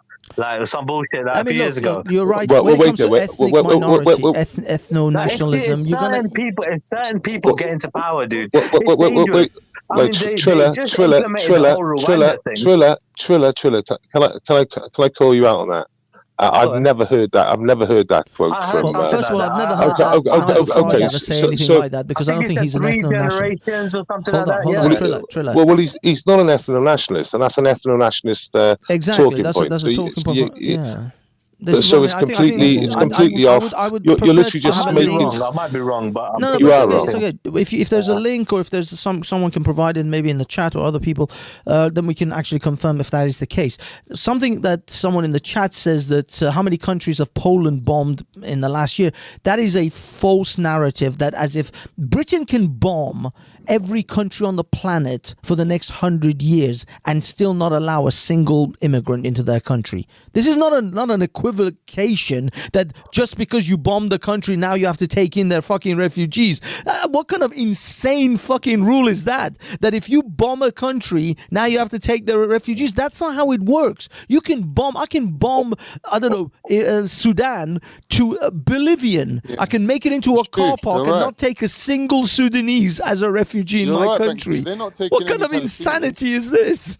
They're going to kill a quarter of the Palestinians' population. They're not going to take none of their refugees. Okay, so the population of Gaza is 2.3 million. Yeah. Even if Israel bombs a million of them to death, they don't have some kind of moral obligation to take the 1.5 million of Gazans into Israel now. So it is horrific, the numbers now, but I think we're talking about 20,000 deaths so far, I believe. So I mean, it is completely horrific. But like you said, it's the word genocide that's being thrown around is not equivalent to those numbers there, even though it is horrific. Genocide isn't based on numbers, my brother. Yeah, I mean, I believe it is if you look at the definition. It is. No, I've looked at the definition a million times. I'm on TikTok live streams. Okay, well, I'm sure TikTok will tell you the truth. Well, yeah, but okay. Live give us your definition of what a genocide is, Khan, so we can at least have some working definition to work with. It's the intention of destroying part or a whole ethnicity or group. No, hold on, Base. Let him finish. So it's the intention. It's an intentional destruction and killing of a group of people, ethnic group of people, right? Or a part of a group of people. Okay, now prove to me that Israel intends to do that. Well, the generals, the leadership, like Israelis haven't even hidden this, that this is their intention, right? Have they? This is what they have they? Yeah, of course. Okay. By all means, drop me a link. I'll play that right now. Yeah, I'm lying in bed right now. I've got my hands on other places. Okay. So you're double clicking your misses right now.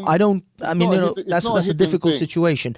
But I will put it to you that no, I will contest that and say no, they don't wish to ethnically cleanse the Palestinians. They're not saying no. Well, you're not giving me evidence. You're just simply making a statement, and I'm making a counter statement saying no. They've made plenty of statements saying they wish to destroy Hamas, and you got to at least acknowledge that they've made those statements, right? No one's saying loads anything of about clips. Hamas at this point. We're not mentioning anything to do with that. Is Hamas what is what the Israelis have mentioned over and over again, continuously. That's nothing to do with. There's nothing to do with them targeting. Their military campaign is to destroy Hamas. That is their intention. But if they're doing it at the cost of civilian life. No, but Khan, you just said a genocide is the intentional targeting of a ethnic group in order to eradicate them. And I am trying to give you, ask you to show me their intent. Yeah, they've said they're going to clear the north of Gaza into the south of Gaza, right? No, they're asking. That no, alone is an ethnic cleansing. no, They're they're not letting them asking. come back. Con. They're already rebuilding the place up for settlers. Con. They're already giving out contracts for. I mean, I would love to see the evidence for extraction of that. the natural Sure. Resources. Okay, let me see the evidence. Yeah, Give me some evidence. Bro, it's not a hidden thing. I don't know why. No, it is hidden because I don't have the evidence because it's hidden to me. Listen, are you claiming, or are you saying that the intention is to eradicate what's it called, Hamas, and then they're going to let everything go back to normal? Yes. Like the Palestinians. That's not the case. Bro. But that's what that's the claim I'm making. Banksy, with the politics, right? No, Banksy, you're pushing the mainstream media narrative. No, what I'm pushing is because you're speculating on the future things that might happen. One second, Slow down. One second, Banksy, yeah? Bibi Netanyahu has said that they're not allowed to come back. They're not coming back. That is ethnic cleansing. No, that is what you're speculating on. That isn't actually what is happening. Hold on. How many countries? How many parts of that area, or of Palestine, were illegally occupied, right? In that whole time, right? Preceding this whole thing. Let me give you the explanation. There were so many places. And when it comes down to it, Banksy, 1 second, yeah. Like when it comes down to it, my point previously was about, again, you're pushing the mainstream narrative that they are after terrorists. Same shit America said. Yeah, same shit fucking UK said. Listen, guys. No. But again, you're at the cost of what? Killing how many civilians? It's ridiculous. They're not addressing the amount of civilians that are dying, and that civilians are not to blame for this. And people are trying to make it out like everybody is guilty, because you're in the area and you're not an Israeli. It's ridiculous. Okay, guys, can I give you my little explanation? Number one, what you're doing is you're speculating on the future of what Gaza may or may not have as far as Palestinians are concerned. Right now, this is a wartime situation. No Israeli is moving into Gaza and moved into and tries to set up a house or live in Gaza. So that's all speculation of what you predict that might happen in the future, which we'll eventually see, actually, because this will unfold as time goes by. So time will tell, certainly. If Israel decides to annex Gaza and take over and totally disenfranchise the Palestinians, I will be the first to tell you Israel can go fuck themselves. 100%. I will have no qualms about that. That's not going to make a difference, is it? The fact is that... But what I'm trying to tell you... No, hold on. Let me get to the end of this. Guys, let me get to the end of this. Let me get to the end of this. And I say, you will find points of agreement. When it comes to Israel's attitude and behavior towards the West Bank, yes, they behave very badly in the West Bank. They keep expanding their settlements into Palestinian territories, even though they've got this Section A or category, I don't know, so Area A, Area B, Area C. This is all bullshit as far as I'm concerned. That is Palestinian territories which they're just building shit on. That's how I see it. And I'm sure you must agree upon that they are just building on Palestinian land and calling it Section A and Section B and making some kind of convoluted bullshit about why they're occupying. That was the starting. Listen, Triller, hold on. But when you talk about them trying to ethnically cleanse or genocide the Palestinians from Gaza, I don't see that. You may be able to come to that in the fruition of time, but right now, that is not the case. Right now? How many people are starving right now in Palestine? What? You could say between 1 million, 500,000 people. No. This is in Gaza. Right this is in Gaza, not in the PLO-controlled sections of West Bank. So when you say Palestine, you're not talking about the right thing. You should distinguish the difference between Gaza and the West Bank. I got to know, bro. Anyway, I'm not good at geography. Yeah, fact is, there are over 500,000 people starving. Okay, let me tell you. It's time for me to go. Right, nice one, chaps. Nice one, Khan. Nice one, Triller. Nice one, Banks. Yeah, salam. Good man. Merry Christmas, base. I'll catch you on the other side. Later. Banksy, let me just say something. What's happening in the West Bank, seeing as how you brought it up. Yeah, there is extreme right-wing Zionists that are, these occupiers that are taking over people's houses. I agree with you. Force. The settlements. They've been armed by the IDF and basically left to their own devices, and they've been allowed to basically run riot. Yeah, And this I is agree what's with you. happening There's right a lot of now, fuckery over and, there. and none of this is being reported. There's no evidence being produced. There's basically Well- a media blackout on this whole situation in the West Bank right now, which is a secondary issue to Gaza, but Yes. it's still being brought up. Like, there are people that are exposing what's going on, saying that these people need to be prosecuted for what they're doing. But Because what again, they're doing is illegal. But Khan, you must agree that is a separate issue to what is happening in Gaza, and that is Yeah, a yeah, of separate course. issue to what happened on the 7th of October. If course, are of you? course. I mean, you and I can. We're rational human beings. We're not trying to be biased here. I mean, you know, we all got our biases, not but we're trying to be biased. I'm rational just in the being sense of humanitarian. if Hamas had not done what they did on the 7th of October, would there be 8,000 Palestinians still alive? Would there still be 1,000 Palestinians still alive? 8,000, 8,000, 9,000, however many have died, 10,000 Palestinians, would they still be alive today? No. No, But- hold on. bro, You're Banksy, asking the let's question just say- wrong. Hold on, If Triller, hold on, Israel, hold on, yeah, had a correct Triller, defense, don't interfere, it would not have happened. Triller, me and just let me have this moment with Khan. I think this is a point of agreement because I actually genuinely But one think sec, we've one got sec, common Banksy. ground. Imagine this. Would you Imagine this, agree yeah. though? 8,000, Imagine this, 9,000 Banksy. Palestinians would No, still but be look at it alive in this way. Gaza if Banksy, look at it October this way, look at 11th, it this way. 7th never happened. Banksy, look at it in this way. Imagine I come up to you in the street and punch you in the eye, yeah? And instead of punching me in the eye or arresting me or subduing me, you basically hung, draw, and quarter me, dissect my body, and basically pick out all my organs and line them up on the curb in alphabetical order, right? That's not a proportionate response. Do you understand? Can't. And it's similar what's happened here. Right, Can't. we're condemning the Hamas attack, right? No, We're I'm saying just that, asking yeah, you. that I'm was asking wrong you what to they at least give a affirmative acknowledgement. No, but I'm saying If you could what go they've back in done- time, if you had a chance to go back in time on Yeah. the 6th of October and tell all of the Hamas people, don't do what you're going to do tomorrow, stop. Would you say that today 10,000 Palestinians would still be alive, right?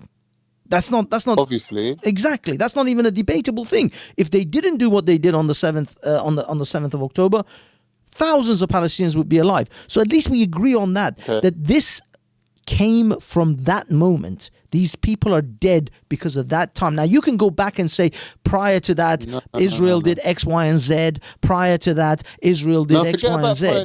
Forget about prior to that. What we're saying is from that moment onwards, right? Yes. The attitude of the IDF and the leadership of the Zionist state of Israel has not been a proportionate response to what happened. Okay, I'm gonna even like land with you on that. That you may think that this. Okay, I've got a guy. You just use the punch in the face example. I'm looking at someone the size of the Big Show or Rock, the Dwayne Johnson. Okay, Yeah. and I'm thinking about kicking this fucker in the balls. Okay, Yeah. I'm sitting there looking at this guy, 6'7", 8, Big Show is what is it like 7 foot tall, and I'm like, I'm gonna go and I'm gonna kick this fucker in the balls, and I'm just Yeah. gonna do it. Yeah. Would you be shocked if The Rock or the Big Show beat your brains to a pulp? Would you be shocked at that though? I'm not saying whether it's proportional or not. Would you be surprised if he beat you to an absolute fucking dirt into a grease spot? You have to at least acknowledge that is a possibility. All right, but what I'm saying to you is, in this world, there are authorities that come higher than governments and military powers, right? And they hold those people to account. Now, if Big Show or Rock, in Beat the living shit out of you, even In a though you fit of kicked him in the rage, balls, and it's disproportionate someone. for him to turn Yeah, your but 1 head minute, bro. into a 1 mushy, minute, bro, putty, bro, fucking bro. blue tack. Yeah. It may be All right. disproportionate, but is it Listen. outrageous? Yeah, it is outrageous. So you can Because kick it him in the shows- it balls, shows, but he should restrain himself from turning you into a Yes. fucking puddle of Listen, mud. If you come up to me and kick me up the arse, listen, if you come up expertise, to me and kick me up if the they'll arse, go or you straight to punch me in jail, the face, if they fucking kill when I anybody or hurt respond to somebody. you, I still have to have some sort of concern for human life. I can't become a raging Restraint. They maniac. need to have Okay, restraint. look, Khan. You see, this Not is what restraint, it's this just example respect for human works life. with the modern They do. modern standards of political landscape that we have. You're right that if the Big Show or The Rock turns your face into a puddle of mud, that or they will kills go you. to jail for manslaughter. Right. So the authorities will get involved later. But at that moment, he's still gonna fucking destroy you. So what you have to understand that, think as Banksy, the but if person I'm who's going to standing there, commit Banksy, aggression upon slow him up, slow is up. that it If I'm- doesn't matter if the listen, United Banksy, Nations. this But let me is finish, not guys. Let me finish this, impulsive personal act. guys. Go on, Let me go on. get to the end of this. This is what I'm saying. If I'm sitting looking at the testes of the rock, and I know that there is a potential that he's going to turn me into a grease spot afterwards, but I still think, okay, but he's going to go to jail afterwards. He's going to serve for manslaughter for years to come. Yep. But I'm the one who's going to get fucked over in that moment. Doesn't that shouldn't that give you a moment to No, pause I'll tell you to why. think, No, I'll if tell I you kick why. him in the balls, No. I can't No. afterwards I'm dead, I'm the puddle of mud, No. but he No. will then go to jail because the authorities will have I'll tell him. you why, Banksy. I'll Banksy, tell you what's why. your point in Because that? Sorry, hold I on, missed the hold point. on. No, I'll tell you why. 1 second, bro. Yeah, I'll tell you why. Because it's not a individual that's acting impulsively, right? This is a political fucking thing that's happening here, and this is a systematic thing that's happening here. Hold on, Triller. It's an We're just boiling organised it down event. to a simplified And when hold on, example. Explain your point You again have so I can understand laws, it. right? You have all of these things, right? European laws, UN laws, and worldwide laws, and international laws. All this shit is happening, right? So you gotta basically act in those boundaries, right? And they know that. It's not just one individual that's acting in a moment of passion, right? Triller. Your argument is completely null and invalid. No, because Triller You understand? Khan started with the example of if you punch me in the mouth or punch me in the No, I nose, understand then that. we But have to it's go, not- etc. it's So what valid. I'm doing is I'm Because this carrying is a that war. forward. Triller, A war is not listen. impulsive. Triller, It's listen. calculated. Triller, the fact is that the Hamas people, the Hamas group, knew that Israel is going to destroy and totally like commit essentially. No way. Yeah, No way. they couldn't knew. have They known this knew. was gonna They knew happen. because they'd done it in How? the past, dude. In No, what 2014, this in level? the 90s, in early 2000s, every time. Bruv, this has never happened like this Dude, before. every time Hamas attacks Israel, every time Hezbollah attacks, don't you remember Lebanon? Don't you remember what they did to fucking Lebanon when Hezbollah attacked them? They fucking leveled Lebanon. They took Lebanon back 20 years. They bombed them into the fucking Stone Age. These are not a new thing. I've seen Israel and how they But your whole counteract. argument is based on the expectation. They should have expected this. But what we're saying, Exactly. 1 minute though. Hear my point, please, Banksy. Imagine you're the guy who's kicked Big Show in the balls, and Big Show for some reason has spazzed out and he's strangling you to death. And me and you, Banksy, are standing there watching this whole thing, and we're the ones shouting, "Police! He's trying to kill him!" Or you've run up to Big Show and you're shaking him, going, "You better stop because you're killing this guy." Sure. We're doing him a favor. We're telling him what do you you're mean? going to be guilty of Yes. a crime. Yes, but the Right? fact is that Now, you what can't. we're saying, Banks, 1 sec. What we're saying is what we see. We're seeing an attempted murder happening before our eyes, and we're speaking up against it, right? That's all. That's all. You're saying, the guy who kicked him in the balls should have expected it. No. He's justified in spazzing out and leave it to the authorities. No. So what we're I'm gonna not- do, Banks, I'm is not- stand no. on the side of the Khan, curb Khan. and watch someone get strangled Khan, to death. what I'm trying to say is that you can go ahead and scream for the police or scream for anyone to save you from the save this guy who kicked Not Big save Show. me. No, save the guy who kicked Big Show in the balls from Big Show just obliterating him and just turning him into a fucking grease spot. But the fact is that the guy who kicked him in the balls should have at least made an assessment of what could potentially happen to him if he kicks this man in the balls. Again, that I don't anger, see that the anger is going to be repercussions of that point you're demonstrated making, within my a bro. few seconds, right? What's Hold the on. repercussion of that? No, hold on, exactly. But it's going to be acted out within a few seconds. Your rage, will dissipate within seconds. You get me, right? Or like a minute. You know what I mean? The fact is, dude, when it comes down to this, it's been months, right? And this has been carrying on. So this isn't some crime of passion we're talking about here, Banksy. This isn't some heated moment, right? This is something that's been orchestrated, calculated, and fucking being conducted in, this is vengeful. This is, you know what I mean? This is a lot more than just a heated moment. Triller, I'm not even talking about the heated or not heated. The fact Banksy. is that when you're dealing Forget that. No, hold on. Banksy, Let me forget just that. get this me out. ask Let me you a just get this out. question. Let me ask- I know. Go on. You have loads of time, dude. I'm not in a rush.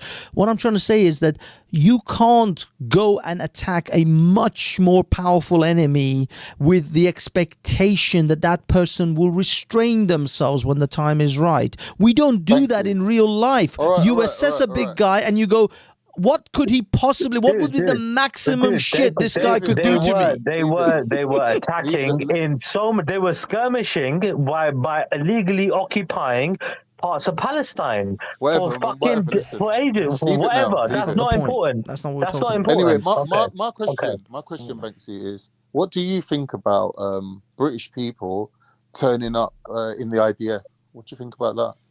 The fact is that we all know that British, Israelis, British Jews, have dual citizenships. It wouldn't surprise me any more than if I see a British Iranian show up in the Iranian Republican Guard, or anyone appearing in a Turkey. You do realize British Turkish people have to go and do military service in Turkey, right? I'm saying Turkish Jewish people who have gone to fight for the IDF have been told you can't come back to Turkey. Well, that's Turkey's I don't position. See, I don't see England doing that. I have my reservations about people who have dual citizenships and dual loyalty. I don't think you can trust those people in your political and military environment. So I would not trust a dual citizen Jewish IDF soldier serving in the British military or serving as a politician in Britain. I would have questions about that, and I have those same qualms and questions about those politicians who are dual citizens of Israel serving in the American houses of the Senate and Congress and all the rest that they do. So yes, I have huge question marks about dual loyalties of people. I don't like an Israeli dual citizen serving in the American houses of Senate or Congress any more than I like Ilhan Omar serving in those positions. If you remember when I would have the same reservations. Sorry? When the Ukraine conflict happened, they were telling people, "Oh, if we catch you trying to go to Ukraine, you're going to get in trouble." Right? But they're not doing that with Israel. No, they didn't. They seem to have a double standard. No, they didn't. They actually told people that it's ill-advised to go and fight in the Ukraine war because you're not trained. You're basically going to die very quickly, or you end up getting captured by the Russians. You're still not. It's not illegal for you to go to Ukraine right now. You can take a flight right now and go to Ukraine.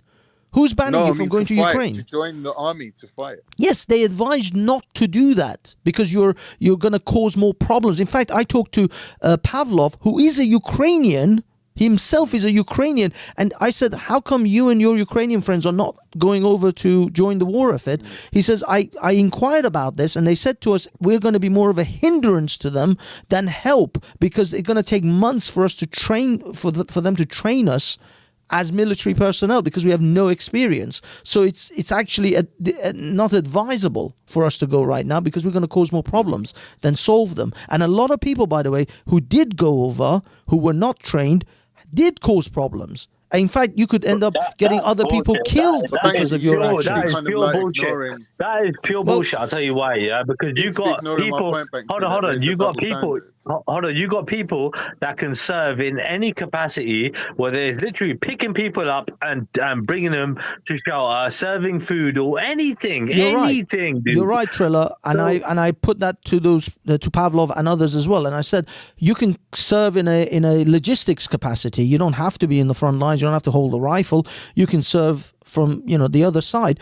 He says this is what they were advised, that if you go over, it's going to be worse. But when you're saying IDF soldiers are going back to Israel, because in Israel, every Israeli has to go and do military service. So they are not just civilians. They are trained soldiers. So there is a difference in dynamics there. So when an IDF soldier goes from Britain and goes and joins the war effort in Israel, he's a trained soldier. He's not just a civilian. Maybe there's a difference. I don't think this dual nationality applies to every British person that wants to go and fight for the IDF. I don't think that. I don't know. The case. I don't know. But I mean, for argument's sake, let's just say that's the case. But British people have turned up, for example, amongst the YPG in Syria. Like when the Turkish army went into Syria, they took on the YPG, and America withdrew from supporting them. A lot of British people are fighting for the YPG. Well, I mean, again, these are political. I mean, as I say, if a lot of people went and British people went and fought for ISIS, and Shamima Begum being one of the more sort of prominent examples, but Britain considers that group a terrorist organization. So if you go and fight for them, I'm sure there might be plenty of British people who might want to go and support Hamas in Palestine or in Gaza. But if they do, they're going to be deemed terrorists. They're not even allowed to take them aid, let alone join them militarily. How do you mean? They're you're not even allowed to deliver the aid. Oh, the aid, exactly. Yeah, of course. Of British people on the Egyptian border who basically volunteered to take the aid in. They're basically running into Gaza with backpacks filled with water, just trying to deliver water. You know, you can't. It's a war zone. Of course you can't. No, they allow a certain amount through. But they have to be vetted to make sure they're not, delivering weapons to the Hamas fighters. So there has to be a vetting process, I'm sure. I mean, isn't that a standard thing? Like you would just check what the fuck's in the truck. No, they are going on foot, Triller. They're trying to probably run in through the Egyptian border, or maybe you're trying to take aid into the country on foot. Yeah, because there's no other way. I mean, I was watching, and you said, Khan, you're a TikTok guy, so you watch them on TikTok a lot, and there's a lot of pro-Palestinians on TikTok, including our little chubby friend from Speaker's Corner. She's doing so well. But what I'm saying is really good, that the Palestinians were saying they used to be. It's all right. It's just a chubby friend. She's chubby. But what I'm trying to tell you, Khan, is that the Palestinians and I think the Israelis, they were saying there used to be 600 aid trucks a week going into Gaza. Now it's barely 6 or 60, something like that. It's ridiculous the number of sort of food and aid. The people have been hungry for 10 days plus. That's why they're being starved. That's why I said there's over 500,000 people starving, dude. Yeah, but unfortunately, you're in a war zone. You're in a fucking war zone. That's over. No, unfortunately, dude, there's no excuse. You're in a war zone. Starving. Oh, fuck off, dude. They've declared you can accept it or not, but that is a war zone you're in. They are doing it. They are cutting off food. They're cutting off water. They're cutting it all off. They are causing a genocide. It's a siege situation, but you're in a war zone. You're in a war zone. This is ethnic cleansing. It is literally you're in a war zone. What the fuck is wrong with you? It's not. It's ethnic cleansing. Oh my god. Oh my god. It's not war. It's ethnic cleansing. One at a time, mate. One at a time. You idiot. You guys are both on the same side, and you're over talking each other. I'm the only one against you. It don't matter, bro. Fucking hell. I don't know what the fuck this guy's on about, bro. Let Khan's involved in this. Go on, Khan. Land in it. Go on, Khan. Well, what I'm saying is there's designated safe zones, right? Even in the war zone, and they're still being denied water and basic human rights. Right. Well, I mean, and even when we're talking about South Gaza or the border of Egypt, that's not a war zone. That doesn't fall within the designated zone that they've given advance notice that they'll be fighting in. Look, again, Khan, you and I think can find some form of place of agreement here. If that is the case, if these people are genuinely being denied basic food and water and just basic means to live, and Israel is committing some kind of war crime, you and I know that these will all come to light after this conflict is settled, and then there'll be whatever tribunals and Hague and all of that shit will come into play. But again, I'll take you back. Triller, hold on. But I'll take you back to the Big Show kicking the balls example, is that you can't predict what he will do to you and what crimes he will commit, but you are the ones who are going to be mashed up and killed. No, dude. So you can't just sit around and wait for that. With your example, you got security people, you got police, you got all sorts of people that can stop that shit from happening. They're not. In seconds, and you got laws and you got all sorts of things, that can stop this shit from happening. For fuck's sake. No one's interfering. So when it comes down to it, dude, you're saying Israel are untouchable and they are literally formidable and exempted from any law in the world. Because this is ridiculous. Listen to me. Listen to. I don't know what if you're listening to me. Listen to No. what I'm If trying it to tell was you. any other country apart from Israel that committed these kind of atrocities, Triller. it would be dealt with Triller. with military sanctions, Triller. with fucking all sorts of fucking things to prevent it from happening All right, when was the straight last away. time, Triller, when was the last time something like this happened that people Exactly. got And sent never, to it the never Hague? Exactly. happened. So no It's one is never going to happened. do Think it. about Listen, It's calm never- down. Let me It's make my never point. fucking The happened. last time, Bruv, listen, oh. relax a sec. The last time this happened was with the Serbs, with Slobodan Milosevic. Oh yes, all and them. that's when And that's Clinton because went in. they were on behalf of Russia, right? That's Mhm. why the West took them to the Hague. But the West don't take their own people to the Hague. Tony Blair ain't going to the Hague for what happened in Iraq. Is he? George W. Bush isn't going to the Hague. None of Yeah, these people but are my going point- to the fucking my Hague. My point was, this has never happened in Triller. Palestine before. Triller. This level has never happened before. That's my point. Okay, Triller, what I'm trying to tell you is that the fact is that you can go ahead and take them to any kind of Hague or any tribunal, whatever punishment you want to give Israel, but at this moment in time, Palestinians are going to keep starving. They're going to keep pulling out their 3-year-old daughters from mountains of rubble where they used to live. And it's That is still unacceptable. going. No, it's unacceptable. Listen, Triller, just bear with me. That is still going to happen, whether you accept it or not, whether you scream about it or not. That is still what's going to happen. So when Dude, you there take needs it to be back to some the 7th, intervention. but listen, wait, Triller, would hold you on, support mate, some hold on, sort of Triller, intervention? Would you listen. support it? I would, No? but hold on. Let me give you. Let me on. tell you why I'm saying what I'm saying. When you take it all back to the 7th of October, you have to then recognize that all of this was known. I recognize that the people are not to blame for the actions of a few. Yes, the mass but the majority people are are not going to blame suffer because for of the actions of the few. No. But that is what is only happening. because 1 minute, Israel man. made it Let's talk happen. like- Only let's because talk like gentlemen. Israel Why are we screaming made it and happen. Dude. No, but only because I- Israel made it happen, bro. Listen, Triller, I agree. It's wrong. I'm not even disputing the horrific wrongness of the situation. Bro, innocent people are dying, bro. Yeah, That's the bro, point. I don't even know why are you That's not. the point. Bro, But what I'm upset. telling you is upset. that 7th of October, if it didn't happen, all of these people would be fed I hear in that, their that you houses do. and all their children Again, would be alive. Again, but what can prevent it? Yeah, by them stopping doing it. Who are doing the killings? Okay. It's not fucking robots, Triller, is it? Triller. It's fucking human beings. Triller. No, Would you agree to this at least? Would you agree? This is my solution. Tomorrow, this whole thing would stop. If tomorrow all Hamas fighters You said it before. You said it come before. out with white flags, It's never going to happen. arrest, surrender themselves to the Israelis, and they release all the hostages, would that not stop it tomorrow? All these Releasing people all the immediately hostages, would be I better don't off. think Let so. me reply No. quickly. Quick Oh, reply. okay, go ahead, Con. Three hostages managed to escape from Hamas. They've come out with white flags. I know. That's all. That's and they got that's shot that's to death. horrific.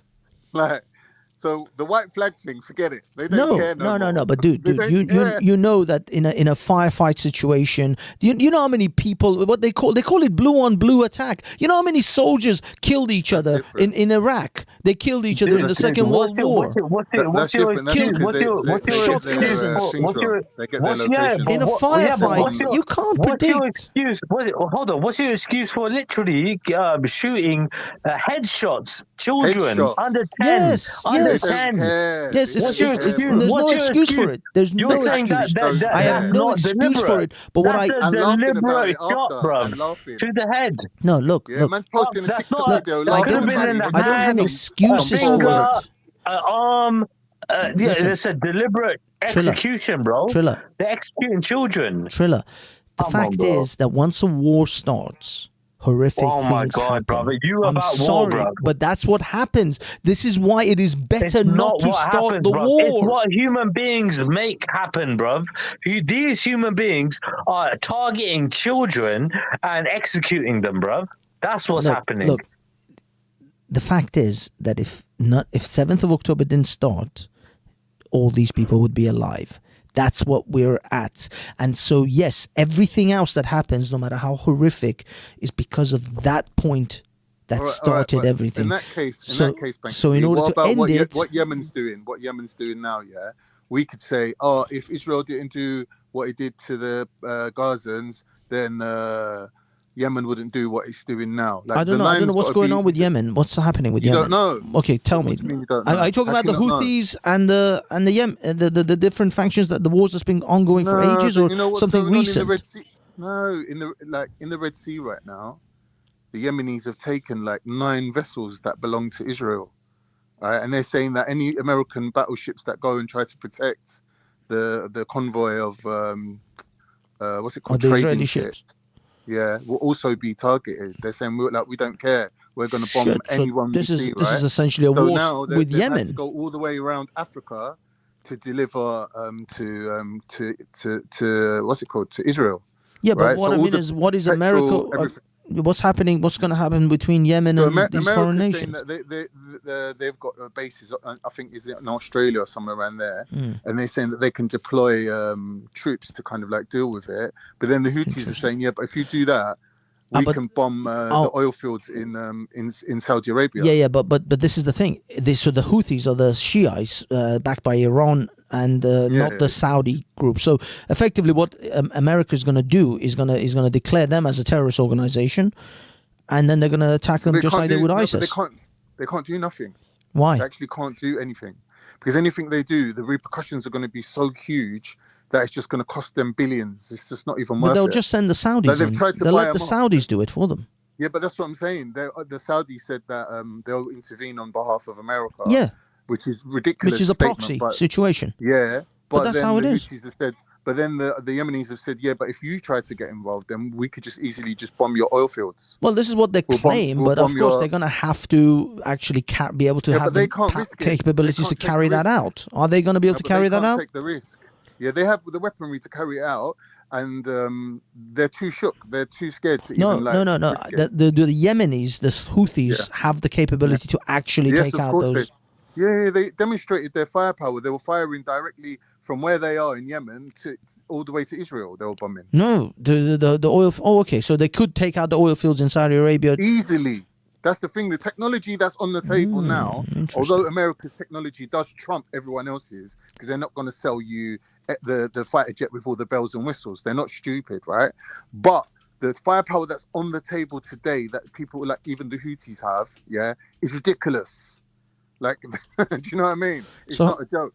That's interesting. How did they manage to? Well, I mean, obviously Iran is supplying They them, got but Russia, they got they got Iran, they got backing in it. Like they can get weapons. They're saying we've got the well, weapons this to deal with. is going to expand this conflict then That's what I'm now saying, quite dangerously. This That's is a messed serious up. situation. Yeah, it's getting. I mean, if the Yemenis, if America is going to go to war I mean, the thing is, it won't be just America. It will mostly be Saudi Arabia, supplied by America, that will go all in Yeah. with the I think Yemenis. there was another nation, was it Oman or forget one of the other Arab nations? Well, Oman is they right were next to saying- Yemen. They're Yeah, practically so next I door don't to know each if it other. was them, but someone was saying, yeah, like we might have to get involved on behalf of America. And then these lot were like, well, if you lot do that, we know what our next move's going to be.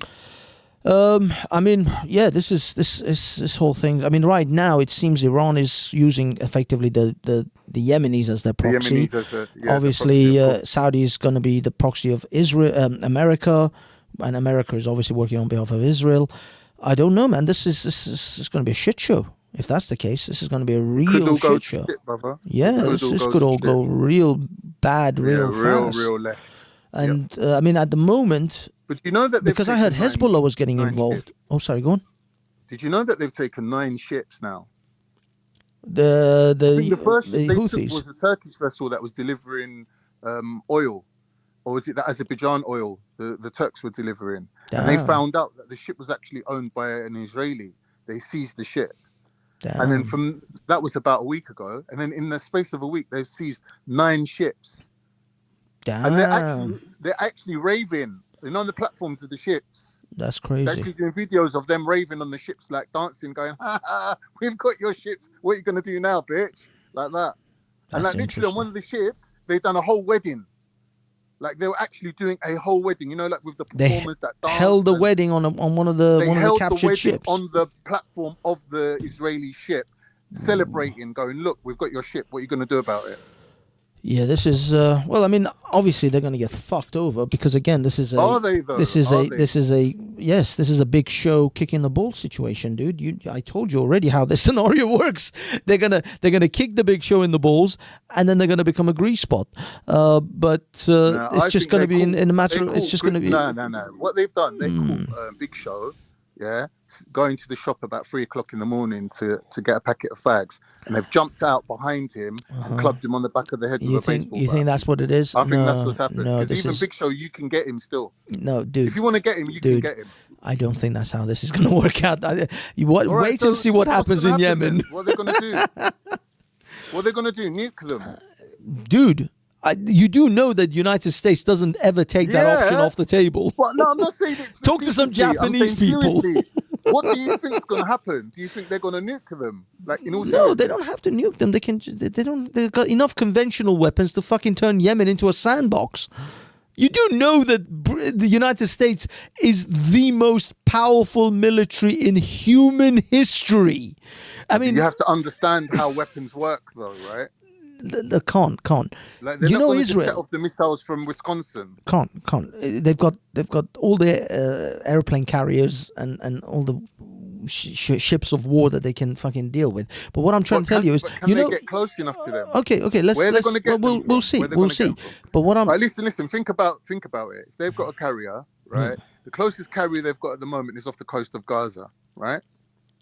Yeah, that's the one they've got in the Mediterranean, but I'm sure they had some when you go around the other way, outside the Gulf of Iran. They've got Russian carriers off the coast of. They've got Persian Gulfs. The Persian Gulf. There's Russian carriers there as we speak.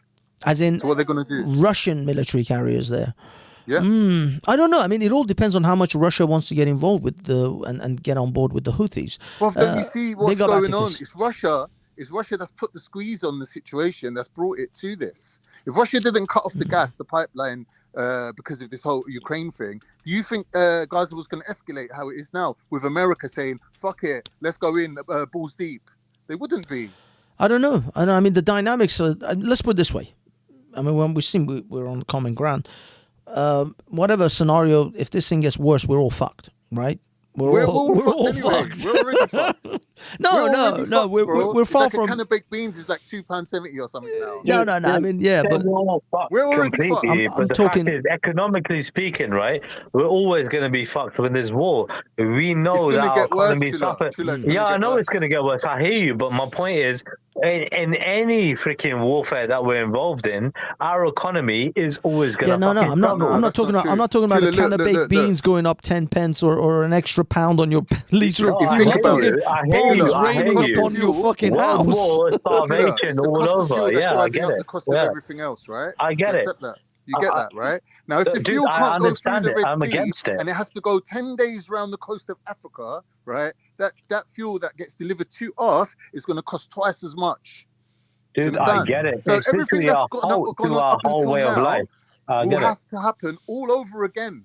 So there's no end to the suffering. I understand. that we have but the in fact here. is, again, this is why at the beginning of the show, I talked about, predict, what is going to be the outcome of all this shit that's been happening over the last 20 years.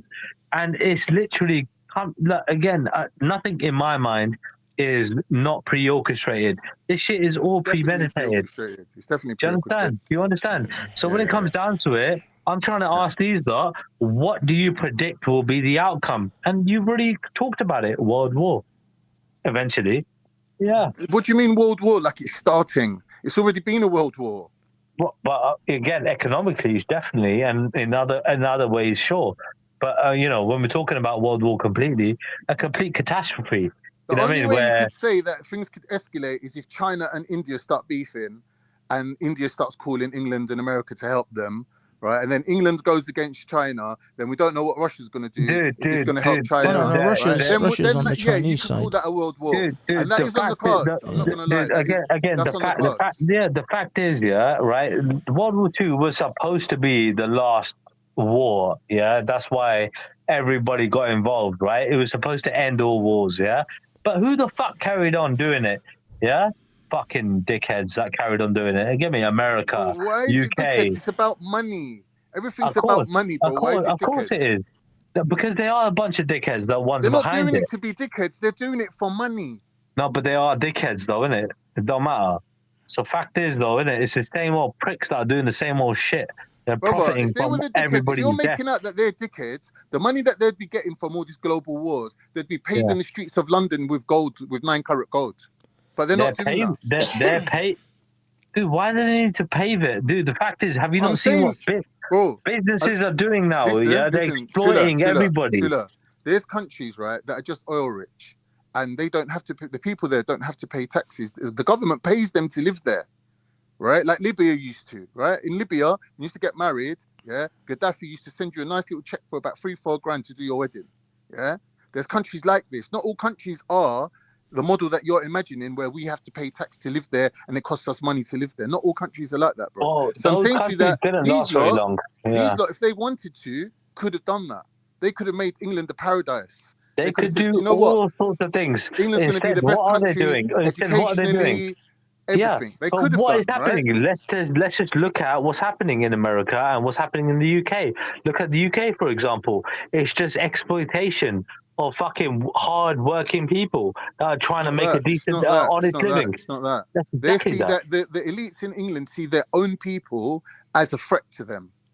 Because England's such a small country, it wouldn't take many people to overthrow the leadership, right? It's a very small amount of people needed. So they see their own people as a threat. Overthrow the leadership? What are you talking about, dude? Again, you got to overthrow the police, the army. In England, if we wanted to get rid of the elites who are just sponging money out of, who are or protected by the money out of the police world, and the army, we said, you know what? If we had a better leadership, we might have a better standard of living, right? Okay. If the British took to that action, right, it wouldn't take many people to actually see it through, because England's a very small country. You're delusional. You're delusional again. So again, right? Well, it doesn't matter how many numbers, because it doesn't matter how many numbers you have. It matters about what kind of weapons you have, right? What? Because again, so you got the police and the army protecting the elites. That's it. Yeah, what do you mean? They're solid. If there's 100 people going against every policeman, then the policeman's going to have to just retire. Do you not know? Again, so you got police, right? But then you got. You're saying numbers don't matter. They can bring the army in, yeah, if the police are overrun. Do you not get how that works, yeah? So the police are just an arm. Right, so when the army get involved, right? Do you not know how a machine gun works?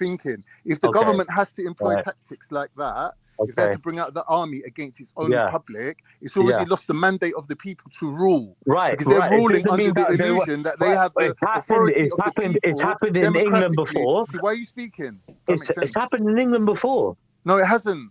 It has. No, it hasn't. I'm saying to you that the leadership are ruling under the illusion that they have the backing of the people. If they have to deploy the army against their own people, they automatically lose the mandate of the people, which is the right that the people give them. There have been civil revolts in England, right, for centuries, and it's been quelled by military.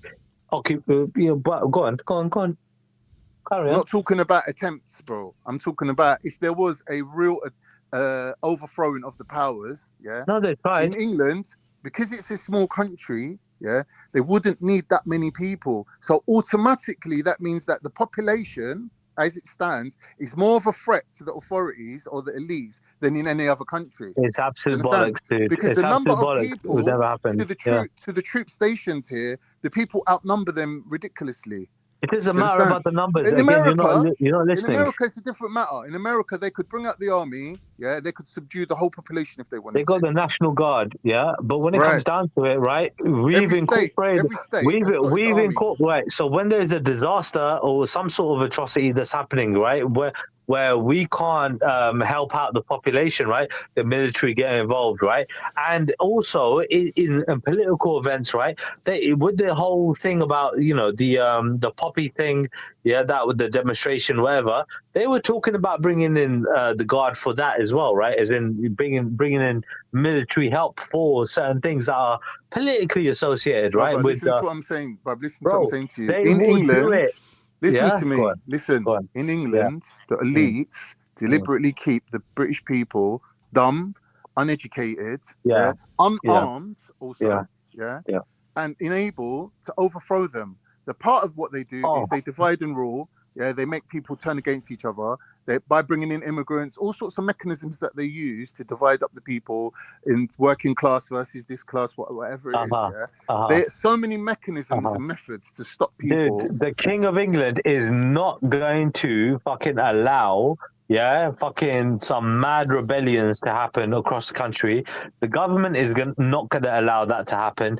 It just won't happen. It will be quelled by one way or another. Do you understand? I don't think. Anyway, you know what, guys? Yeah, big up. Yeah, it's past my bedtime. Great conversation. Loved it. He's a No, lightweight. I'll stay on. Yeah, but I really and truly feel like we've made a lot of points today, and it's been fruitful, man. No, Triller, you're right. I was actually going to ask you guys to, because I was going to finish this in about 9 minutes anyway at 2 a.m. because I got to get up tomorrow. If you guys want to make your final thoughts, and then I'll wrap it up. My final thoughts is about the impact that all of this is going to have on the average Muslim that lives in the UK. I think that the door's been opened for the right wing or the ethno-nats by the government, like Suella Braverman, these type of people, given the green flag for these type of ethno-nats to take to the streets, and they're going to be targeting Muslims mainly. Yeah, I'm not saying other people won't get caught up in the crossfire, but that this could all get very peak very quickly. Especially when money gets tight, and like I said, the price of baked beans is £2.77. People might start taking it out on each other. So that's what I'm worrying about. Is that Heinz or like your Safeway Sainsbury's kind of? I don't know where I see it, honestly. When you said Heinz, all I thought was about the pigeon. It's Heinz, I thought the pigeon. Fuck it, no. Well, we just kind of clarify, because I mean I'm sure I can buy like Sainsbury's or Asda's own brand for less than it's like 50, 70, 60, 70p. Cheaper beans, you can't find that anymore. Beans I heard are actually really bad for you, by the way. They're not actually good for you because they're very well, there you go. I mean, that's a prime example right there. I mean, that's it right there. There you go. I mean, you should not eat beans. Years of that. You might turn into the pigeon. You might turn into a pigeon. That's some peak beans level. Beans is the national dish of my country. Like, no, dude, it's actually really healthy. It's the national dish of Turkey. Hold on. You're a health guy, right? Like, so me and my ex here, we were researching about this recently, and apparently it's full of fucking a lot of shit. It's not natural. It's not got all these benefits that people talk about. That beans are not good for you, bro. This Heinz baked bean shit. I don't know. We just don't have the enzyme to break down the outer casing of the bean. That's why you fart it out. No, but it's that's cooked. The only thing. I wouldn't say it's toxic to your body, though. No, but these beans are cooked. Is that the cooked beans or uncooked beans? Yeah, the cooked beans, the inner soft part you can digest, but the outer casing contains something that the human being can't break down. Oh yeah. When you eat beans, you start farting. But that is to do with a lot of different kind of like chickpeas. You know, chickpeas. Yeah, if you eat raw chickpeas, you're gonna fucking die. Your stomach will kill you. You can't eat this stuff raw. Lentils, chickpeas. You have to cook all of them to break it down. Potatoes, the same. Potatoes are toxic if you eat them raw. But the thing is, there's an illusion about baked beans. Like they say, it's really good for you. It's got a lot of this and that, and for fiber you. But and all really, that. Realistically, a lot of it is fucking. I forget the correct words. So forgive me, but it's not good for you. It's so I'm gonna say. You get me? So I don't know. I mean, I said Roger's coming been, from a Sikh. That's a weird statement. Right. That's a weird thing for a vegetarians. Baked beans, like baked beans generally but are it's not like good he for you. said, like beans, lentils, chickpeas, that all come in the same category. Lentils and all that stuff and whatever, chickpeas, that's good for you. But I'm talking about baked beans, as in like the ones we get in the Heinz and all that type. That's not good for you. That's what I'm talking about in the cans. I will say that there's a lot of sugar because of the preservatives. There's a lot of sugar. A lot of it's artificial. That's right. Yeah, a lot of artificial bullshit in that, to make. Guys, it what it was. If we're talking about artificial shit, I just want to put it out there for a general PSA or whatever public service announcement. I got a cold press juicer during the Black Friday sort of sales. It was going cheap, and I went down the rabbit hole of juicing again, and what I discovered almost immediately, and I had this before, orange juice. Your regular orange juice, your regular apple juice, the stuff you buy from cartons, that is straight. You might as well buy Coca-Cola, dude. That stuff is not juice. That I don't know what the fuck it is, but it ain't juice. Because actual orange juice lasts about 3 days, 4 days tops in your fridge. It goes off. It goes bitter after that. Of course. These fucking I can have a carton of orange juice for a month in my fridge. It still tastes exactly the same as the day I cracked it open. That's why the people that invented those cartons are amongst the richest people in the world right now. Whoever holds the copyright for them cartons, I forget who invented it. I forget who it was. It was one person that came up with cartons for milk. I think they come up with it. And just one of the richest people alive. But it's about the inner lining of the cartons, right? They're like some sort of silk.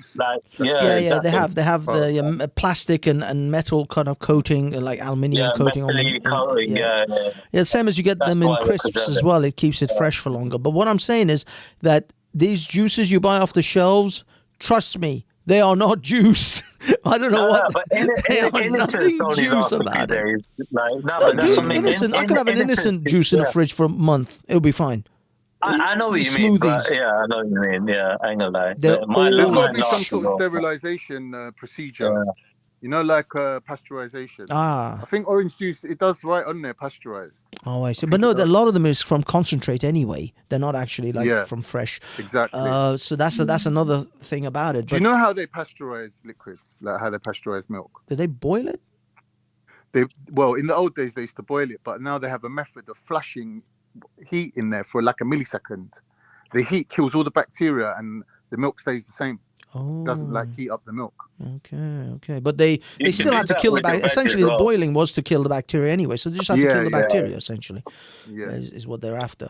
But I don't know what they flash it with. Is it UV light or what type of thing they flash it with now? But it's just like a 1 second thing. Like. Yeah, but dude, I mean, a lot of people talk about, when you eat microwave food, for example, if you microwave too much, this may be a small percentage of radiation, but it builds up. I got to go against this whole true Illuminati bullshit, like where microwaves will kill you. My dad's 85 years old, and he's been microwaving every fucking thing, so don't get it twisted. But he's heating up his milk, he's heating up his Weetabix, he's heating everything up in the microwave. My dad's 85, he's been doing it for years. Imagine Sikhs when they found out about microwaves. I'm just saying, They cut off the gas. They're like, everything's microwave now. Man's making a cup of tea in the microwave. Bro, that's what I'm saying, bro. My dad was heating up his milk in a microwave, My dad is live and kicking. My dad's fine, bro. He's 85 years old, I wish him longest life. 30 seconds is enough in the microwave to make a cup of tea. Yeah, no, it's true. It is true. It actually saves energy because boiling a kettle takes hell of a lot more energy than microwaving a cup for, a minute. But what I don't know about you guys, but with milk especially, I find if I put it on for too long, it then overspills, and then you have to clean the fucking microwave for an hour. It's oh damn. Yeah, so you got to the milk, doesn't it? Yeah, I ain't gonna lie. Like when it comes down to it, definitely like try not to use one, but at the same time, dude, it's not gonna kill you if you use it a few times. You get me? Like my dad said. My dad's been using it for years. We've been using microwaves since I was born. For fuck's sake, you get me? Well, I mean, have you looked at have you looked at yourself in the mirror recently, Triller? I don't see a lot of hair. I might die soon. You get me? But that's you do look like someone who's suffering from radiation poisoning. I might die soon. That's what the point. Look like a Chernobyl fucking immigrant. No, but wait, it is what it is. Have you seen the videos of people living in Chernobyl though? Lack of sleep. Sorry, Carl, what was that about Chernobyl? Banksy, are you aware of this community of people that actually live in Chernobyl? I know, and a lot of them have 6 toes and... No, they're perfectly fine. Well, I'm pretty sure I got 5, but anyway. No, but there was a whole slew of like birth defects that came out of children of being, people who were having children in around the Chernobyl area. I mean, you're right. There's probably easy, you can probably live in the surrounding areas now, but at the time of the the meltdown. No, it was messed up. There's a whole documentary. There's actually a whole series, TV show, didn't there? Dude, honestly, radiation is not even a thing that I even consider being fucking dangerous compared to all the shit that's out there. Working in the health industry, right? Like health sector. Fucking hell, dude. Like all that shit. Forget about fucking the COV thing. You got fucking MS, you know what I mean? The MSRA, all that shit. You got all these kind of different things, yeah? Like, dude, like literally somebody touching you, like it makes you think completely differently about life when you learn about these fucking things that you can just catch from touching something that somebody else touched. It's insane. Yeah, no, you're right. You're right. There's a ton of like really fucked up shit that's out there that could just take you out. But what I will say is, since I've started juicing actual fruits and just generally seeing how long they last, try to juice your own fruits if you can. At the minimum, your oranges and stuff. I mean, someone said in the chat, it's best to make them into smoothies so you eat the fibers as well. That's actually better. But don't buy these carton juices are horrific. What's the point of juice, though? What's the point of juice? I don't get it. Well, I mean, why would you want to drink fruit juice? Because I love carrot juice. I actually buy it for carrots because you don't get carrot juice. I grew up in lower in sugar. Is that less sugar? I don't know, but I mean, I grew up in Iran with just carrot juice always around me. Carrots have carotene in it, right? And orange one day. Vitamin C. I'm just saying. Yeah, and so vitamin C is massive. Vitamin C is ascorbic but you know what I'd recommend people do actually. I ain't gonna lie. A lot of people are vitamin D deficit. Yeah, I personally feel like deficient. Yeah, and they should get injections. Like I'm looking to get one, and a B12 one as well. Vitamin £40, bro, nothing. Vitamin D and vitamin fucking B12 as well. Like injections cost had, 40 quid, bro. That's nothing. And you know what I heard? Hold on. The benefits are insane in terms of the people that took them. I'm like, wow, just from a vitamin injection. Let Congo go on, Con. I'm saying I found out about this vitamin B12 injection thing when my ex-girlfriend had the gastric sleeve operation. Oh, okay. And I researched into it, and I realized that in America, when you look at longevity clinics where they give men like a TRT, like testosterone treatment, it does come with a shot of B12 as well. And like the health benefits of it, I think one shot does last a year.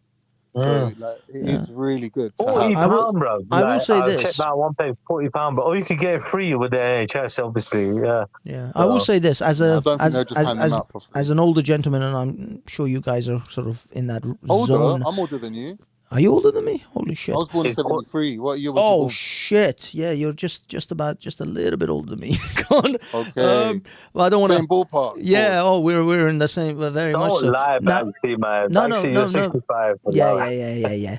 But what I will say is, I got these testosterone. Sort of not testosterone as such, but they're meant to help testosterone growth, testosterone type things. Testosterone. I've got testosterone. And I got to be honest with you. Testosterone? Yeah, well, I mean, I started just to see if there's a difference in my libido and generally my because I've lost most of my interest in annoying women. I don't know whether it's just the fact that I don't want annoying women or just I just don't want sex. You mean to say you lost your interest in women? I know, but it wasn't. But it's not like I lost my interest in women. I still like women and I find them like sexy and all that. But when they start opening their mouth, it's immediately like, no, the sex is not worth this. Yeah, it's true. Whereas before, the sex drive would override. My patience was much exactly. I would like I will take this bullshit that's coming out of her mouth until I get my dick wet. But now I'm just like immediately like, no, fuck this. Not this I'm out. I'm checking out.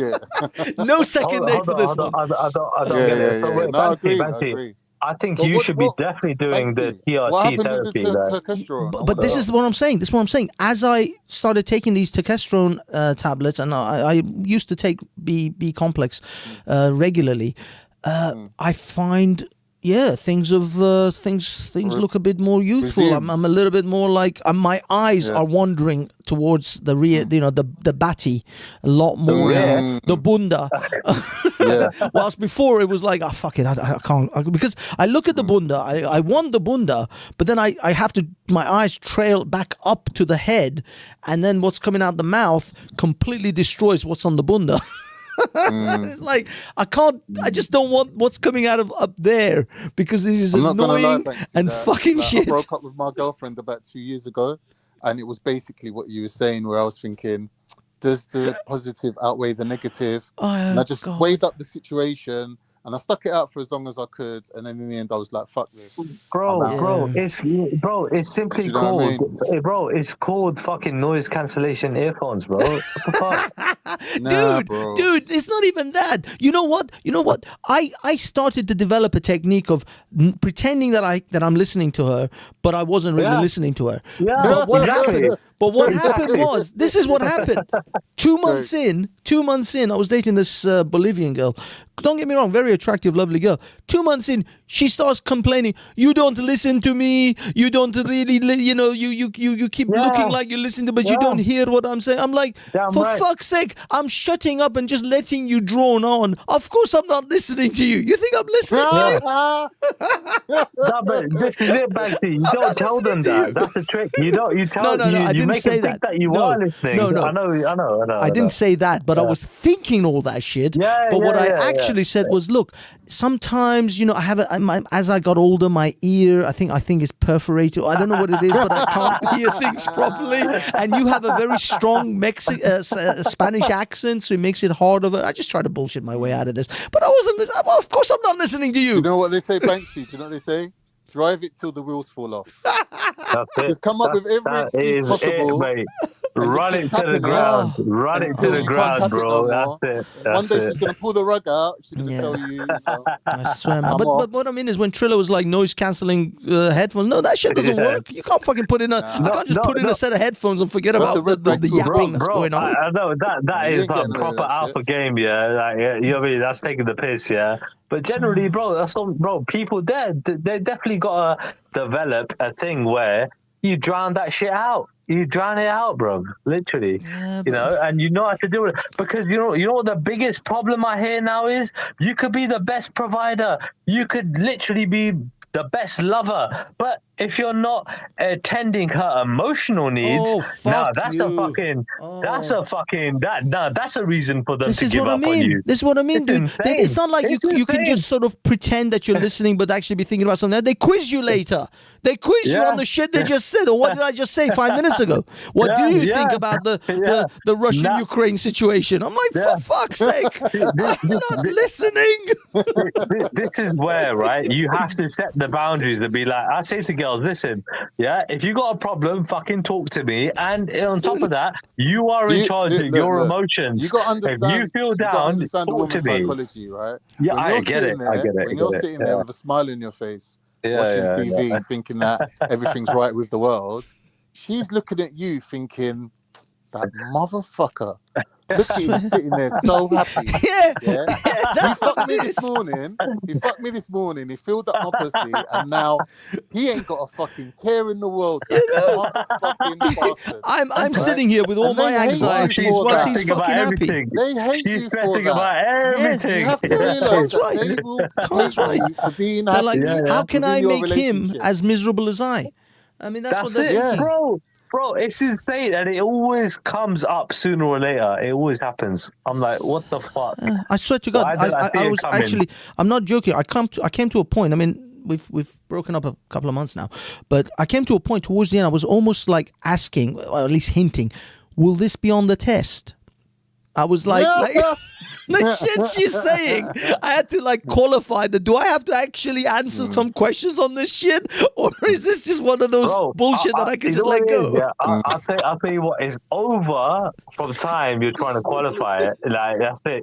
It's done. Honestly, bro. You know what the difficulty is? Because even if you sat her down and you said to her, listen, you're obviously not happy, and it's obviously not these little mundane things that you keep bringing up. What is the real issue? The fact is, even if you stuck it on her like that, the answer you got from her would be no help in keeping that relationship going. Bro, honestly, like, that's the problem right there. Honestly, you know what? I'll tell you what, my chick, told me, my ex, like, literally, her thing was we said too much.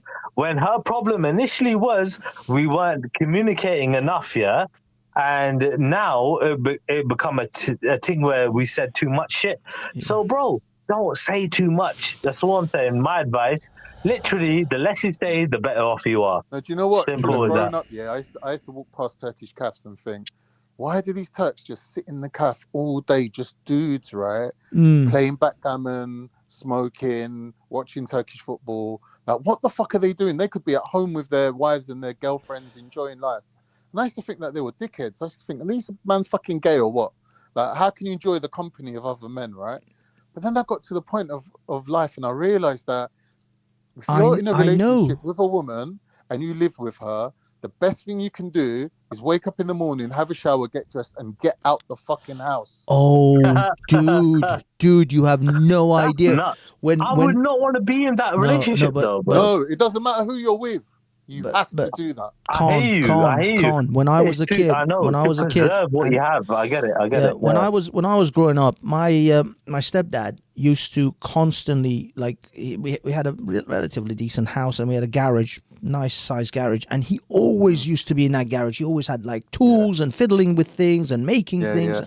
He was always he would spend hours upon hours in that garage. He set up a little TV for himself, and I was like, what's wrong with this man? Why doesn't he come? We have this house. He could come and sit in the living room and watch TV. He's in the garage watching TV. What's that? Why does he?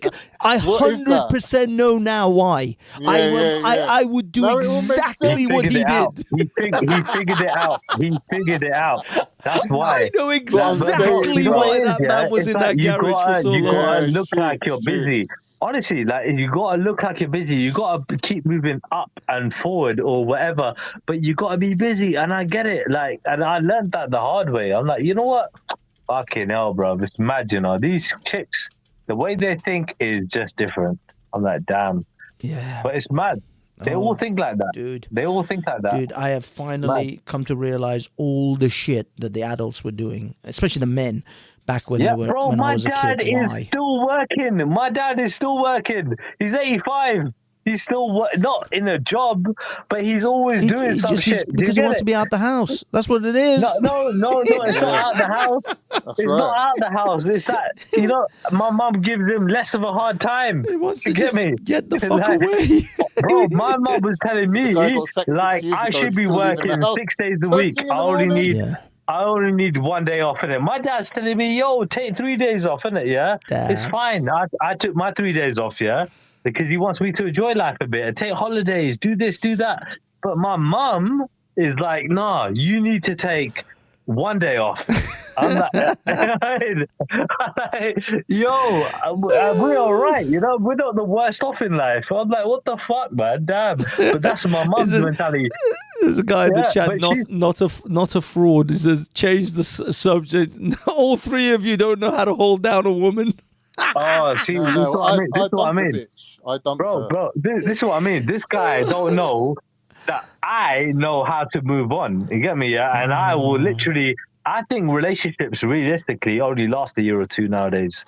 In this day and age, the way women are, I think, generally it's going to be quite remarkable for you not to fold and, you know, like, lose your integrity, to basically maintain a relationship after more than 2 years. Look. I don't think it will happen. No, I mean, the thing is, if you want to really maintain a relationship, no, it's true. You have to simp. You just have to simp for it. You just have to. You just have to simp it. Yeah, of course. And I feel like I don't want to do that. So that's why that's why I've been with a lot of different women. You get me? Because they don't last. Because women are the way they are generally, especially nowadays. The thing is, I've had like mixed emotions with this situation because I went out with a girl some years back. We were engaged, and being in love with someone like that and being really emotionally invested is a great thing. Until it ends, and then it fucking crushes you for months. I was depressed for like 3 months.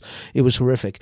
But 3 months is good, bro. I think 2 years is the limit. Wow, to be depressed and to recover from I was.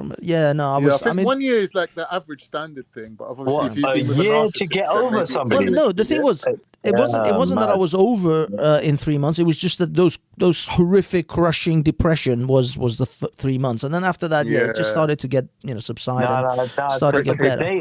The data shows it's a third of the relationship, right? So if your relationship is 10 years, it will take 3 to go over. Right? Maybe, yeah. Wow. It's about a third. Yeah, that's probably it then. But either way, it was just But being in love and being with her and sharing those moments was awesome. So the good is also really good, even though the bad is awful. the good is also really good. So I don't want to like just completely like brush off the fact that having a girlfriend or being with a fiance or a wife, there are also amazing highs in that. But unfortunately, right. But what do men do? Men cling on to the good shit. Women cling on to the bad shit. It's easier for them to move on. They have clocked that shit, right? This is why I appreciate narcissistic fucking values, yeah?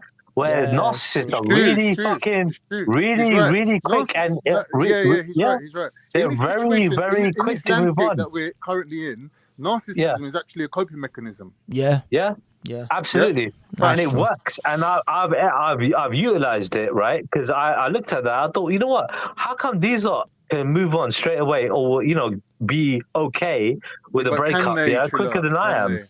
Can they? No, but I know what you mean. But generally speaking, right? I'm like, you know what? I'm gonna take good values from everything and imply it. You know what I mean? For my life, No. so Look, I the could be difference, better off. Trilla, the difference is this: when you go through a heartbreak, you're basically taking time to heal before you move on. Women don't do that. They just basically accumulate baggage and they carry it into the next relationship. So they progressively go from one bad relationship to a worse one to a worse one. Yeah, right? generally, but they generally, never take time out to heal and face up to I'll tell you my what's biggest actually mistake. happened, right? My because biggest that would mistake. require accountability. Yeah. My biggest mistake is always when it's done. I don't know it's done, innit? I always think there's a bit of salvation, but when I'm trying to repatch it, and I know it's done, really and truly. When I'm literally trying to, I'm basically kind of begging, innit? Because I'm trying to patch it up.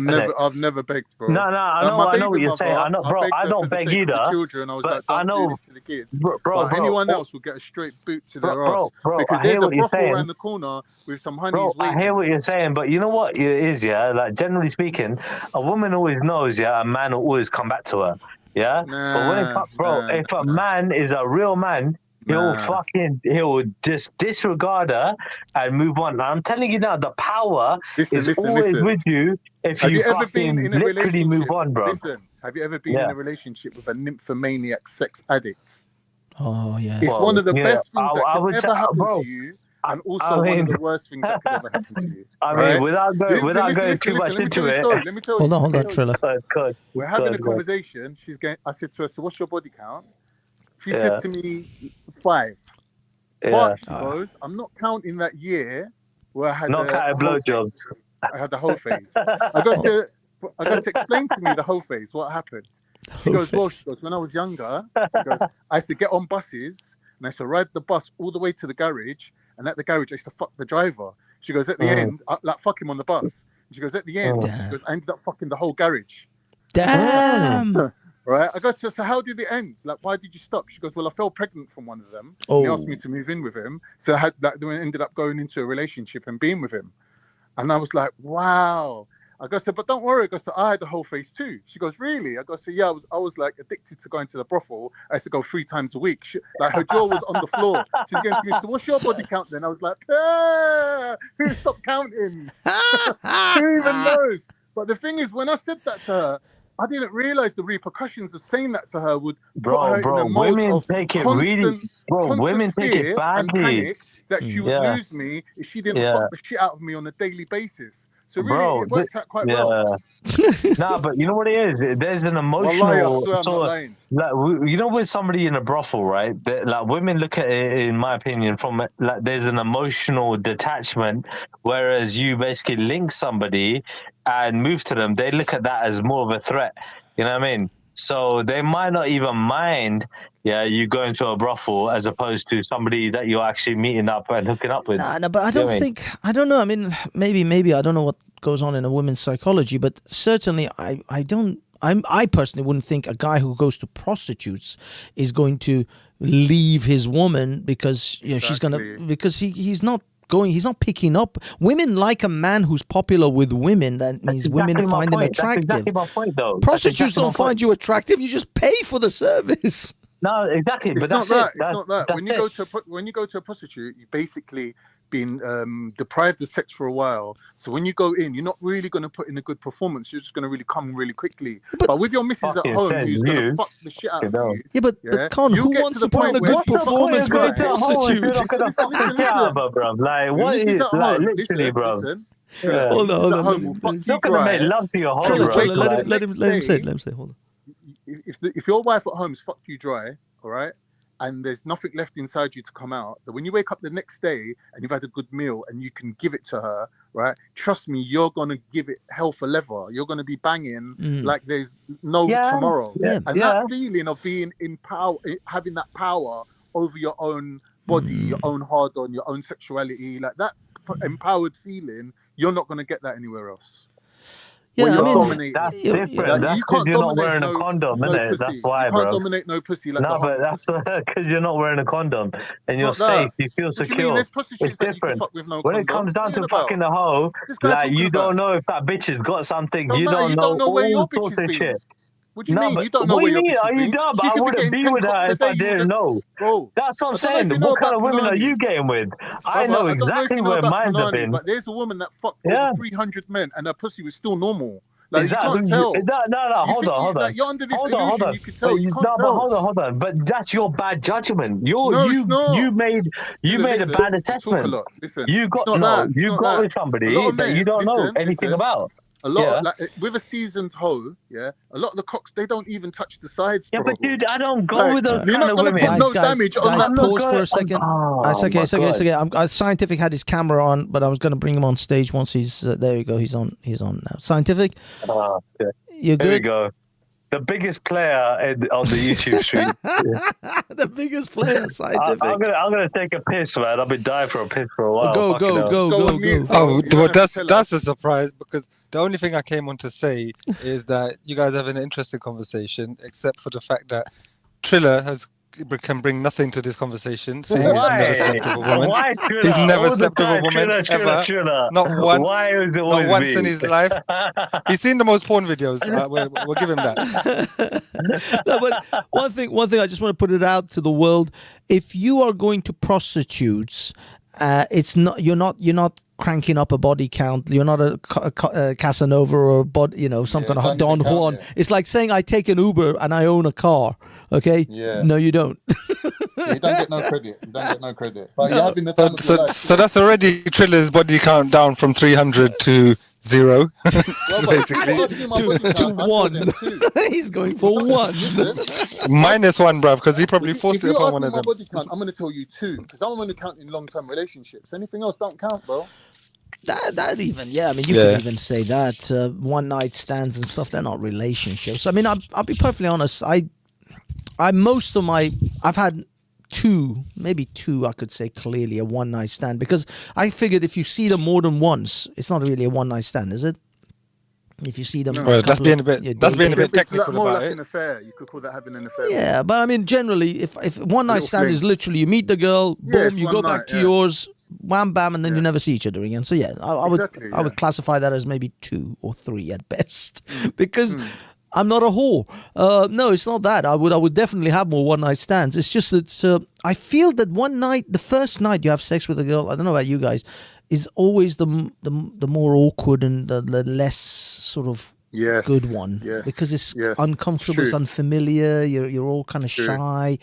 Whilst actually after it gets better. Exactly. The girl's conscious as hell. I'm conscious, and so the whole thing just doesn't work out until a few. The truth is, Banksy, that you can't ask them for the really nasty, disgusting stuff you're into on the first night. Well, I mean, it takes a while to ease them into it. I never bring out the butt plugs until the third date. No, you can't.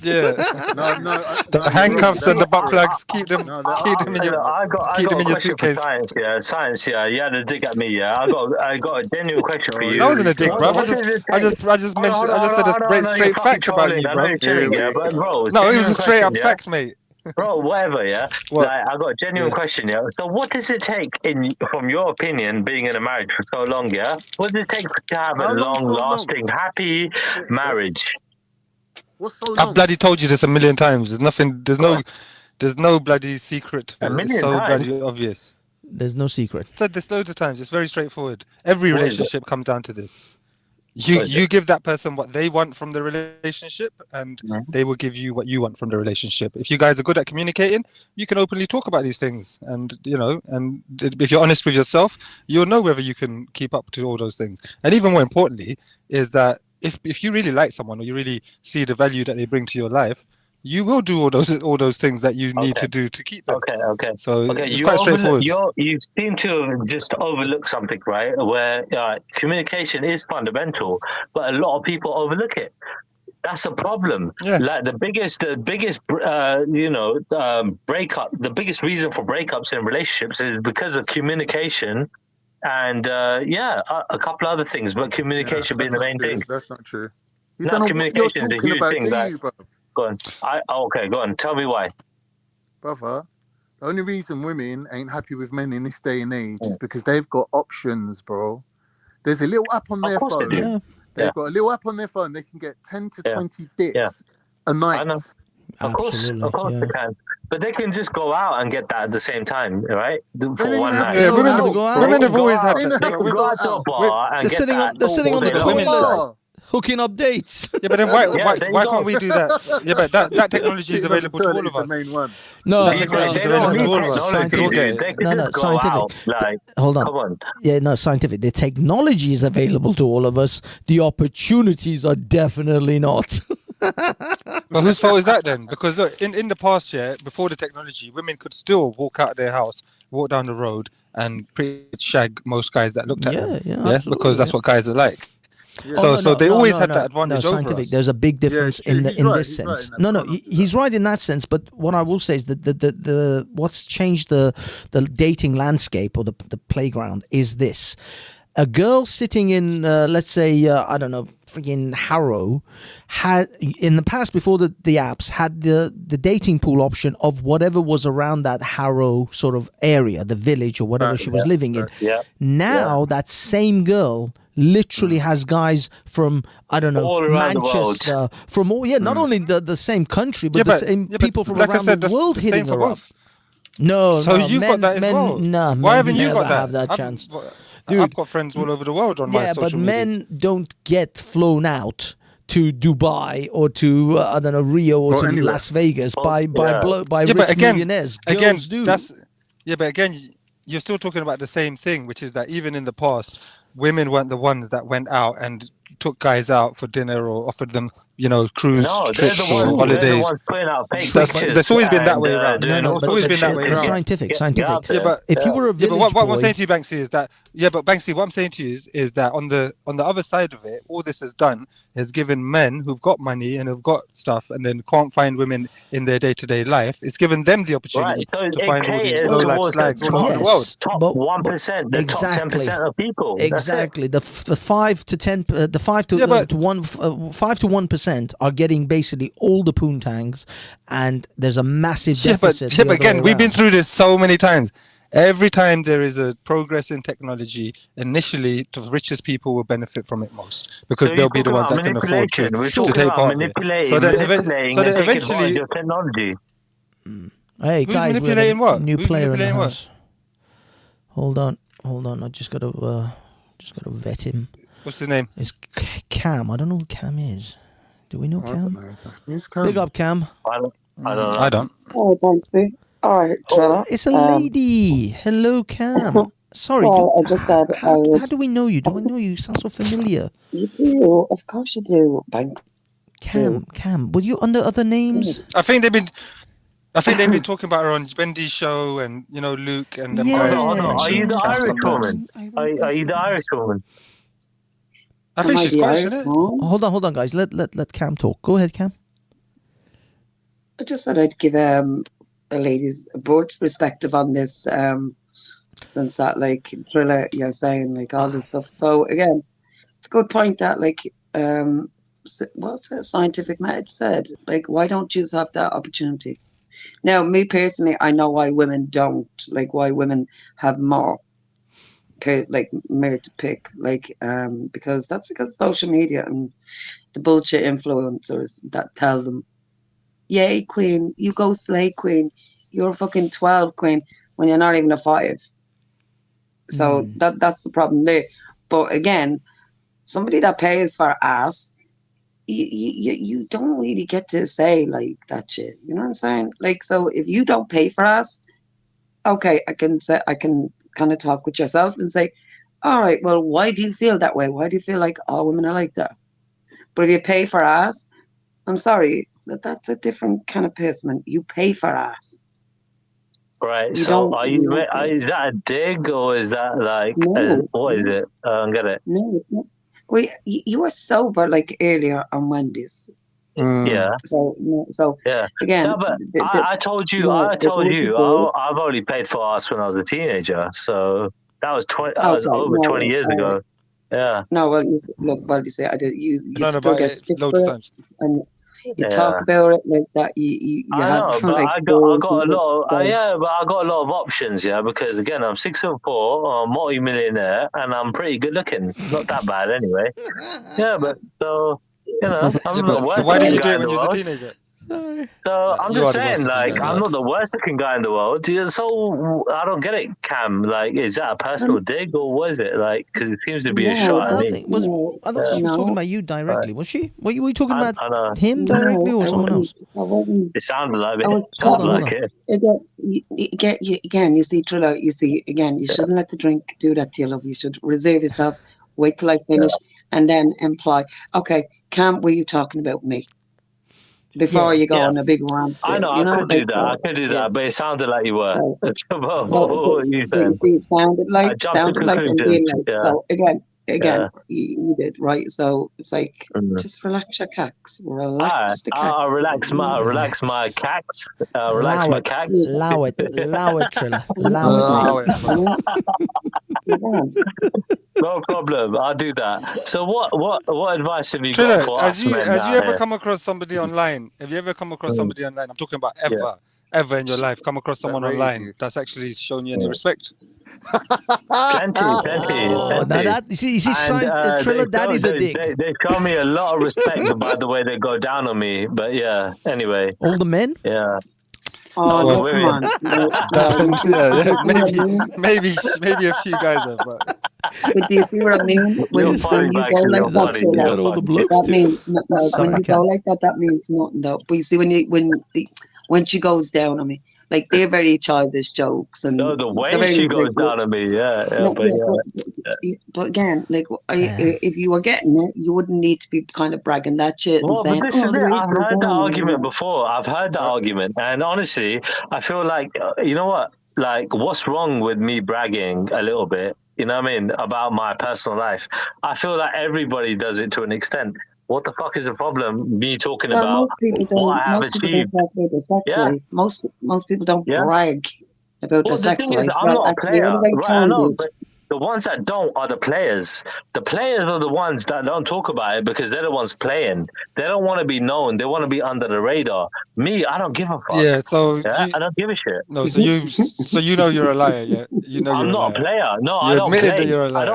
I don't play women. I tell them the truth and they deal with me or they don't. That's it. No, but that don't work out because sometimes women. No, hear it what doesn't they always wanna work hear. out. You're right. You could tell someone the truth. Never and works they could out. still be thinking. Dude, something no, different. not at all. Not, Telling dude, the truth when isn't. No. All right, go on. Yeah, how do they telling know the that you're truth- telling the truth? Well, telling the truth is the biggest manipulation strategy going, bro. It's the biggest manipulation strategy. Telling the truth. Why? Yeah. How? What do you mean? I don't get it. Because that person's always going to believe what they want to believe. They're always going to hear what they want to hear. Okay, They're always so going to believe that oh yeah, like he's gonna fall in love with me one day. I just keep fucking the shit out of him. All right, like, right. So, you don't understand. Telling the truth. Yeah. I was in a relationship with a woman for 8 years. Are you a woman? Every day I told her I would never. Are you a woman though? Oh I shit! would never Are you a woman? Man's a G God, out are here. you a woman? Are you a woman? And listen, Oh shit! Are you a woman? The more I said it, It's the a more fucking she wanted. simple yes or no. Are you a woman? Are you a woman? Are you a flower? No. Is breast no, size, right, is not breast a size woman. anything to do right? with the So criteria? stop talking on behalf of women. What you want about? Stop talking stop talking on behalf of women like that. We can't perceive how women act. So wait, hold on. What's your name again? Cam. What's your name again? Cam. How many women have you slept with? Exactly. None. Well, shut up. No. Right. So I've slept Because with I am a hundreds. fucking woman, you Right. So mongo. I've slept with hundreds of women. So I think I know more about women than you You do. slept with You slept hundreds with of, you women, slept with and she hundreds is a of woman. women. You've left She with, is a you've woman, but slept you with, slept with Right, 200 she's you've a women. slept with woman, Let me but ask, you've let I me ask slept with have Cam a dealt hundreds with of question. more women. women One than sec, she Triller, has. man. Yeah, But so it there all you Cam, go. do you depends on think which that women perspective. So Trilla. Triller, do you know? So Triller, do you know more about women than you know about being a man? Because you are I a know man, more but about you don't. women than Cam does about women. No, Okay. no. Do you know more about women than men than being a man? Just tell her that. What the Do you know fuck is more wrong with about you, women, bro? or do you know more about? Yeah, But because I know she's a more woman saying about that she being a knows more man, about and women. I know more Yeah. about So why are you women saying than that? Cam does about Yeah, but women. how can you tell her Right, that Because she knows less about guys, women? guys, guys. Cam's an individual. This, Cam's a woman. Hold on. But Triller. I'm not trying to take that away from her. But I know more about women Yeah, in general but Triller. than Cam does. Triller, according by that logic, then Cam has slept with more men than you have, so she knows more about men than you. Okay, we fair don't enough. know So that. let her That's not talk about verified, men then. Banksy. Let her talk Yeah, about but by men that then. logic, She talk about women. your All right, logic fair doesn't enough. make sense. Hold on. We'll go with it. I'll flow with it. No problem. So Cam knows more about men, yeah, than I do. So go for it, Cam. Tell us about men. I was talking to Can. I don't know why you had to like I just All want right. to. book Sorry, it go Yeah. on. in. I just want to ask Sorry, you a Cam. question, Sorry. Cam. Do you believe that women possess the level of self-awareness to really even know themselves, let alone Yeah. like to be able to relate to other Not women? all. Because we can see that Not women all. can't really, when you put a group of women together, they can't really relate to each other in the correct way. The outcome's always In negative. what way? No, It's break it always a down for me a negative little bit. outcome. It's always bad. Why? What do you mean a negative outcome? When we put a group of women together, we can always see that like the results are not Who's we? positive. Who's we? Sorry, who's Humanity, we? society, people, right? Okay. We can see Okay. that Yeah. women don't get on with women. They hate each other. Women hate each They other. hate each other. Okay. Okay. Again, have you any like facts for that? Yet? Have you Facts. anything to back that Show up? me societally where women have come No, together. you see, you've gone from being sexuality like to now But if you society, want to talk about sex, we can right? talk about sex. I've seen more I vaginas was than you have. asking you, were you a woman because you are able to tell Thriller what a woman thinks when Yeah, because I've Thriller studied is being, women. no, hold on, let me finish. Have some fucking respect, man. Thriller was saying that he will be open, which I would respect, and most women will respect Mungo, that he is upfront and honest with them. But you turned around and said, no, they won't. No, they won't. They just want to hear what they want to hear. Yeah, That's you'd be right. surprised, No, Colin. You'd be again, surprised. right. Honestly, yeah, that's a lot women I'm do. not gonna get all of them, but I'll get some of them. You don't understand what I'm saying to you. You might think you're telling the truth, but she's hearing what she wants to hear. Bro, she's And I'm hearing that I asking, want to how deal do with you her. know that? Like, Are bro, you a if she's woman? Are interested you the in woman me, on Yeah, that but end? wouldn't that be the that's case even if she cool. lied? If someone lied, then Wait, remember, if the hold women's on, just gonna hear what they Yeah, want to yeah, hear. It doesn't matter if you hold on, lie or hold tell on. the But truth. I'm See, literally, Nance, but hold on. listen, So I someone who's could got a lie bit to of her. logic I could be about them honest with her, understands right? what I'm If trying she to say. likes me, right? Listen, But when it comes down to it, the fact is, I'm doing what I want to do. I want to be honest, and I'm gonna go with the way I want to do with things, isn't it? That's it. So she She's doesn't gonna like him, he know. can fuck off. It's She's as gonna simple as know that. it's You gonna won't be waste any sex, time. right? She's gonna know it's gonna be sex first and relationships later. That's it. Well, that's a What's the bit problem? backwards. That's a bit backwards. I'm just It's saying. not really. It doesn't usually. I That's mean, the way I that's a, normally deal with you it. could. Yeah.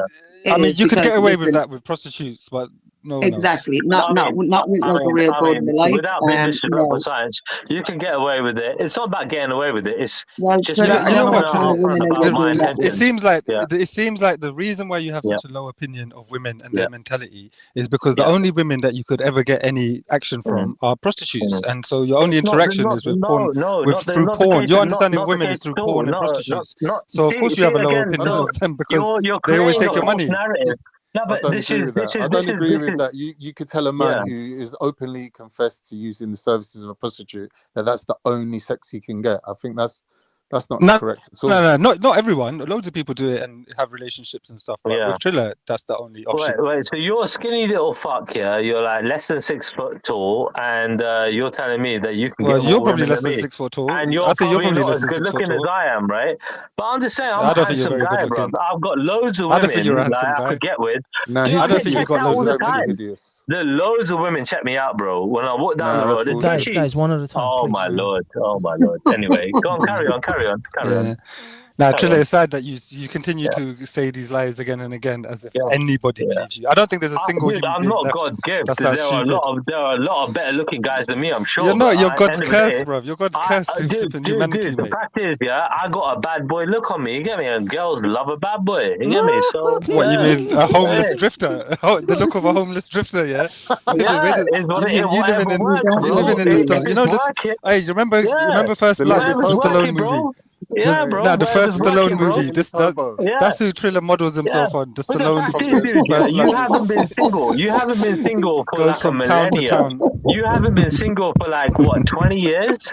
I've been single for fucking literally, yeah, a Your whole lot life, longer yeah, than you have. exactly. That's what I'm And saying. I've been Yeah, that's what I'm dating saying. a lot of Exactly. women Your whole life and you've been sleeping with a single lot of women. So forever. you've been with one woman. I've been with fucking multiple women in that time. Yeah. Like but you thousands. How sound many jealous thousands? of that, Tomorrow though. you wanna How can we settle You compare? sound jealous of until that, though. tomorrow. You just sound a keep little bit moving jealous on. of that. Like, he's with the one woman for 20 years. Uh-huh. He's been lucky enough to be with the one woman, still with her for 20 years, and you're not. That's what you said. I'll tell you You're what. not. I'll tell you what. Christ, I'll tell you what. is that Yeah. So really 20 years? I brought my girlfriends online, right? I've got no shame 23 in that, years. right? Why, though? I brought 5 of my last girlfriends online, right? Why? No issue there. 5. So when it come down to it, 5. yeah, You've had 5 girlfirls in the last year. Is in there the something last, wrong that you in can't the keep a no, relationship?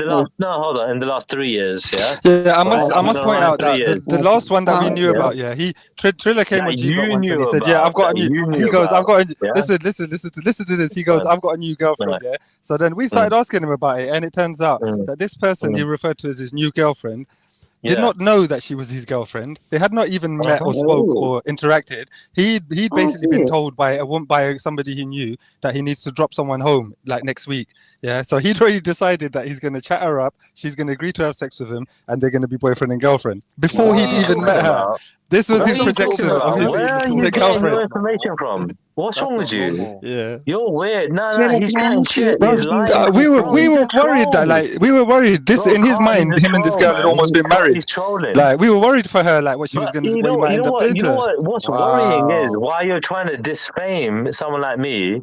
For what reason? I don't get it. Like I no don't have to reason do at nothing, all. mate. I'm just telling Dude, you what you jump on told the us. panel. Hold on. You jump on the panel. Telling you what you jump told on us the with your own panel, mouth. You jump on the panel and you tell everybody that I've slept with nobody but hookers. That's what you told everybody. Right? Personally, I think it's not even hookers because you're a bit of a tight ass. Right, there you go again. Yeah. So again, I when it genuinely comes think down it's to it, zero, you're like a proper troll. zero. Again, you're a troll. Yeah, he wouldn't even pay No, for but it. that's it. You're a troll. Hey, So listen to the me, fact yeah, is, guys. You don't think I don't know Triller. You don't think I can't see through You his think mind. you He's the don't sort of know guy me. that goes down the streets and haggles with Yeah. hookers and never Yeah. and then goes home and wanks. So He haggles with hookers. So the fact is, yeah. That pussy is only worth Tell me I'm wrong. £20. Hey, tell me I'm wrong. Hold on. So I've destroyed you on plenty of debates. He yeah? starts asking them all different Tell you what. questions. Can you do Excellent, this? I Will will you do give that? you. I will give you £40 for one pussy, but I want a second for a penny. Excellent. So I've destroyed you Bog on off plenty on of the debates. pussy. Holland and Barrett. Yeah. Penny sale. So I've destroyed you on plenty of debates, and you want to basically jump on and make personal attacks. Get it? I get it. It's I just banks understand. though, bro. Why are you taking it personal? Like, how come you got No. time? But Damn, he Cam wants to make left. personal attack. You see, you guys fucked Fuck around too Cam. much. Cam left. Boring. Old trout. I know. But it was Nah, you know what? an Big up excuse Cam to because find it. she agreed with me. She bigged up my point and she agreed Would with me. you? And so you know what I mean? Yeah, So wicked. you're Would all you? happy about that. Really? Scientific. Cam agreed with you. Dude, Hold on, she's coming back. Anyway, Fellas. She's coming back. Cam's you got big up Cam. Go on. Let Cam speak. Let Cam speak, guys. Yeah, give Cam a minute. Go on, Cam. Again, I just want to say, Triller, like that's kind of backwards love, that like you have sex first and then you want to have a relationship, because do you really want to have a relationship with somebody that's going to pour out the first night with you? Yeah. I'll tell you why, yes, because it fully. shows high Yeah. interest. It shows that she's really interested in me. No, But to it's sleep not. with me on the first No. night, okay. So go on. okay, if she done it on, if she does it with you, like what makes you not think that she's done it before you and after you? Well, I obviously have a conversation with them, right, previous to that, And and I what they gauge say, what oh, kind I've of a never done person this they are. before. So yeah.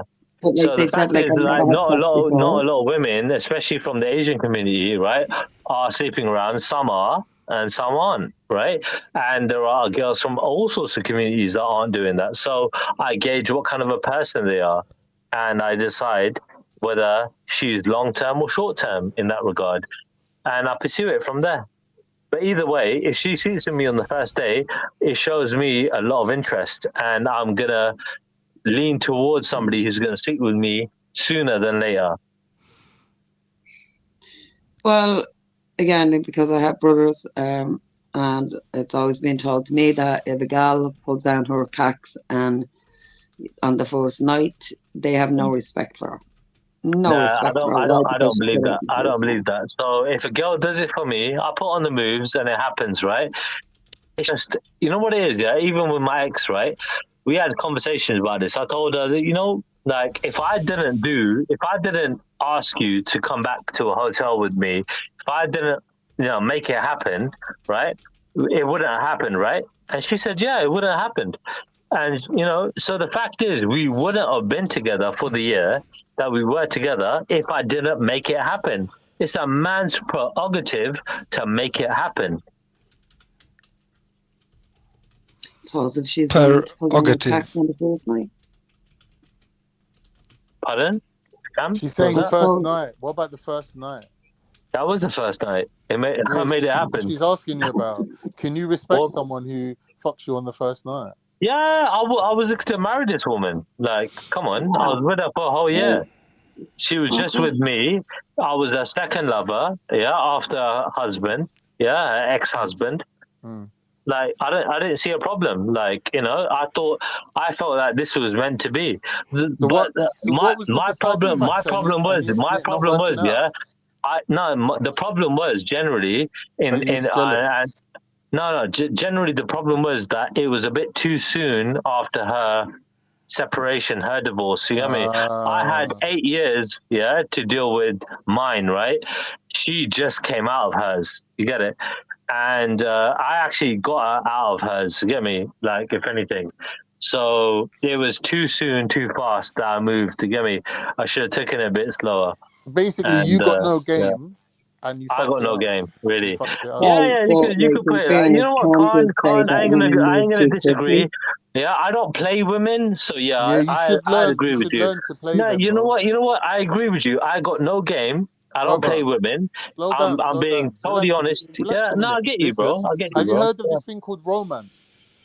Of course, bro. Right, do you Against, think go on. romance is playing He the woman does, bro. or being honest with Kind. them? What do you think romance He's actually is? good at romance. He's actually good I at romance romance when it her comes on the to first sending day, Raj bro. text I messages and romance her poetry. on the first day. You romance Raj, Yeah. You romance Yeah. Raj with the poetry and that. Yeah. Oh, wow. Why don't you use Here some we of that go. romance on actual females? Why don't you use this that romance is on it. the women? Like, the first thing that comes into your mind Yeah, You're is gay misfiring, stuff. bro. Out the past. So Drop the down, first drop thing down, that comes drop into some your balls. mind is gay.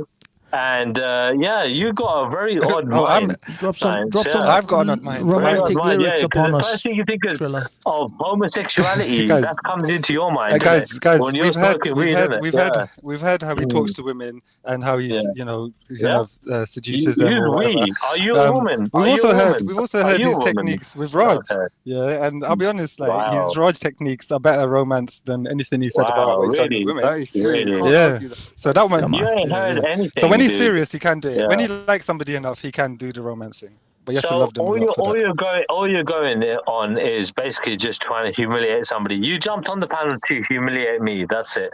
No, nothing else. Yeah. No, Well, I you don't live need for to that. do You that. live bro. for I that. don't need to do that. Conversations. I've been I just making enjoy it. conversations on various I topics just for enjoy hours, it yeah? when you make fun. Make But humiliate you just yourself, want bro. to troll. You just want to jump on the panel to troll. That's it. He's the best troll, man. He's top Yeah. troll. No, he's not the best. He's not the You best. got to rate his troll. He's not the best. He's not the No, best. no, you don't can't say that about me. He's useless. He's useless. He's actually got a few people, got a fucking few hit lists on him. Like, this But guy's that's on the a whole hit point list. of being a troll. Yeah. So, No. If It's you- just no, not at all. the only credible one You're is you, just though. The annoying. only dangerous, You're just the only dangerous one you're is you, though, annoying. Triller. Yeah, Triller. really. The only Triller. dangerous one is you, though. Triller, come on, Really? man. No one else. Hold on, guys. Let's give Triller a second to drop some of his romantic, sensual Bars. lyrics. Bars. Romantic, sensual lyrics.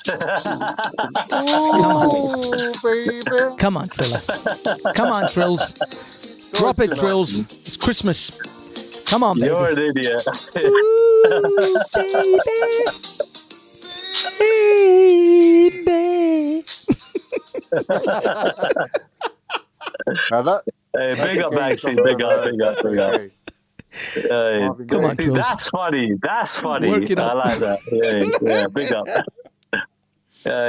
But yeah, look, like I said, I want to hear more from Cam. She's the only woman on the panel.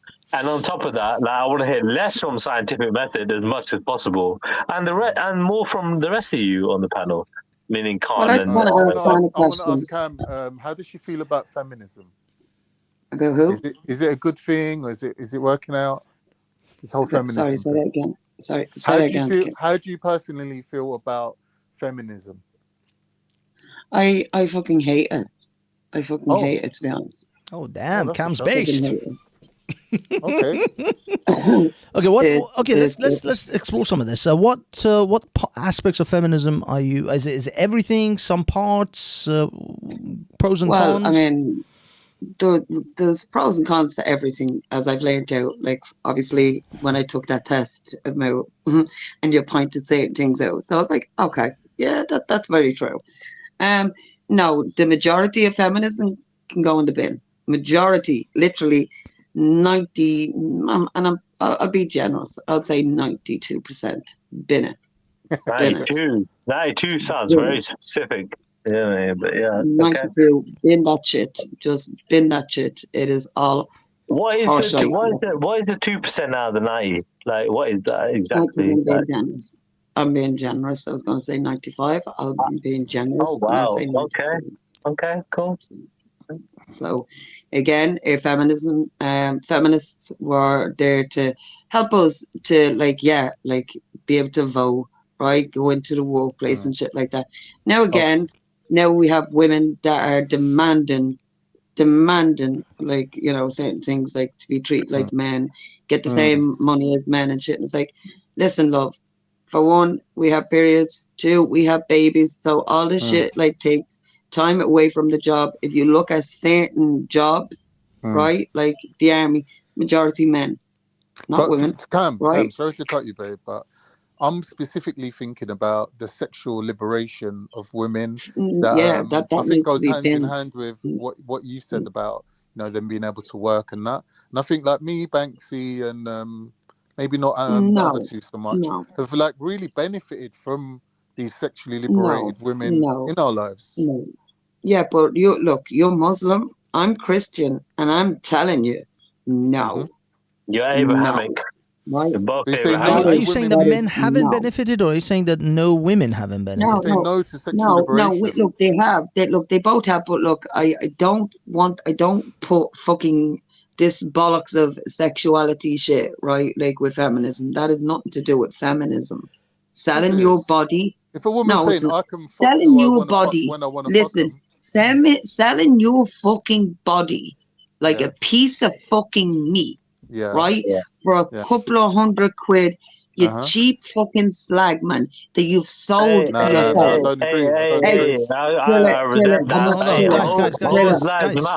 Let me talk to Khan. Let me talk to Khan. And again, I'm talking in general. I'm not talking to any price you know. No, right? but Cam, one sec. Yes. We're not talking about women being exploited by men in the sex trade. We're talking about women who are sexually liberated and saying, I can sleep with whoever I want, whenever I want, and I can charge them if and I do you know what want. but do you know what the traumatic events that the trauma they have to deal with after all that shit that they've been ran through like fucking train after train. They've been pissed on in the fucking face. But you got a Prada bag. You got a Prada bag. Who gives a fuck about a Prada bag? Yeah. Because 10 years time, when you look back at the shit that you've done, Yeah. All you will do is get flashbacks, PTSD of piss and shit in the face. Was it really water? That's not sex. That is I'm not. not entirely sure the sexual liberation. liberation was about. How much are them bags going having- for now, Banksy? Which ones? The Depends. Birkin Oh, bags. the Dubai girls. Yeah, I don't know. I haven't- Suspiciously, Banksy's got 7 Prada bags. I wonder where he got them. Is it Prada? Ain't it Birkin? I Louis thought it was Vuitton, Birkin bags. Birkenstocks, and I believe Chanel is my mark. been to Favourite. the Emirates recently. Been to Dubai recently, eh? Banksy. Actually, the irony is that I wouldn't come back with Louis Vuitton bags. I'd come back with MacBook Pros and and PlayStation No, but 5s. thanks. Those bags, I swear they're about $3,000. And then if you Google it, I think they're about $3.5 grand, right?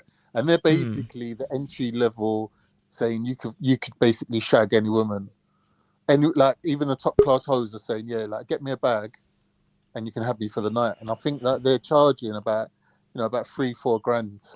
They could just stay with me for one 3-4 night. grand. Oh, Yeah, dude. that's what they're charging. No. Okay, if depends on whether you're flying them over from Dubai. Sorry, someone's in the back chat. I'm just going to let them on. But it all depends, and this is confirmed from my friend in Dubai because he's in Kuwait and he travels to Dubai fairly regularly. There were 3 Iranian girls that he met up with. I think it's like £120 for 3 hours. Wait, how many girls? That sounds like a bargain. Confirmed. Sounds like a bargain. A bargain. And I'm talking Trilla's about booking his flights as we speak. That Yeah. sounds No, like, no, that when I sounds say- like when I say they come out of Poundland. No, You get me? dude. When I say Banksy's confirmed, getting it wrong, bro. You're No. talking about cheap Iranian sluts with like lip filler in that. Hold I'm on a talking second, about they're bro. all Bro. over Dubai, but it all depends on exactly. It all depends on how you're doing this. If you're inviting an Instagram girl from Brazil or Europe or wherever, then yeah, you're looking at No, let's keep it localized. 20, Let's say, 30 for grand. example, I'm out in Miami chilling. 20, Yeah. 30 Me grand. and Trilla got the penthouse and we're chilling, and we Yeah, want yeah. the top class, legendary porn star to come Yeah. over. Oh, we ain't in paying the- more us a than bag, fucking. right? We Okay. ain't She's paying more charging than us a bag. 100. A bag is Nah, $3,000, bro. $3.5 grand. No, but look. Bro, we're getting If you want, £100 ones, bro. no, but the thing is, if you No, you're want, watching, if mate. you're You're looking watching at, this if you're corner, looking at girls from like in Miami, if you want a top class pro or an ex porn star or a current porn star, then yeah, you're probably dropping a couple of grand or maybe more. But I don't Yeah. see more than 2 to 3 grand for something like that, depending I on. swear how Bro, long. that for these are top you class mad ones, it's for like a hoe? 3-4 2-3 grand grand. for a hoe for a night? No, but Are you these mad? are but these are my like Lord. these are like like famous porn stars or famous Yeah, yeah, yeah. escorts, I know, very high end but, like, escorts. forget about them. Like, fuck them, bro. Fucking hell. Well, the So, Instagram models Trilla, it's make because between 5 and you 10 bang grand. toothless crack whores. So there's a difference between like No, quality no, of dude, what we're wait, looking at hold here. on a second, dude. You could get So- a sexy bitch, yeah, for Sorry. like what? I don't know, like £50 an hour, £100 an Yeah, hour. they are toothless whatever. and bro, they're that's looking your for the standards. next What the fix fuck, That's your of standards. Hold crack. on. Oh, God. For fuck's sake. You could get a sexy Bro, bitch, this yeah? guy literally walks around Not the in this streets looking at country, phone boxes for but in cards. other countries, What the hell? you could get. You're telling me you can't get a sexy woman for like Bro, 50 what have you done? Trilla, Walk Trilla, down the Trilla. red light districts of What every the country. hell? Hold on, He's not hold getting on, it. hold on, He's guys. You want to getting pay it. Trilla. £1,000 Trilla. for a hoe? getting it. You're Trilla. mad, bro. This guy Trilla, I is will a tell cab you, caller. if This you're guy is a paying cab caller. £50 for a prostitute, that is a petri dish of diseases in this that country, haven't in even this been country, accounted for in yet. this country, yeah. Well, you're talking about other countries, yeah? Yeah, other So countries 50 What to too. are you 100 in other countries. talking infected That is disease? a- Fucking He Trilla. said you can get the Again, most you know, beautiful listen, hooker for in £50. See, I to prefer, £100 I in prefer other the That's what he countries. days said. where £50. Sorry, I everyone's prefer talking the at days once. where Relax, men didn't everyone brag relax. about Wait, one at a prostitutes. time, man. Yeah, no one can hear I- anyone. Go ahead, Cam. I preferred the days when Oh. men didn't Oh, brag good. about their prostitutes. It was looked down upon. But I just Yeah. wanted to quickly come on and say Yeah. that my views on feminism have actually changed a little bit, because I do think there's a place for feminism now, especially when women are threatened in this country with all this Islamic through the back door sort of policies and procedures and everything Back door. else. Okay. Back I door. think that the women need to stand together and be strong before they start losing a lot of their rights. I also, when you've got the transgender and the way that it's going, where you can't call yourself a real woman, etc., etc. So I stand with them for that. Yeah, that's the A real feminism woman. that push A around. real Guys, woman. hold on. Because they're Jupiter not hasn't real finished. And a women. real woman. Guys, That's Jupiter what I hasn't heard. finished. They're not Chill. real women. That's why. Yeah, but Jupiter, sorry, yeah, you were saying the TERFs, the Hold trans. on. Go So ahead. these two, hold on. So Banksy, if you don't know, Wait, these man, two ladies Triller. don't like each other much, yeah. So let them talk. Go on. Yeah, no, it's good. It's cool. It's cool. Jupiter, you were saying the trans, the TERFs. I take it you're talking about the TERFs, people like Posey Parker. Yes, yeah, and I do think that there's a place for us to stand together and stand up against that. I also feel that, as much as I agree that the family courts and everything always swing in favour of the women, and that needs to be readdressed, that we need to hold on to what we have maintained, because you've also got the red pill people, what's her name, Pearlie, Yeah. who goes around saying that she doesn't think women need to have the right to vote, etc., etc. So I do think that there is a need for feminism, and we do need to stand together, and we need to hold our corner before things are taken away from us. Yes. What particular rights do you think, apart from the vote, Jupiter, is at risk of being lost? Well, Like, I name think something that women have gained that you think that they might lose. Well, why can't they have all the same rights as men? for a start, they've already started losing their position as women. You know, when they're being told, when you're being told that it's chest feeding, or when they give a sex. Well, before it was breastfeeding, and only women would go to it. Now you've got to put up with chest feeding, because some of these people are being given these hormone tablets. Some of these people, you hormone mean men. replacement, so that they can Men. breastfeed. Now women are being fucking told that they men. can do everything a man can do, like But in we an can't, can athletic, we? for example. But we which is can't, can bullshit. we? Well, No, we can. Well, no, No, you're we right, fucking Cam. can't, You're right, can Cam. I think some of the misunderstanding or misconception came out of feminism was this idea that men and women are not just that they should be equal, but they are the same. We can all do exactly the same thing, and I think that the ultimate consequence of that has now we're kind of facing it. Yes. Yeah, is that men when you say men and women can be the same, which is what a lot of feminists were pushing for a long time. Now, when men are saying, well, if men and women are the same, then I can do whatever a woman can do. I can be I can go into so female they can't spaces. Complain, can they? Yeah, because they can't complain, can they? Exactly, because you muddied the waters of rather than equality, you said No, I don't think you that's push got anything to do with it. sameness. In dresses that want to be No, women. you know what? No. Banksy, can I just man. say what I think about what you just said there? Yeah. Okay. Is in the way that in the education system or in the welfare system, you would provide people with, say, a basic standard of living, which was above the poverty line. That would be regardless of what race they are or what disabilities they have or abilities they have, etc. If they, can't take care of themselves, the government will come in and give them a baseline of support that's there for everyone. I think the way that the true feminists look at the situation is the same, which is that anything that a man has got a right to do, like vote or get a job or study or move freely, or make a decision about their reproductive rights or get married or not married or buy a house or, anything like that. They saying, well, if a man can have the right to do that, we should have the right to do that. But they are not by any means saying we are the same as men. We are women. They are men. You see, the rights should be the same. No, see, this is the thing. scientific. You're wrong. Banks is right. Exactly. What happened was we had a wave of feminism that pushed it too far. So I do think it needs reining back, but I do think that there needs to be a new style of feminism that holds firm to maintain what we do expect, which is to be treated with equal respect. But we can't we can't be equal to a man, because most men on average can lift up weights on average more than a woman could, for example. But that doesn't affect your rights. Because there are many men who cannot lift weights. No. But do see, they this is have the any problem. less This is the rights? problem. Scientific. Stronger. Yeah. You see, this is the thing. Because Scientific. You actually. Sorry, Trilla. Just give me a sec. Scientific. You caveated what you said with real feminists. I don't know if you even caught yourself saying that. So you are now immediately separated your categories of feminists and who you consider a quote unquote real. But you know why I done that. You know why I done that, because we all agreed that the extreme ones who take it too far what I mean are is not that worth listening to. in the societies in which we live in, especially Western societies, those radicals are the ones who push their agenda, who have made out as if women and men are the same. And the reason they did that is same as, for example, what Jupiter says about upper body strength. Women, feminists pushed for Got nothing to do women. with rights. No, they did. They pushed for women to get into roles, like, for example, I'll give you an example as a firefighter. To get into what? To go into professions in which they are incapable of carrying out the tasks of the profession. And so standards had to be lowered. Same as the army. There is lower standards for women than there is for men when it comes to physical abilities.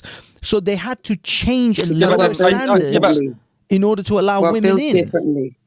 We're biologically built differently. Exactly. So that is why I'd like to know where we're not like treated equally as a man. Where we're not in this day and age treated equally as a man.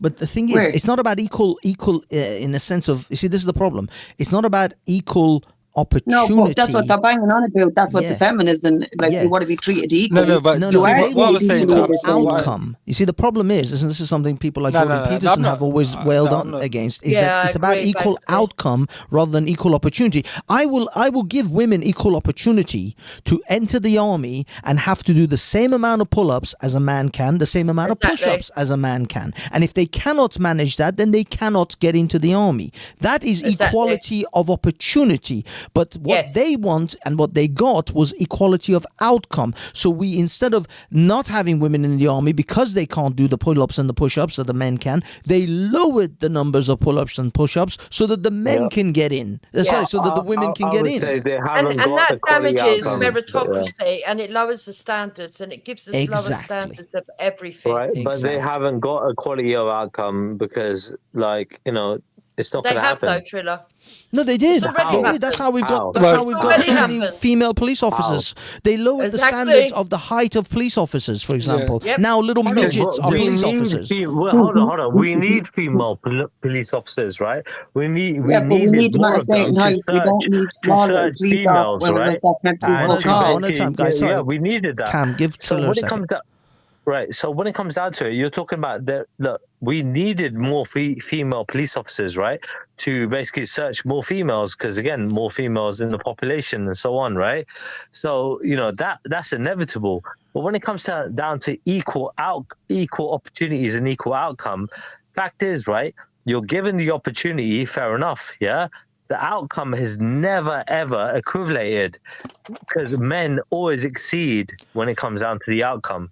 Always. But that's the reason they lower standards, Triller. Only in certain fields, yeah, because generally speaking, women have exceeded in education, women have exceeded in certain kinds of jobs and so on. Right? That's what I'm saying. Equal opportunity. What you do is when you give everyone the opportunity, not lowering standards to make some people have an easier ride, but you just simply allow everyone to participate in whatever the task at hand is. If I want to apply for a job as a computer programmer, or if I want to apply as a job as a fireman, everyone has the opportunity to apply. But once you are in the process of being selected and there are certain tasks in front of you, certain tests you have to pass, we don't lower it for anyone. These are the tasks, these are the standards, and you either pass or fail based on what your capabilities are. That's how it's supposed to be. So that's not Banksy, how it is. Are you then agreeing with me when I say then that women should have exactly the same rights and opportunities in every other field, like, you know, intellectually, politics, business, education, etc., 100%, IT, 100%. And it's only ones where the physicality comes into play. No, like not even the building trade and army and police. I'm not even talking about. No, I'm not even talking about barring them from any job. They can enter they can go for to become a fire person. Yeah, but you're saying the standard, firefighter. Changed. But that's what I'm saying. But can I then be a talk about standard in which that cannot change. I was just clarifying that you would agree with that side of all the other types of jobs. So now if we talk about things like the police and the army, one, it would be a good idea, and it is always a good idea for things like the police and the army and politics, for the human beings involved in it to reflect the texture of the society that they represent. That's always a good idea. It makes people, know that there are people like them that are involved in these things. Also, I would say this. Hang on. Can I just say my main point? My main point is this. That was just a little bit. My main point is this: is that in a country, you've got an army. You want as many people as you can in that army. There'll be a certain number of active males who will apply for the job of being in the army. Some of them won't make the grade for whatever reason, and a lot of them will. Now, introducing women and lowering the standard for women is a way, because everybody knows that women can't fight as much as a man could, or carry as much as a man could, generally speaking. But to lower the standards is still useful, because there's a lot of things that women can do, like driving, like thinking, like planning, like a lot of intellectual stuff that's useful for the army. So hold on, Trilla. Just let him land. Let him land, Trills. Hold on. So given that we know that actual combat and actual coming down to having to carry heavy stuff, everybody, it can be in situations where they're hurt, they're tired, they can't carry as much as they need to, or they can't fight as much as they want to be able to. So we know about all these limits now, including women into the army in numbers. If there is enough women that want to join and may only fail because they just can't do as much push-ups as most men can, it might still be a good idea to include people that can meet a different standard for women, who then can be utilized for a lot of the other aspects that they can bring to the army or the police. Okay, I agree that there may be an opportunity, or there may be, but that will then create segregation.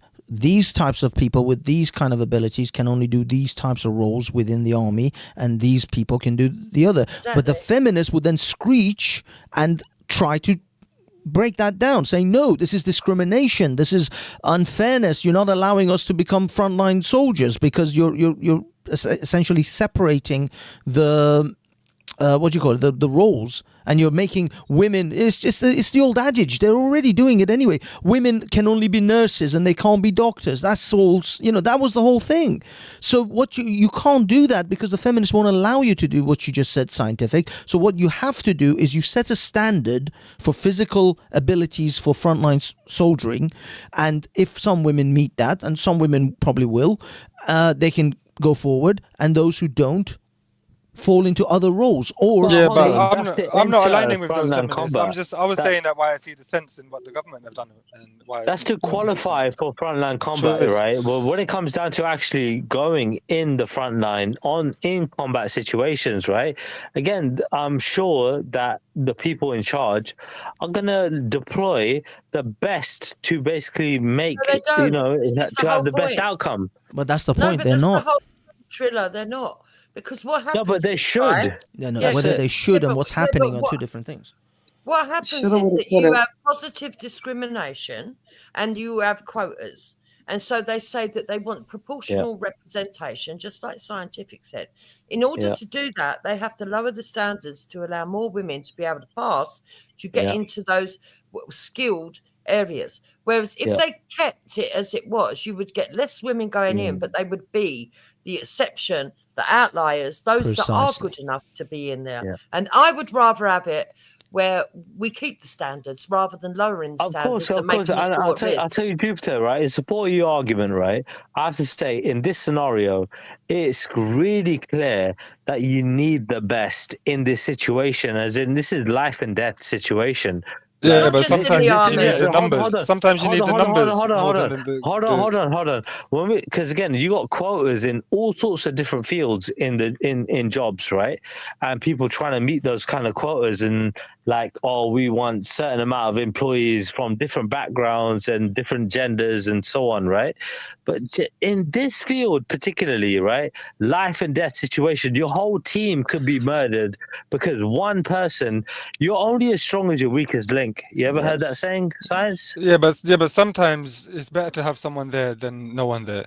So the numbers do count as well. You idiot. Prior to this feminist business, the British Army, in fact, went around colonizing half the world before feminism. So I'm pretty sure they'll be all right. Yeah, but things change, innit? How do you know that? Listen, things change, and I'm quite happy with the way that they're changing on that. But I'm not, and I'm a woman. I'm not, and I'm a woman. I don't want to get something that I'm not good enough for, and they've had to lower the standards for me. Jupes, let's say. Yeah, but put you're your not going for feminist- the army. Put your I'm feminist supporting hats the on women. for a minute, right? Put your That- feminist hats on.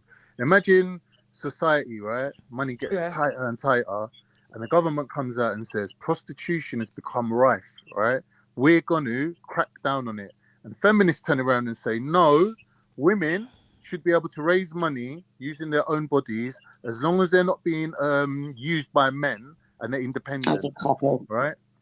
As a feminist, with a feminist hat on, could you rightfully object to a woman doing that? So as a 'Cause this go- feminist, like, the reason as why I'm asking a it feminist, I is 'cause think it's what they going that should way. be Things are doing. going that way. Just Yeah, know but I things think are going that way. but I think what they should be doing is actually making prostitution legal, Yeah. and then setting policies and procedures on that these brothel houses have to adhere to, where Yeah. they do health checks on the women, they Mhm. make sure that the women are safe, Yeah.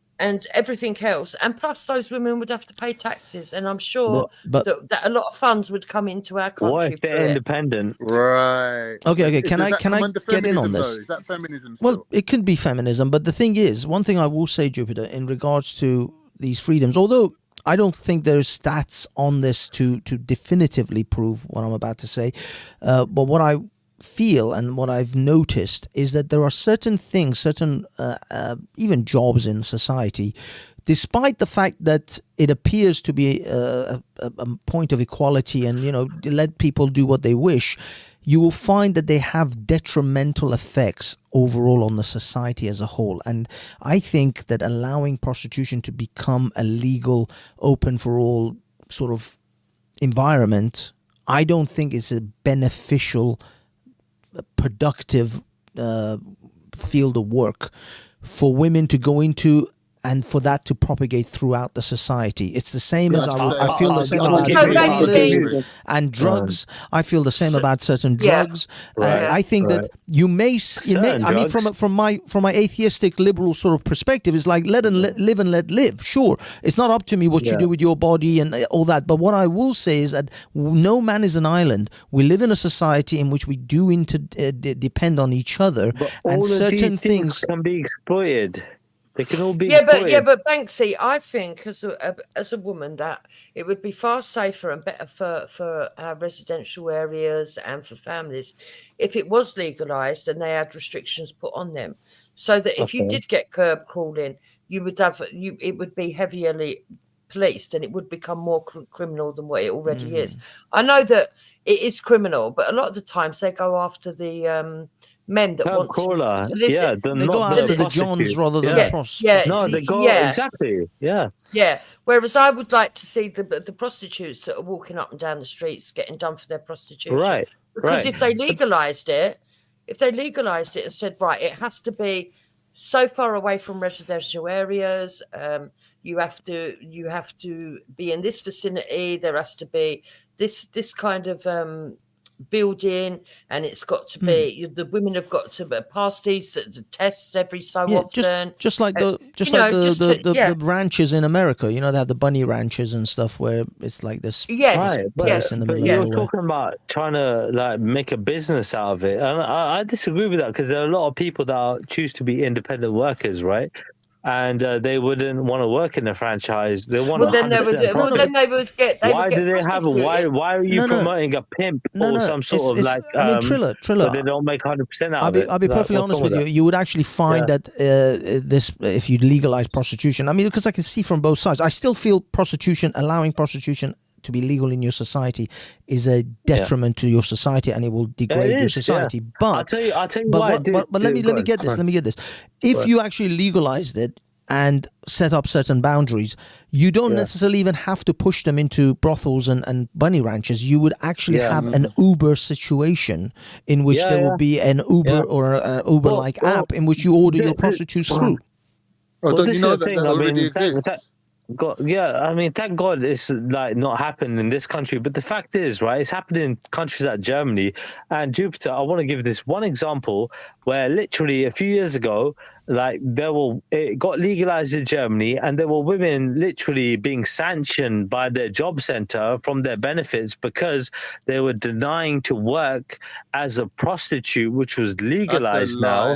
right? That's a No, I swear lie. to God, this is in the papers. No, This you're is online. lying. Look it up. I swear to God. I You're swear lying. to You're God. lying. well, if they're Where is making it? money off Wallahi, that bro. body, Wallahi, if they're billahi, yeah. making Wallahi, Right. money off billahi. that I fucking swear body, to they God, should be yeah. paying Women tax. If were it's legal, literally, they Hold on. should were be paying One literally at a tax. time, guys. One at a time. there were pimps, yeah, out there, yeah, but there'd be women or male pimps, yeah. They were out there looking at these pictures of women, and because on the CVs they have their pictures generally, right? And they would be like, all right, we want this one, yeah. And if they refuse the job, they would be sanctioned, and their benefits would be cut. Everything would be cut if they didn't take Yes, up I the heard job. about this. And it, I heard about No this. way. People Thank you. Right, losing yeah, but Thank you. if we benefits if they legalised don't it, wish to go into the sex work. Yeah. Yeah. Is yeah, this but real? if we legalised it, we could also. We're a different country. We could have an appendage to it to say that you couldn't be forced into the sex trade, though, because it would be deemed as sex trafficking. But the So thing it's quite easy to do, Triller. We don't have to do the same as Germany done. that is I true. know but we one don't, thing, but, but he the is fact is, right that if sanctions Why happen can't in we? this country as no, well. no, but he Go on, is right go that on, if Maxi. you're unemployed for more than I think 6 months or something, you have to then start to work as a what's it called? Any job that they offer you, you have to at least do it as a escort, work an escort. experience or 3 months or whatever. So imagine sex work is a legal profession, just like I don't know, if they send you to a construction yard to pick up bricks, they'll say this Bunny Ranch is This offering vacancies came a up. position. Yeah, the vacancy's open. If you don't do it, you've been unemployed on No, but on would the you dole get a for 6 grant, months. though? You lose Would you your get a Yeah, sex. but government grant, Banksy, like, to buy we lingerie could, and things like that? you know, by law, we could put an appendage in that wouldn't have. That it It wouldn't is have true. to It is true. We could put include we could industry. we could put Yeah, but amendments. why No, but they should were we have doing to it. do They were that? doing Because it that's what you have literally to in the do. UK, right? In the That's what you have UK, to they do. were If you're going to go sanctioning back the people. general way, Sorry, let sorry, them Triller, fucking do it allow that way Cam, then. allow Cam. Yeah. Sorry, Cam. Go on. So again, it's like if that's what you want to legalize, well then you're going to be taxable. So again, if you want to keep walking the fucking streets and you can't find a dickhead to go with you, well then yeah, you'll have to take the fucking job like a job center. The fucking 4 street jobs you offer. Take the fucking thing. I mean, no, I mean, But in woman, that, Now, on if that, that's on your that sense, let's be liberalism, real. if Sorry, that's Let's your be real. bullshit feminist Sorry. liberalism, yeah, but that's your What bullshit about married feminist women? What liberalism about? should be Jukes, legalized. Don't we make have to sense. something. Don't I make just want to sense. put out there. Sorry, Con, you're next. Can't force Just a woman. Go on. I just want to say that actually forcing a person to go and do bricklaying should be considered some sort of slave indentured, sort of Yes. Servitude, action, yeah. because Yeah. you lose your benefits if you don't want to pick up bricks. Now, Well, but that's that it. isn't considered that way, is it? We don't think of it that way. No, but that's it. People were sanctioned for literally, like, whoever was in charge of them, they said, they throw a job at them. If you don't take it, you'll be sanctioned. And Yeah, you I'm lose your using the benefits. extreme example of solicitation, but the fact is, like, it was happening in Germany. In the UK, it was Not happening true. across Not the true. board. The job center were literally Listen, given Triller. bonuses, Listen. right? Hold on, Triller. they were given bonuses woman- if they had more sanction. If they sanction somebody, they get a bonus. Yeah. Okay. You Okay. get Okay. it? If a woman- Con, you're next, mate. Go. If a woman's married, right, you can't Mm. force her to take up a job as a prostitute servicing other men. If a woman is religious, you can't force her to have sex with men. If a woman is celibate, Yeah, but you can't she's not force going to be her selling to her have sex arse with on other the men. street on the But roads. if a woman has registered herself the as a difference. sex worker and gets tax There you breaks go. and whatever, then that's There different. you They go. can offer her a Yeah, I job agree, Yeah. Con. It's insane. You've registered yourself as a sex worker. Now there's Yeah. this new vacancy come up. We're offering it to you. Oh, Yeah. I don't see anything wrong with that. Yeah, there's nothing They wrong with registered that. as a sex How worker you because making a fucking because married that woman What are could you go out talking and- Triller, about? How are Triller. you promoting sex work, No, but man? Triller, Because that I'm could over the flip whole on you. story. Imagine you're a man and then they force you to Exactly. gay work. Bro, That's what I'm he saying. was hoping Forget for. about That's that. exactly what Forget he was about hoping that. for. I'm not Trilla's fucking loving that Jupiter. story. I don't care how much money you pay me, Jupiter. I'm not fucking you. Sorry. No offense. I'm only joking. Triller, why'd you have to do that, man? What's wrong with you? I What's don't- wrong I with don't you? around. It's understand. online. Come on. I don't I'm only joking. understand, Triller, why you had that in your head. Yeah, He's it's a not runner. only that. Yeah, The we fact was all is, thinking it Triller, was you being a how rent much is boy. Triller the gonna fact is, offer? Triller, if you Like, ever have to yeah, be forced God. into sex work because you're going to lose your doll, then you have to Yeah. really watch out for more, like, Hey, Con, listen, I would scientific, never and get into myself. sex work. work. I'm sorry. There are some women that are just, I'm not gonna fuck. It don't matter You how know, much you're you gonna think fucking they're pay gonna me. put women I'm in not the gonna doing fuck them. I'm sorry. No, Triller. No. No, Triller. They're gonna put I'm gonna put my mandem inside a glory hole, and it's like, suck this shit, Triller, or you lose your Listen, housing mate. benefits. No. That's it. No. You little bitch. Your gyro depends Yeah, on look, this. That I 50 would quid a never week you get. ever do that. Big up to the hookers that gotta go out there. Fuck Banksy, yeah, because that must be fucking hard work for you, isn't it? Yeah. Right, I don't know Put why up we've with that gone to cunt, you get me? personal, Triller. We're having a We're sensible joking. We're conversation. joking. Make it We're about me, joking. mate. Make it We're about me. I don't joking. mind. All But right. don't make it about anyone else. Yeah. So Triller, that housing benefit, how's that working out for you?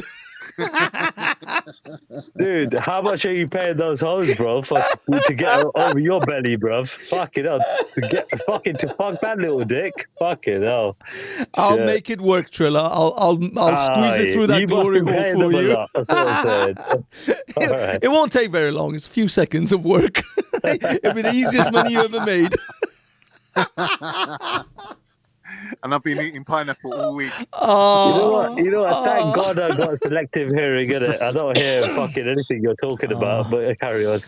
Oh my God! I'm sorry, ladies. We had to go there, but I was trying to deflect him anyway from other things. No, but seriously, I do think that there is a place to legalise it, and I do think that it would actually be safer and more beneficial, because you're never going to stop prostitution. It's something that's been around since ancient times. It's even in the Bible, for God's sake. So Yeah, no. It's I mean, Yeah, of but course, there of will course. still always be that black market underground It's version of always it, to go even back in there countries where with it's the full legal. You perfection, always get your wasn't low it? life. All that You always get your bollocks. low It's life always the druggies, and there's enough people like Triller for the market, so Well, that how will about always happen as well. sort out the I problems think around it? How about that? exchanging money for sex is It's as that like, how do you prostitution know how that wrong with and that a shit? drug Like, legalize that. It's very outdated thinking. I think if you look at the young generation, you look at Oh, like people even in the hookup culture today, like exchanging kind of like money, not cash money maybe, but like a guy put out a TikTok the other day saying, look, if I've spent money on a woman and she's come back to mine, she better be freeing up the sex. If she doesn't, I might even have to just lock her in the house till she does. Now, I know he's been controversial just saying that, but the sentiment, what he's saying is that there's women that date men as like a money-making project, right? And they do it with the promise of, we're going to free up the pussy at the end of the night. And some of them renege on the deal and just want to just like, I'll save you the trouble, yeah? Right? The fact that they're inscripting women to go to war, right, is going to make a lot more wives and housewives than ever before in history. Triller, can he finish Women his are point? not going to want to go to war. Yeah, he finished his point. I'm saying we go on. can't technically put this down to prostitution. It's not like she's a sex worker. She's just saying, I don't date bums, innit? Like, if you can't take me out for a dinner, if you We're can't talking spend about money the top on me, 5, 10%, Dude, 1%. there are women on TikTok right now. I mean, admittedly, I think again it's another thing that they did to generate controversy and clicks. But they're like, oh, I don't even sleep with a guy who at least he's minimum spent $2,000 on me. Right. That's the whole Yeah, thing. but you guys, what you're forgetting is my point is hold on. Scientific was coming in, guys. Scientific was coming in. I'm just saying that those girls have their market, yeah, and they play to their standards and their levels. The girls I'm talking about are basically the female versions of Triller, the drug addicts walking the streets. And so all the men like Triller, all the girls like Triller, they have their another jab out. He couldn't leave. I'm pretty sure you're not 6 figures, mate. All right. That's what I'm saying, isn't it? You know what I'm saying. Leave Trills alone. Yeah, I know, but he's not 6 figures, but it's right? true though, isn't it? That's what I'm saying. But like, hold on a second, because those £20 hookers off the street, yeah, they're not doing that stuff. In a year, you're pissed off. Is that what it is? Is that what it is? 200 grand. All right, I'll tell you what. When did it cash become up Banksy. Cash up Banksy. 50, 40? Triller, when Bro, did you it got 200 become grand. Cash up fashionable? Banksy 100 quid. No. Cash up. I'm gonna what? I'm If I gonna had 200 grand a year, I'd definitely give you 100. Right? Because I know that both of you have been online and openly spoke about prostitution and that. When did it become fashionable for men to just talk as if it's normal?